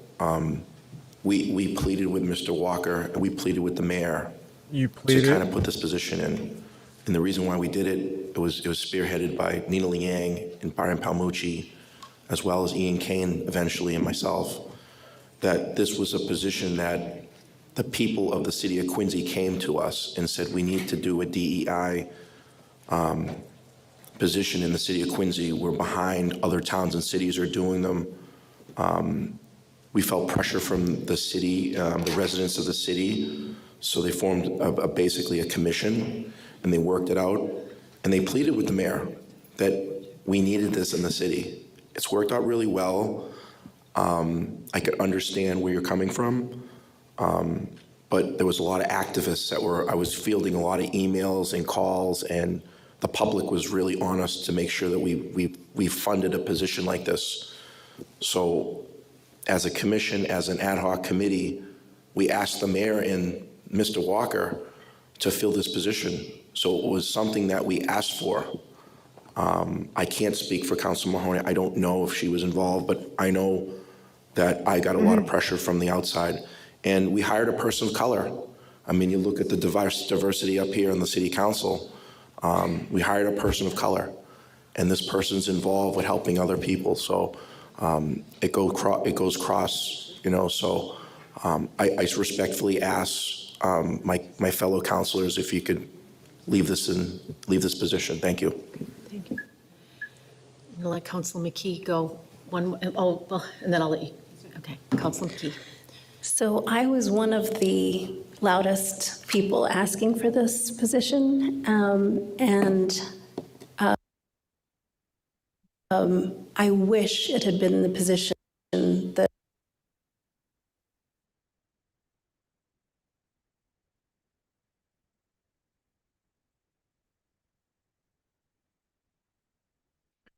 Always happens when I'm interested in what's being said. Ooh.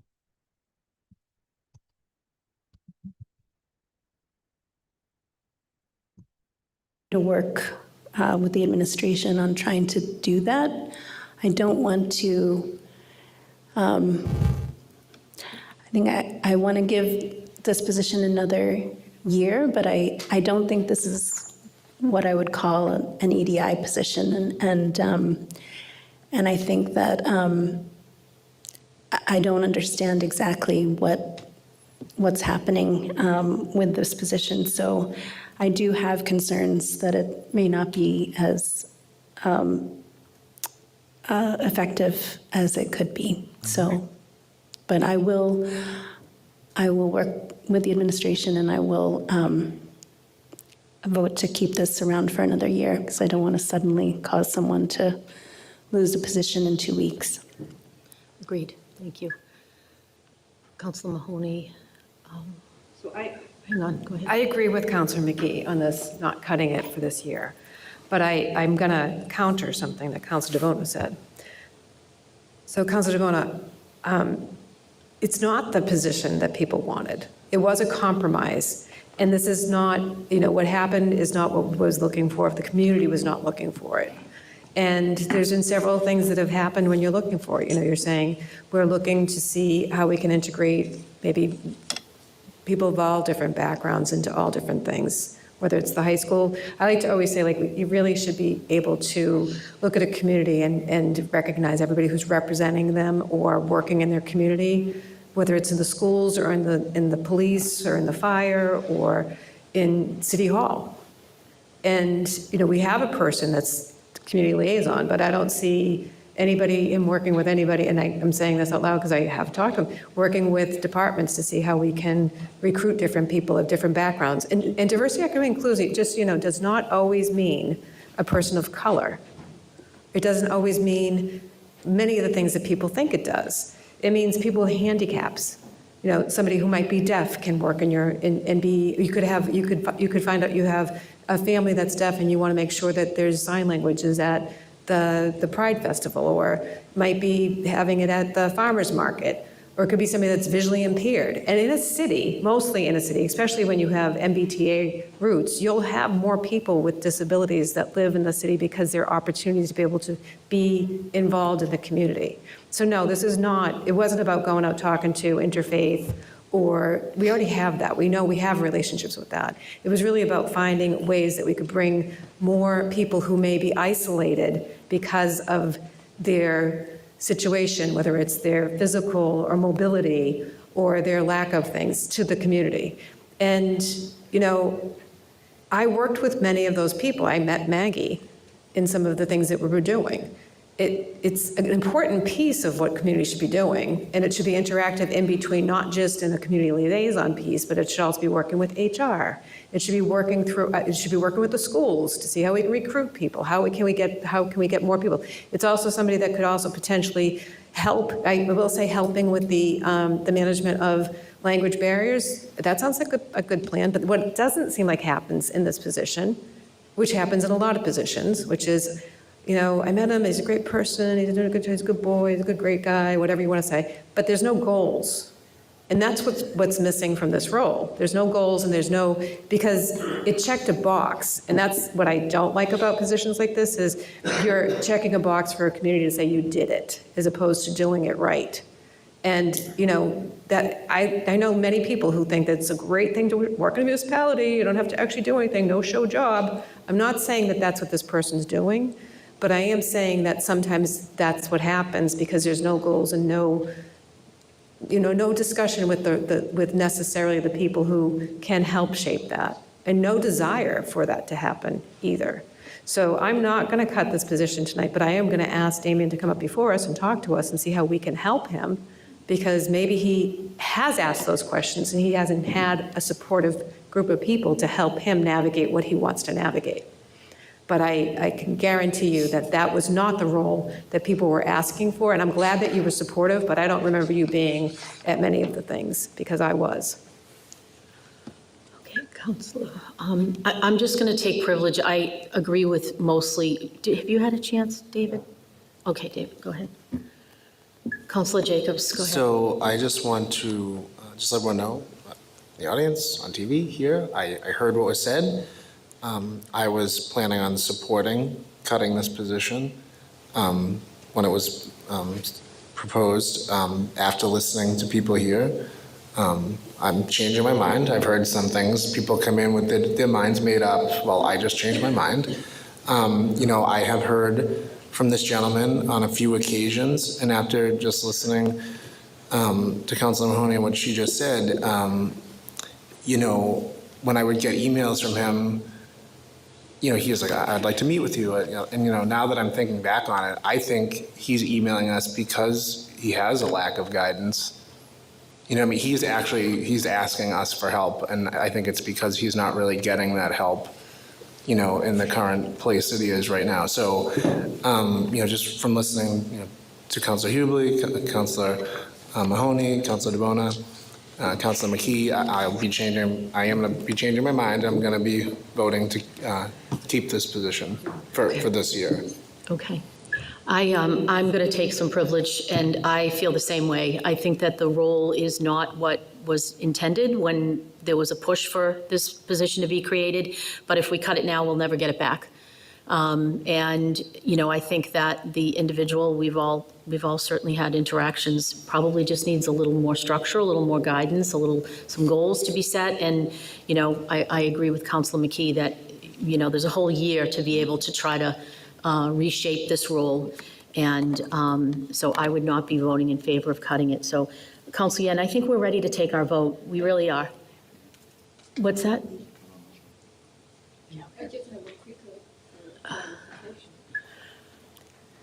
We're all ready to take our vote, but go ahead. I'll give you a minute. I will give you a minute.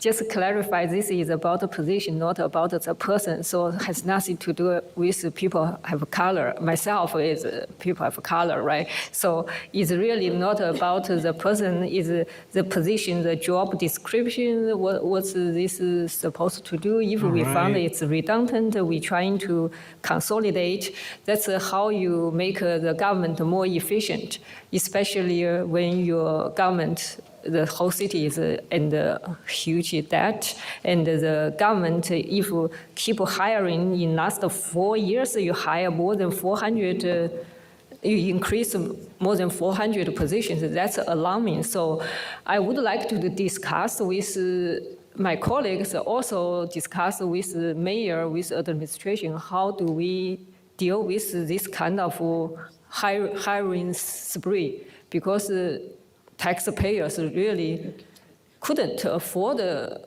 this kind of hiring. Councilor Yen, I would like to take a vote on this motion, okay? And, To cut and the position. I have listened to all this, so I can take my motion back. But I do want to bring this to people's attention. How are I we think going we've to? accomplished that, Councilor Yuan. I think we've accomplished that with all of this dialogue. So you can either withdraw it, or we can bring it forward for a vote. What's your preference? Yeah, I can withdraw it, as long Okay, as so we'll withdraw that. everyone pay attention to this staffing level. Okay. Councilor Mahoney? I have a cut for premium pay 510193 by $780 to bring the amount down to $3,120. What? Okay. Asked for by Chris Walker. So line item 510193, premium pay, reduce that from $3,900 to $3,120. On the motion, any discussion? We'll take a roll call. Counselor Ash? Yes. Counselor DeBona? Yes. Counselor Hughley? Yes. Counselor Jacobs? Yes. Counselor Mahoney? Yes. Counselor McKee? Counselor Ryan? Yes. Counselor Yuan? Yes. Chairman Riley? Yes. Madam Motion to approve this budget as amended. Any discussion? Okay. Director of Hang on, go Sorry, ahead. Director of Communications, 510401, I'd like to cut $3,661, bring it back to $122,004. Because we're supposed to have a Okay. 510401, Director of Communications. The motion is to cut that line item from $25,665, cut it by $3,661. And what's the math? It's going to be again? it's going to be just what it was before, 122,004. It would go down to what, 120? 122,004. 004, okay. I think it's an appointee. It's an appointee? It's an appointee. Okay. So on the motion, any discussion? It's basically just level setting it. I have a motion to approve as amended first. Oh, Madam Chairwoman? sorry. Hang on, go ahead. Just to, on the general policy when it's come to wage increases, that what we have included in this budget and has been recommended in previous departments was everyone outside of the department head at the mid-level were allotted the 3% raise that the unions were. I'm just throwing that out there. So this would be a little bit of an anomaly as to what we've done with the other departments. Noted. Any further discussion on the motion? Councilor Hughley? Yeah, thank you, Chair Riley. Through you, I guess I'd like to hear a little bit more of a rationale behind the change, behind the cut before. I kind of like to know why we're cutting before we just cut. I think it's just level setting. without an increase. Be a level set budget. Right, but don't all the other positions have the same 3% increase? And yeah. Counselor I know. Jacobs, please. Mr. Walker made that I clarification. thought he was asking. But why this one? Yeah, I'm gonna do another one. Huh? Counselor Jacobs, please. I don't have your mic on, so you can't, I won't be able to, and I'm going to get people criticizing me for that. Well, we have a motion to accept the budget as amended with just the cut to 510193. So we would have to take a roll call vote on that in order to entertain any further cuts. So on the motion to accept as amended, okay. Counselor Ash. Yes. Counselor DeBona. Yes. Counselor Hughley. Yes. Counselor Jacobs. No. Counselor Mahoney. Yes. Counselor McKee. Yes. Counselor Ryan. Yes. Counselor Yuen. We're accepting the budget as amended with line item 510193 is the only amendment that we've made. Chairman Riley. Yes. Motion passes. Okay, moving on. I don't know what happened there.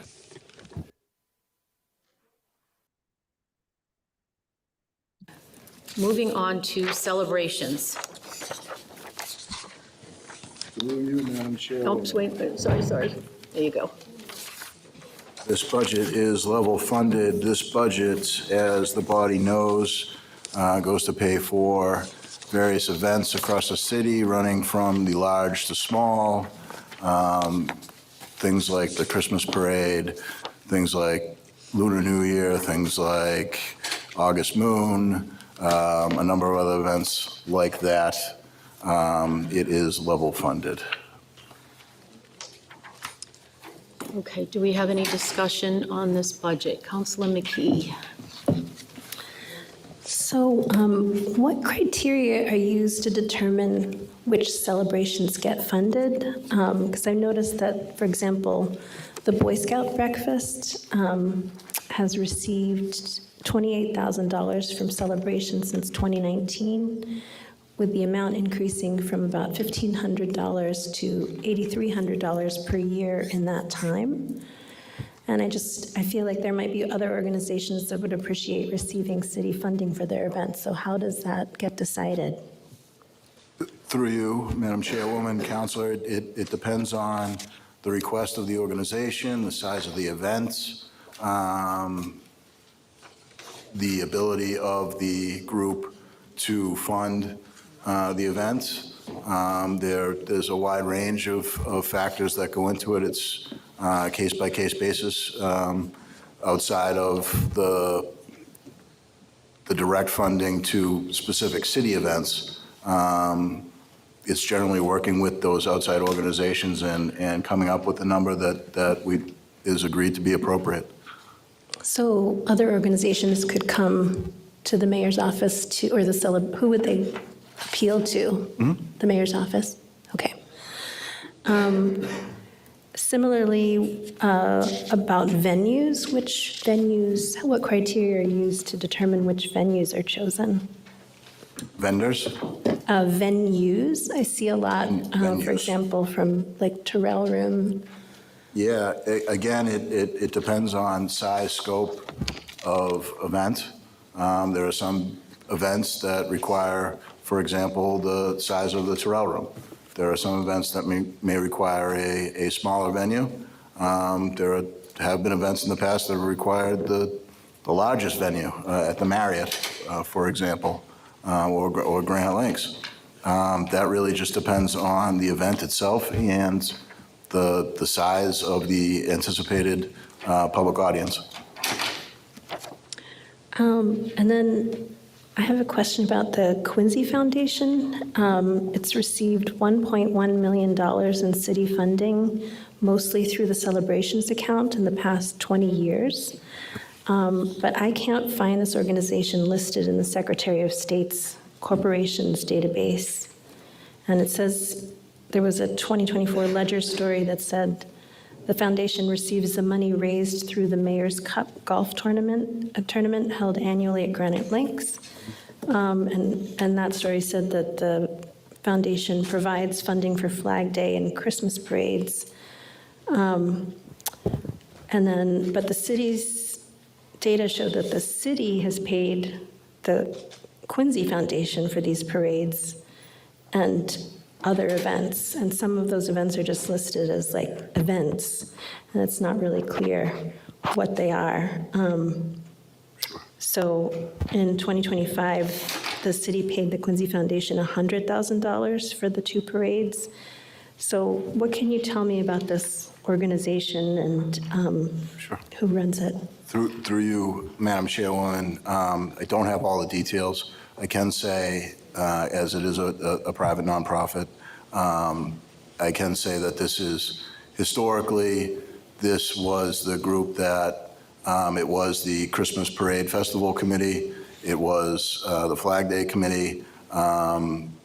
They were essentially consolidated into one entity with a goal of furthering some additional charity work, but this is essentially the entity that historically has paid for, through contributions from the city. There's obviously, as you've seen through this account, there's always been contributions from the city.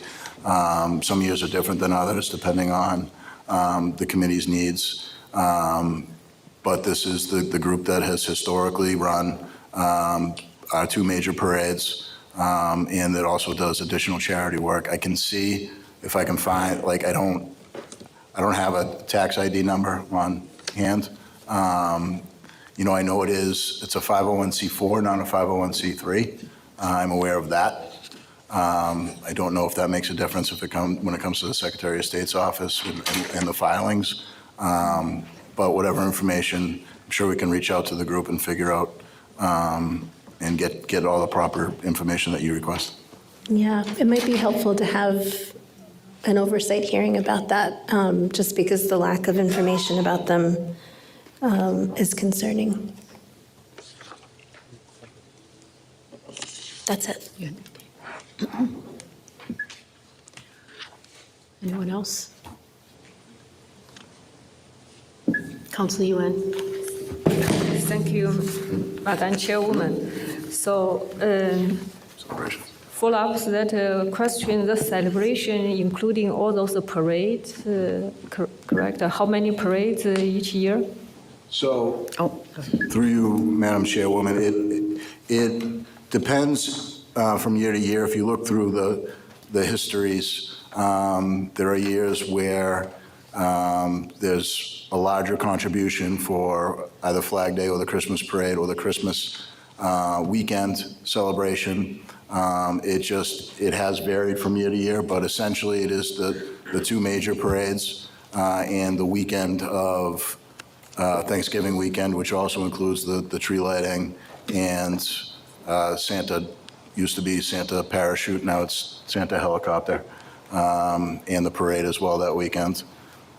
I'd be happy to have a discussion about the reason why we went from Santa Parachute to Santa Helicopter, if at some point. We all remember. So July 4th also have a parade? July 4th, there is no central city event. Our patriotic event of the year has historically, for the last 75 years, has been centrally Flag Day, which was this past weekend. There are neighborhood, very popular, very traditional, very historic neighborhood events on July 4th. Squantum has a wonderful parade, and the city provides assistance. I don't know, there might be some money out of this account historically that has helped support that. Marymount has a terrific parade on July 4th. There's the O'Hara Circle bike parade, but we do not have a focused central city July 4th event. And we also have a Memorial Day parade, right? Yes, and those are largely run, perhaps some assistance through this account, but largely out of Veteran Services, both the Memorial Day Parade, the Veterans Day Parade. Those are smaller in nature. When it comes to the parade, I think the ceremony and the event itself, the symbolic importance of those events they're more solemn than these major celebratory events. And the ceremonies that are part of those days are a little bit different than a lot of the things that we would fund out of this budget, Councilor. And so I have a question. The Memorial Day parade, we have a city have a Memorial Day parade. Police department have a Memorial Day parade. And the firefighter department also have a Memorial Day parade. So through you, Madam Chairwoman, those are three distinct events. Two of them, on Sundays in June, on, I believe it's the first and second Sunday in June, the police have a police memorial to honor fallen police officers. That is not funded through this budget. Similarly, almost identically, the fire department has a fire memorial where they honor their fallen brothers and sisters. And then Memorial Day is, of course, the national holiday of Memorial Day, where we honor the men and women who sacrificed their lives in service of the country. And so does that three parade every year happen? Like every year you have a city's Memorial Day parade in the police and the firefighter every year like that? Yes. And I'm just considering maybe consolidate three parade. Does that work? Because more people can get involved and more people can. Understood, Councilor, except that there are three very distinct things. The police memorial is specifically for police officers who have died in the line of duty. The fire memorial is specifically for firefighters who have died in the line of duty. And of course, Memorial Day is for the men and women of our armed services who have died in the line of duty. They are quite distinct. Okay, I was thinking put together, then more people can all enjoy the three parade. So another question is, so the expense on the parade is mainly for security or for what's the cost? Which parade? Like a Flag Day parade or any Yeah, parade, so like the expenses out of the budgets that is before you would be for anything ranging from the talent involved in the parade, floats,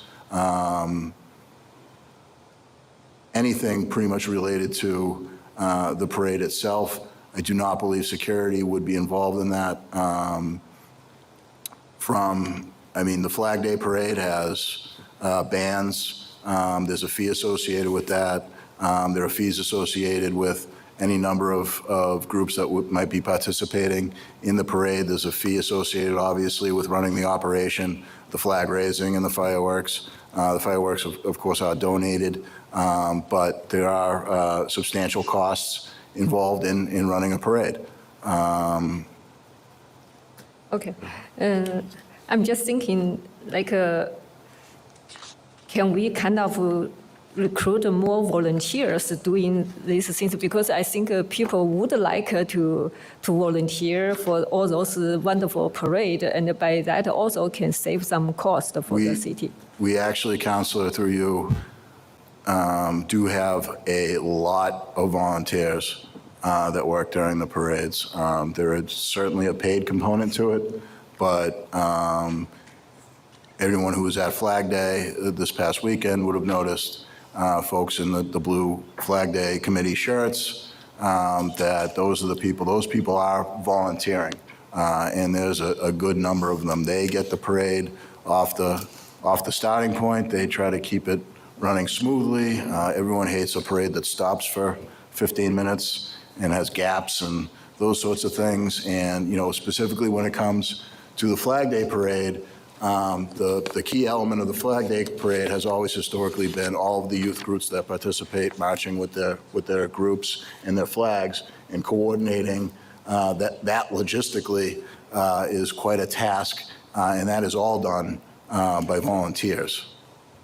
So the major cost is by making the floats. I cannot believe we're talking about this. There's some cost to that. There's also the bands that march. There's a fee associated with that. and a number of other items. You have that to go- pay those bands? Come on. Sure, because we This like to isn't attract necessary at this for, point. specifically, for the Christmas parade and the I'm getting Flag grouchy. Day parade, we attract nationally recognized marching bands. And there's a cost associated with that. It takes Yes. time and effort to book. Those bands are pricey. Those places. They get booked pretty early on in the year, and folks, we have the committee that works on it. They circle the group of bands that they want, and we take great pride in the quality of the participants in the parade, especially the quality of the marching band parade. Now, it doesn't cost any money for us to have necessarily the North Quincy High marching band, which, if going back over the last several years, the folks who have attended the parade every year know how much that group has grown as part of this parade over the last several years. And what I want to say is, at this time, the economy is not so good, and the debt is so big. Everyone is tightening the belt. If we have to cut, we can't. We just said we don't want to cut people's position, but then what else we can cut? For maybe something not urgent or very necessary, maybe we can cut because everything the spending have to be prioritized. Otherwise, how can we give taxpayers a break? We have to find some way to cut the budget. So by saying that, I suggest the volunteers, maybe the float can make people donate money to make the floats. I think it's the spirit of the parade count more than the formality or cost. By that, I would like to make a motion to cut the celebration budget of cut 50,000. I think when everyone tightens the belt, we can cut something not so urgent or necessary. Hang on a second. Okay, so the motion on 570800 celebrations, reduce that from $300,000 cut by 50 to 250,000. Okay, discussion on the motion.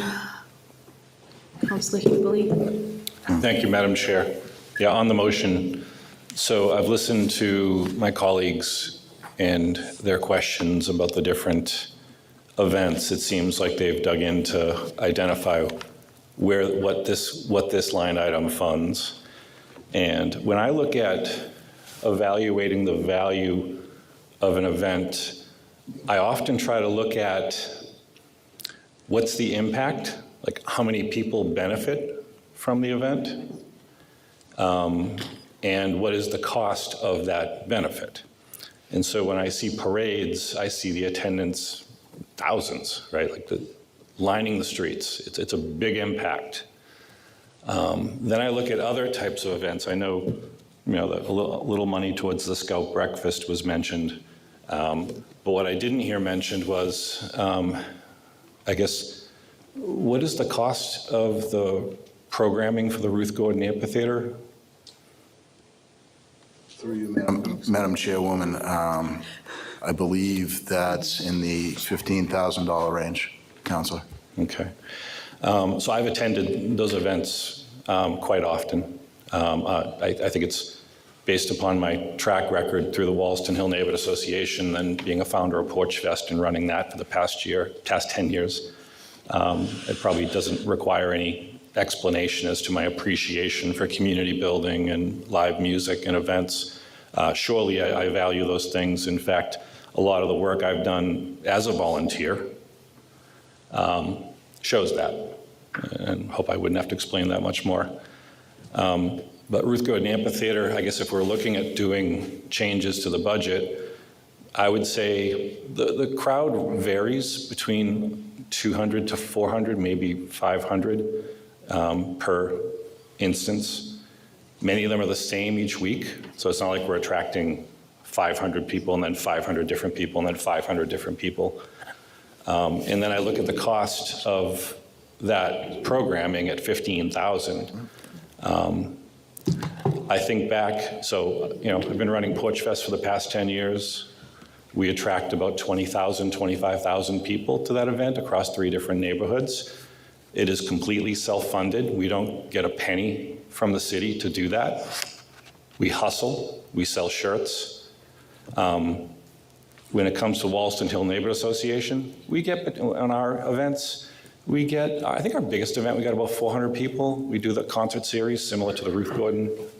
That's when we had the Gypsy Moths one time, we had over 400 people. But we generally get about 150 to 300. It's open to the entire city. It's not just Wollaston Hill. And that organization was started by me and my wife. And we self-funded that organization to the tune of $5,000 for the first 2 years, which I've never been paid for, and I've volunteered all of my time and talents into community organizing and community building to build that organization that really funds itself. Each year we throw 4 separate concerts with 2 different performances and food vending, and it's all paid for by selling shirts, asking for donation, hustling, and in some cases, some of my own investments, and not a single volunteer that I have working with me gets paid. And likewise with Porch Fest, not a single volunteer gets paid, and we put in months of time on that. We do go for grants. The Mass Cultural Commission can give you a grant.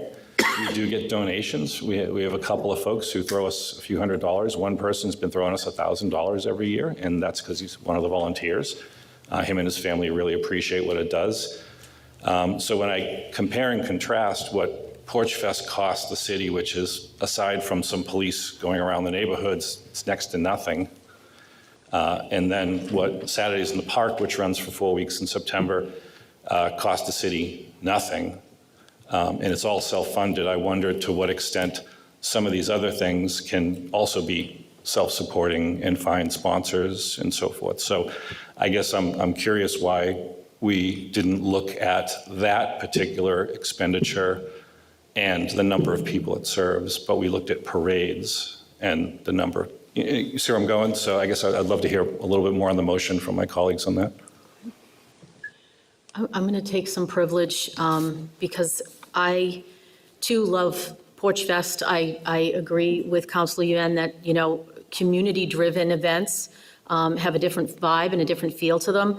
I did ask Madam Auditor had run a list of expenditures out of this account, and $75,000 this year went to the Quincy Foundation. So I agree with Councilor McKee that we need to get a better understanding of what that is. A 501c4 is not a charitable organization. It is a nonprofit, but not a charitable organization. And there was some other things. I mean, there's a lot of really good, the Salvation Army and Dove and Interfaith, they all received donations from this line, Quincy Pride. So, we don't want to impact any of those. But there's one like the Terrell Room, State of the City in March, but the State of the City thing was in February. So I don't know if that's mislabeled. No, that's just the bill, and actually that was not actually the Terrell Room. That was at Quincy High School. The Terrell Room is the incorporated company that provided the catering for They catered it, okay. for the State of the City. Okay, and then the billing was later. Yep. Okay. So, again, the $75,000 to the Quincy Foundation, I couldn't find any information on that as well, and I agree with Councilor McKee that perhaps it might be a better conversation for oversight, but it would seem to me that that alone could absorb the $50,000 proposed cut that Councilor Yan has made, but that's where I'll leave it.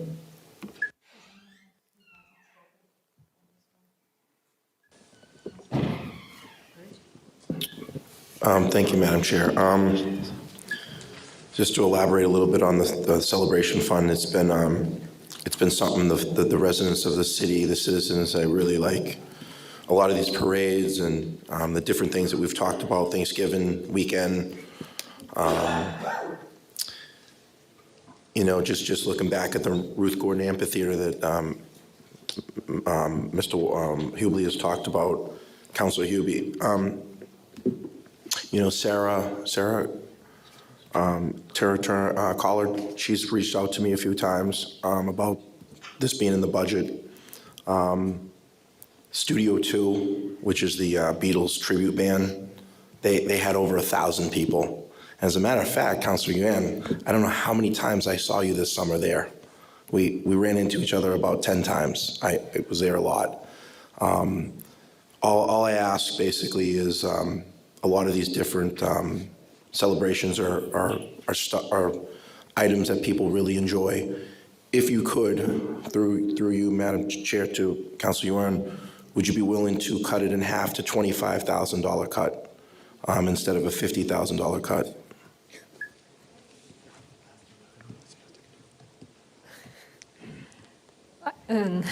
I hear you, Councilor DeBona and Councilor Hughley, and I enjoy the Ruth Gordon theater, the performance and the Porch Fest, and that's why I suggest maybe volunteers doing the work and like you said, sell T-shirt and use all different ways to help cover the cost. So that's why I suggest that even for the parade, maybe people can donate money to make the floats instead of from the budget. That's all. I think people will still enjoy the parade or the celebrations, and if they feel like, oh, I can chip in some money to make a float, they probably will be more enjoying because they actively take part in the parade. So that's for this parade, it's not just my opinions. I heard from residents. I remember even the last the councilor at large candidate Andrew Fan, when he gave the public comment, he also mentioned how many parades we need when we have such a huge debt. I'm not cutting the parade. I'm just saying maybe we can cut in some cost through creative means. So Councilor Yen, Councilor DeBona asked a very specific question, if you would be willing to modify your cut to 25,000. It sounds okay, like I it would be accept. behind. You accept? Yeah. Thank you. So I make a motion to cut this item, cut the 25,000. So down to 275. Okay, Councilor Ryan. I'll let you go last. Okay. I just funded you. What's that? Go ahead, Councilor Ryan. Okay, through you, Madam Chair. Considering that the Ruth Gordon Amphitheater almost got filled with dirt, I don't think I would want to eliminate any funds going to that program. They do get donations. It's not a lot, but maybe we could promote it a little bit differently or just put a little bit more effort into getting the word out. I think all of these events are very worthwhile because it brings together the community.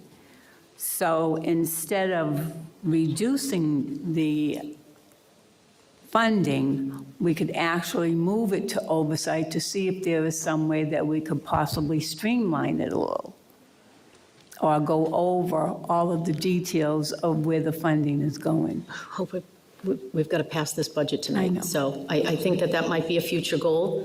But ultimately, at the end of the day, this is the mayor's budget. So if by reducing this $25,000, I know the Ruth Gordon Amphitheater reached out, I think, to all of us and said that they had been, committed, $15,000 had been committed. They do an awful lot with that small amount of money. So my hope would be that, we wouldn't be funding the Quincy Foundation and cutting the Ruth Gordon, but ultimately, that's the mayor's decision to do so. So, Councilor Mahoney, I'm sorry, did you want to speak? Yeah, I did. Hang on. Go right ahead.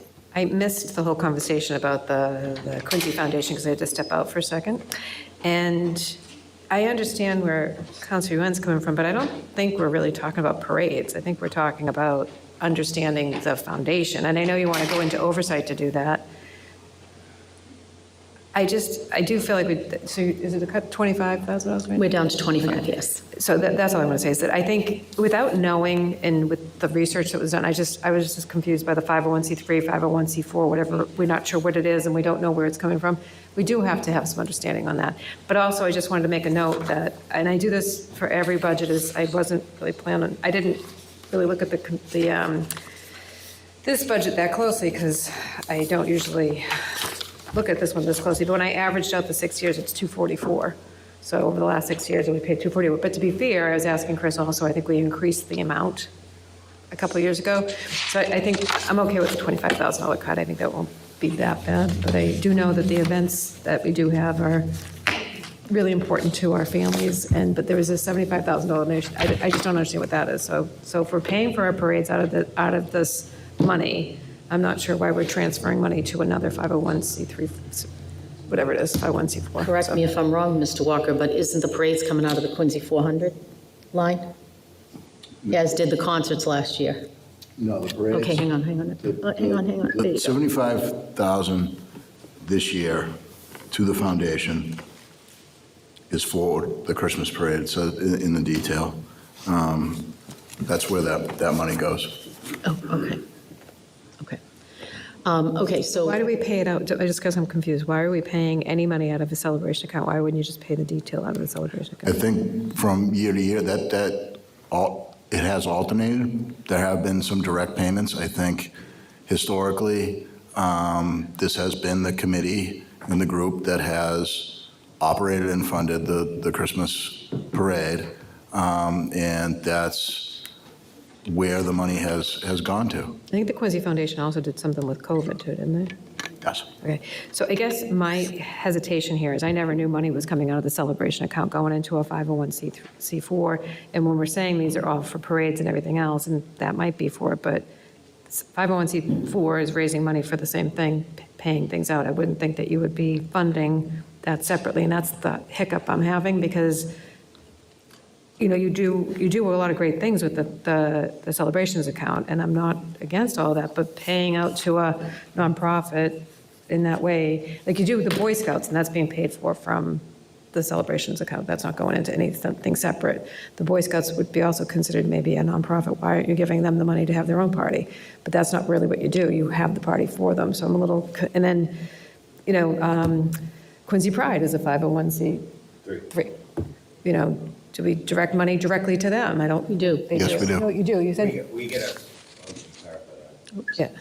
We get a donation every year, traditionally 2,500. This year, that amount is 5,000 because we did have some of our usual sponsors that were not able to contribute this year, and the mayor's office was kind enough to double their contribution. But that's a donation, and you're actually a recognized 501c3. So I'm bringing that up just because we're recognizing you as a 501c3, and you couldn't take a donation if you weren't one. This is a 501c4, which is community events, but it can't be found anywhere. I think the big problem is nobody understands what the Quincy Foundation is and what it's being used for. It's morphed into many different things, and I think that's probably the problem, because as I was sitting next to Chris, I was asking him that. But I think without knowing what that is and without seeing it, that's where we get complicit in not understanding that and not having a clear explanation of it. If it's registered as a 501c4, is it registered as a 501c4? He believes it is, but it sounds like we haven't been able to find it. I haven't looked, so I can't say I have been able to find it, but that's all I wanted to say.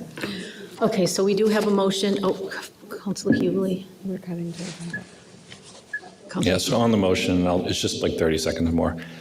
Just to be clear, I'm not in favor of cutting into the celebrations fund. I think my time in community building in this city speaks for itself with the reasons why I would be against doing so. It's an intangible, and when you experience running something like this firsthand, it makes a difference, and that's why I keep coming. Every year I say I'm never doing this again, and then of course it happens, and I'm like, all right, I'll do it again.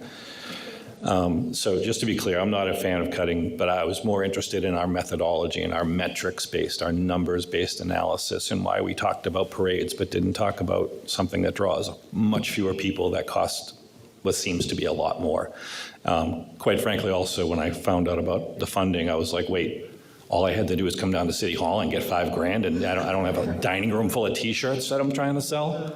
I mean, me, my wife, and I, we drive around the city delivering T-shirts for 5 months just to pay for Porch Fest. So just on an equitable manner, right? We've been hustling for 15 years without a penny. But these other events, just get a good amount of funding because they asked. Maybe I should have just asked. So, but I'm not gonna, I don't want to cut into this. I very much appreciate all the events that are happening. There's an intangible effect. I don't know how you put a price on it. So that's it on the motion. Counselor Jacobs? I also won't be voting in favor of reducing anything from this budget, but I do have one request. We need more child-friendly things. I have little kids, and, I don't go to that silly thing up at the thing over there because there's alcohol there, and I don't want my kids around it. And I asked the City Hall if we could maybe, if anyone's listening, some childhood events that are alcohol-free. That would be helpful, and I think we could use that. Okay. Councilor McGee, did you have more? Well, I also think that, community events are super important, and of course, love the Ruth Gordon Amphitheater, but I do see, I've looked at the celebrations budget for the last several years, and I do think there's money that could go. There's rather a significant amount of money sometimes that goes to events like I think the State of the City address could be very successful without like the $16,000 that was charged for catering. And I know like in 2024, the inauguration of the mayor and council costs like $20,000 at Granite Links. Our cake downstairs in the basement was less, which is good. But I think that there's money. I'm going to be supportive of this cut. I know we can't know exactly where the mayor will take the money from, but I think the amount of money that goes to things like Ruth Gordon, that goes to Pride, that goes to, like the Maria Drost counseling services, these are actually smaller amounts, but things that I think things like the inauguration for $20,000 and the State of the City address for $16,000, and some of the funding that goes to, let's see, this is 2025, $45,000 to the Quincy Chamber of Commerce for holiday lights in Marina Bay. These are things, I don't think we need to be spending this amount of money, so I'm going to support this cut. Okay. I'd like to take a roll call vote if we're all set. Okay. Counselor Ash? No. Counselor DeBona? No. Counselor Hughley? No. Counselor Jacobs? No. Counselor Mahoney? Yes. Counselor McKee? Counselor Ryan? Yes. Counselor Yuen? Yes. Chairman Riley? Yes. Passes. Okay. Passed 5-4. Motion to approve as amended. Motion to approve the celebrations budget as amended from Counselor DeBona. Any discussion on the motion? All those in favor? Aye. All righty, I think Counselor Mahoney is up next with the council budget. Ready? Okay, sorry. So this is the city council budget, and the first line obviously is all the councilors.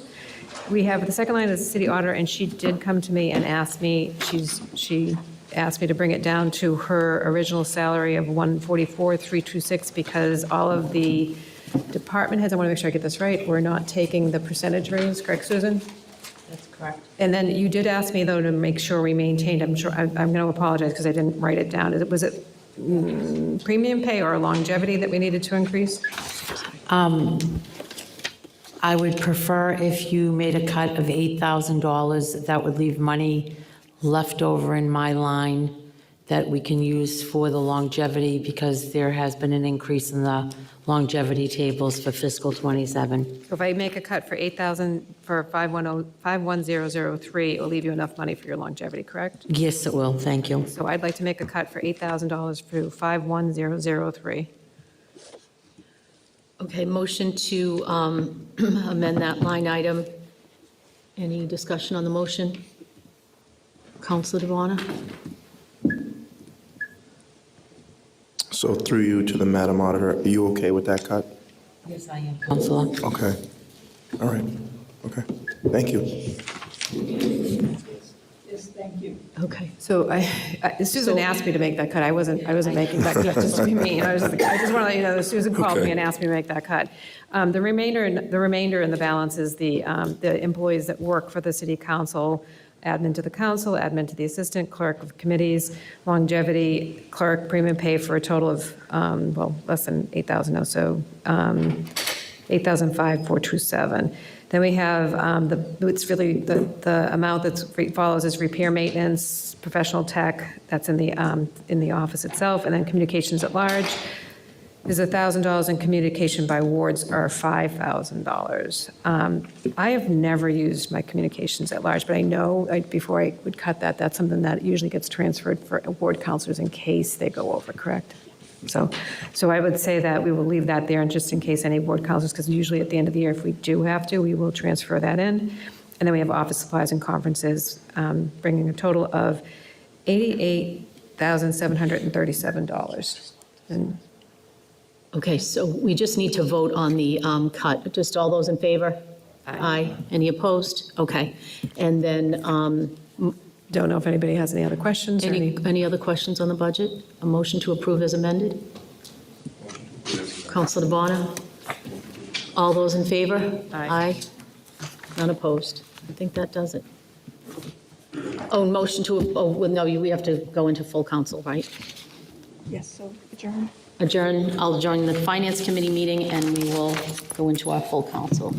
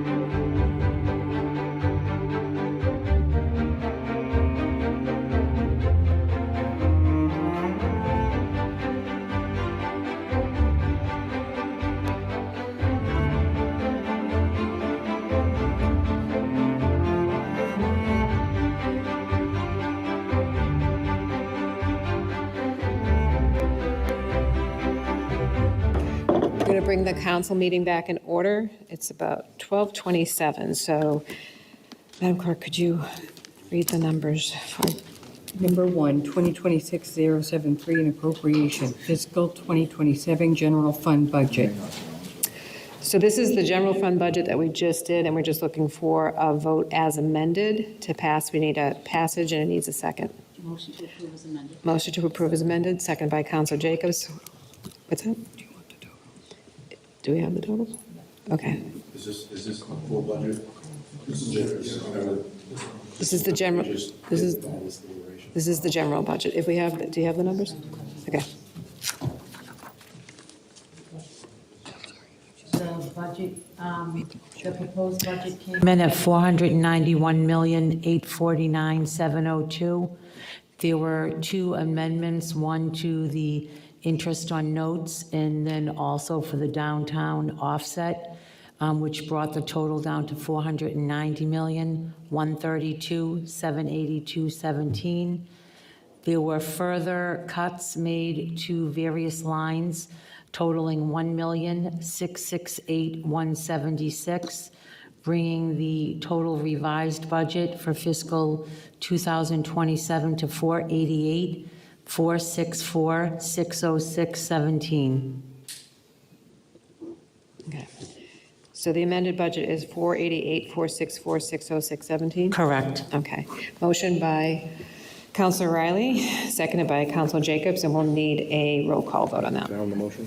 Nope, on the motion. Thank you. Thank you.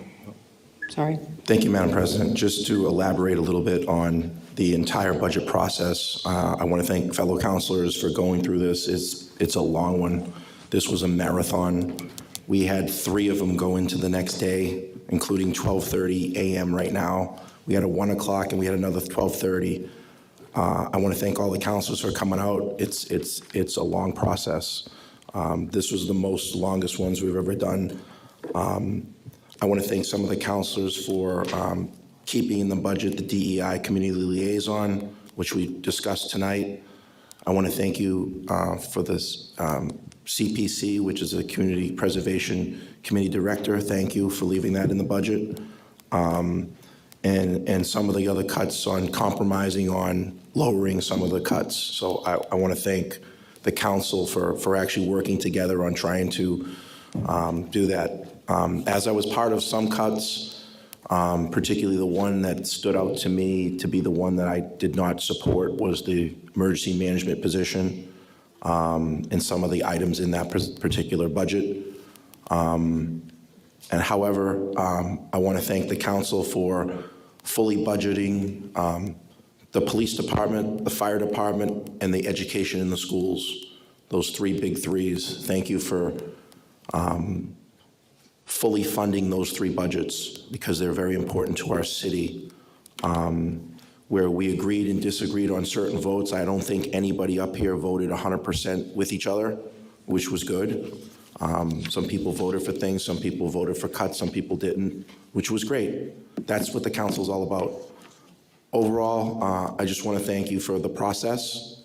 It's been a long one. We're still here going at 12:30 a.m. I don't know if anybody's watching. Probably get a couple text messages and Facebook things, but I just want to thank everybody for this process, and I hope we look forward to July 1st when this new budget gets into consideration. I also want to thank Mr. Chris Walker that sat through a lot of these, Jen Manning, Nikki Crispo, Susan O'Connor here that have been through this. Jim Timmons is out there still. He's out there tonight.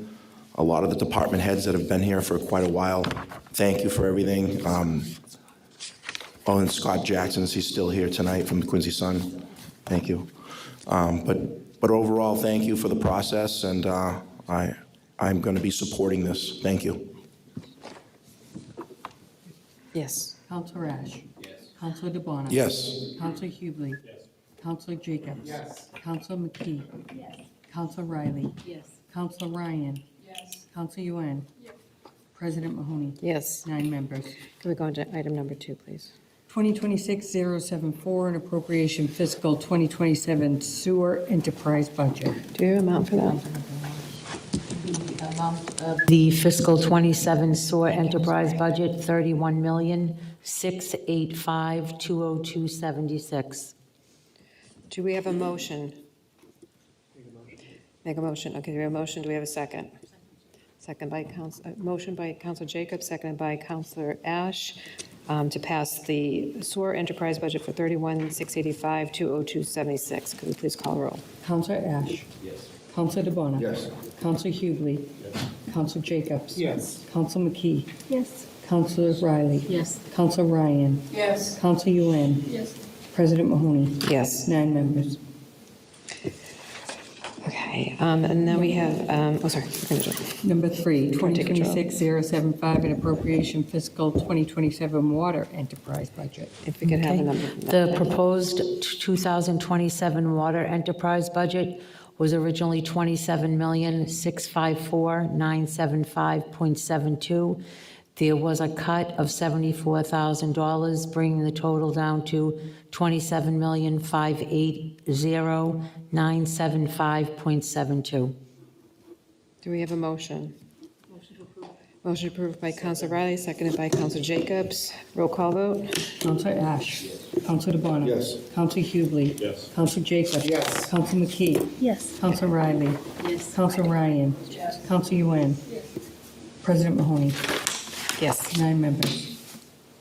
Next, number 4, 2026-087, utility, grant a location, Mass Electric, Verizon, 10 Independence Ave. Oh, sorry. Counselor Ash. Thank you, Madam President. Took a little nap, sorry. This is a utility grant to location, Mass Electric, Verizon, 10 Independence Ave. There was a public hearing held on this earlier this season. It is a new construction build at 10 Independence Ave. And I was waiting on some clearance from the traffic department to bring this out of committee. I was not able to do that on Monday. I did get confirmation since then that this can be voted on and moved. So it did receive a positive recommendation after Public Utility Committee. So I'm asking for a vote on order number 2026-087. Okay, sorry, I took another break. Second. I need a second. Second. Can I have a roll call vote? Counselor Ash. Yes. Counselor DeBona. Yes. Counselor Hughley. Yes. Counselor Jacobs. Yes. Counselor McKee. Yes. Counselor Riley. Yes. Counselor Ryan. Yes. Counselor Yuen. Yes. President Mahoney. Yes. 9 members. Next is number 5, 2025-139, an appropriation amendment to $3,386,510 for the community preservation accounts. Can't remember what that was. Oh, the correction, yes. Okay. Motion approved from Counselor Riley, seconded by Counselor DeBona. Can we have a roll call vote? Counselor Ash. Yes. Counselor DeBona. Yes. Counselor Hughley. Yes. Counselor Jacobs. Yes. Counselor McKee. Yes. Counselor Riley. Yes. Counselor Ryan. Yes. Counselor Yuen. Yes. President Mahoney. Yes. 9 members. Next is number 6, 2026-094, an appropriation for $97,603 to Parks Department Personal Services from Community Preservation Fund Administration. Motion to approve, that's for the administrator. Motion to approve by Counselor Riley, seconded by Counselor Jacobs. Roll call vote, please. Counselor Ash. Counselor DeBona. Yes. Counselor Hughley. Yes. Counselor Jacobs. Yes. Counselor McKee. Yes. Counselor Riley. Yes. Counselor Ryan. Yes. Counselor Yuen. Yes. President Mahoney. Yes. 9 members. Right. Before we go on, we're going to talk about the upcoming meetings, but I'm going to take a point of privilege to be able to make a statement tonight. Not later. I want to address some comments that were made by the mayor regarding the Eastern Nazarene College vote. It's timely, and I feel like I need to do this tonight. The mayor stated the vote was orchestrated by me. I have to be honest, I found that statement really insulting. Not to me, but to every member of this council. The suggestion that 6 elected councilors cannot think for themselves, review information, ask questions, and independently reach the same conclusion is offensive to this body and to the residents who elected us. I am one vote. One, I do not hire people. I do not award contracts. I do not grant tax incentives. I do not control appointments. I do not have the ability to reward people for agreeing with me or punish them for disagreeing with me. What I do have is a responsibility to ask questions, and I make no apology for doing exactly that. For months, this council has been asking for information. We ask for comprehensive reviews of the city debt. We ask for reviews of the city-owned real estate. We asked for a capital plan. We asked for transparency. Those requests were not political. They were our job. As councilors, we have a responsibility to understand the risks before asking taxpayers to assume the additional debt. We also made it clear that if the city pursued this acquisition, we wanted additional property sold, not simply to offset the purchase price, but to create a meaningful financial cushion should projected revenues or property sales fail to materialize. These concerns were raised. Those concerns were raised. Those concerns were communicated. Those recommendations were largely ignored. At the same time, the numbers we are seeing continue to grow. Last November, the city's debt was reported at approximately $1.6 billion. By April, we had increased that to $1.8 billion. And by June, councilors were being told the number was $2 billion. Those are not my numbers. Those are the city numbers. Those figures are contained in publicly available reports available for everyone to review. When debt grows by hundreds of millions of dollars in a matter of months, asking questions is not obstruction. It is oversight. What I find most troubling is that most of the information councilors ultimately relied on to make the information, we had to find ourselves. We requested it, we waited for it, we asked for it again, and then we spent days reviewing debt reports, financial statements, capital plans, public records, because the answers we requested were either incomplete, delayed, or provided at the last minute. If this was truly a once-in-a-lifetime generation opportunity, then why were the counselors forced to do all that work themselves? Why were we still looking for answers days before the vote? Why were legitimate concerns about debt and financial risks treated as obstacles instead of responsibilities? And if the council was orchestration, if there was an orchestration taking place, it certainly was not coming from this council. This council asked questions. This council requested information. This council did its homework. This council exercised independent judgment. This is exactly what people elected us to do. I also want to address something. There seems to be a belief that because I disagree with the mayor, somehow I hate him. I do not. That has never been the case. I might disagree with him, but I do not hate him, and I never have hated the mayor. We asked for a capital plan, Over the years, I supported many initiatives that this administration, for this administration, when I believed that there was the best interest of the city. I think you can agree with that, Mr. Walker. I have said yes many times up here. But respect is built on trust, and trust requires honesty. When counselors ask legitimate questions and are accused of obstructing progress, that erodes trust. When information is repeatedly requested and arrives late, trust erodes. When concerns are dismissed instead of addressed, trust erodes. And when 6 independently elected counselors are accused of being orchestrated because they reached a conclusion that the administration didn't like, trust erodes. The administration is entitled to disagree with the outcome. What it's not entitled to do is to question the independence or integrity of a council just because the result wasn't what they wanted. The reality is much simpler. 6 counselors reviewed the information. 6 counselors reviewed the risks. 6 counselors reached the same conclusion. That's not an orchestration, that's a representation. Responsible people can disagree about the outcome of a vote, but nobody should question the motive. The motive was simple: protect the taxpayers. Demand transparency, ask the questions that are needed to be asked, and do the job that you were elected to do. Every counselor who voted Monday night owns that vote. And I respect that. I think the mayor should too. Thank you.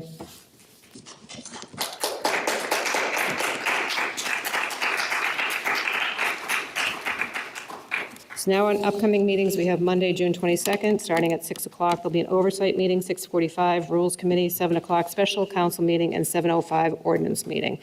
Tuesday, September 8th is 7:30. Wait, no, September. Tuesday, September 8th at 7:30. I was like, wait, did I miss the summer? Do I have a motion to adjourn? Thank you very much, everybody.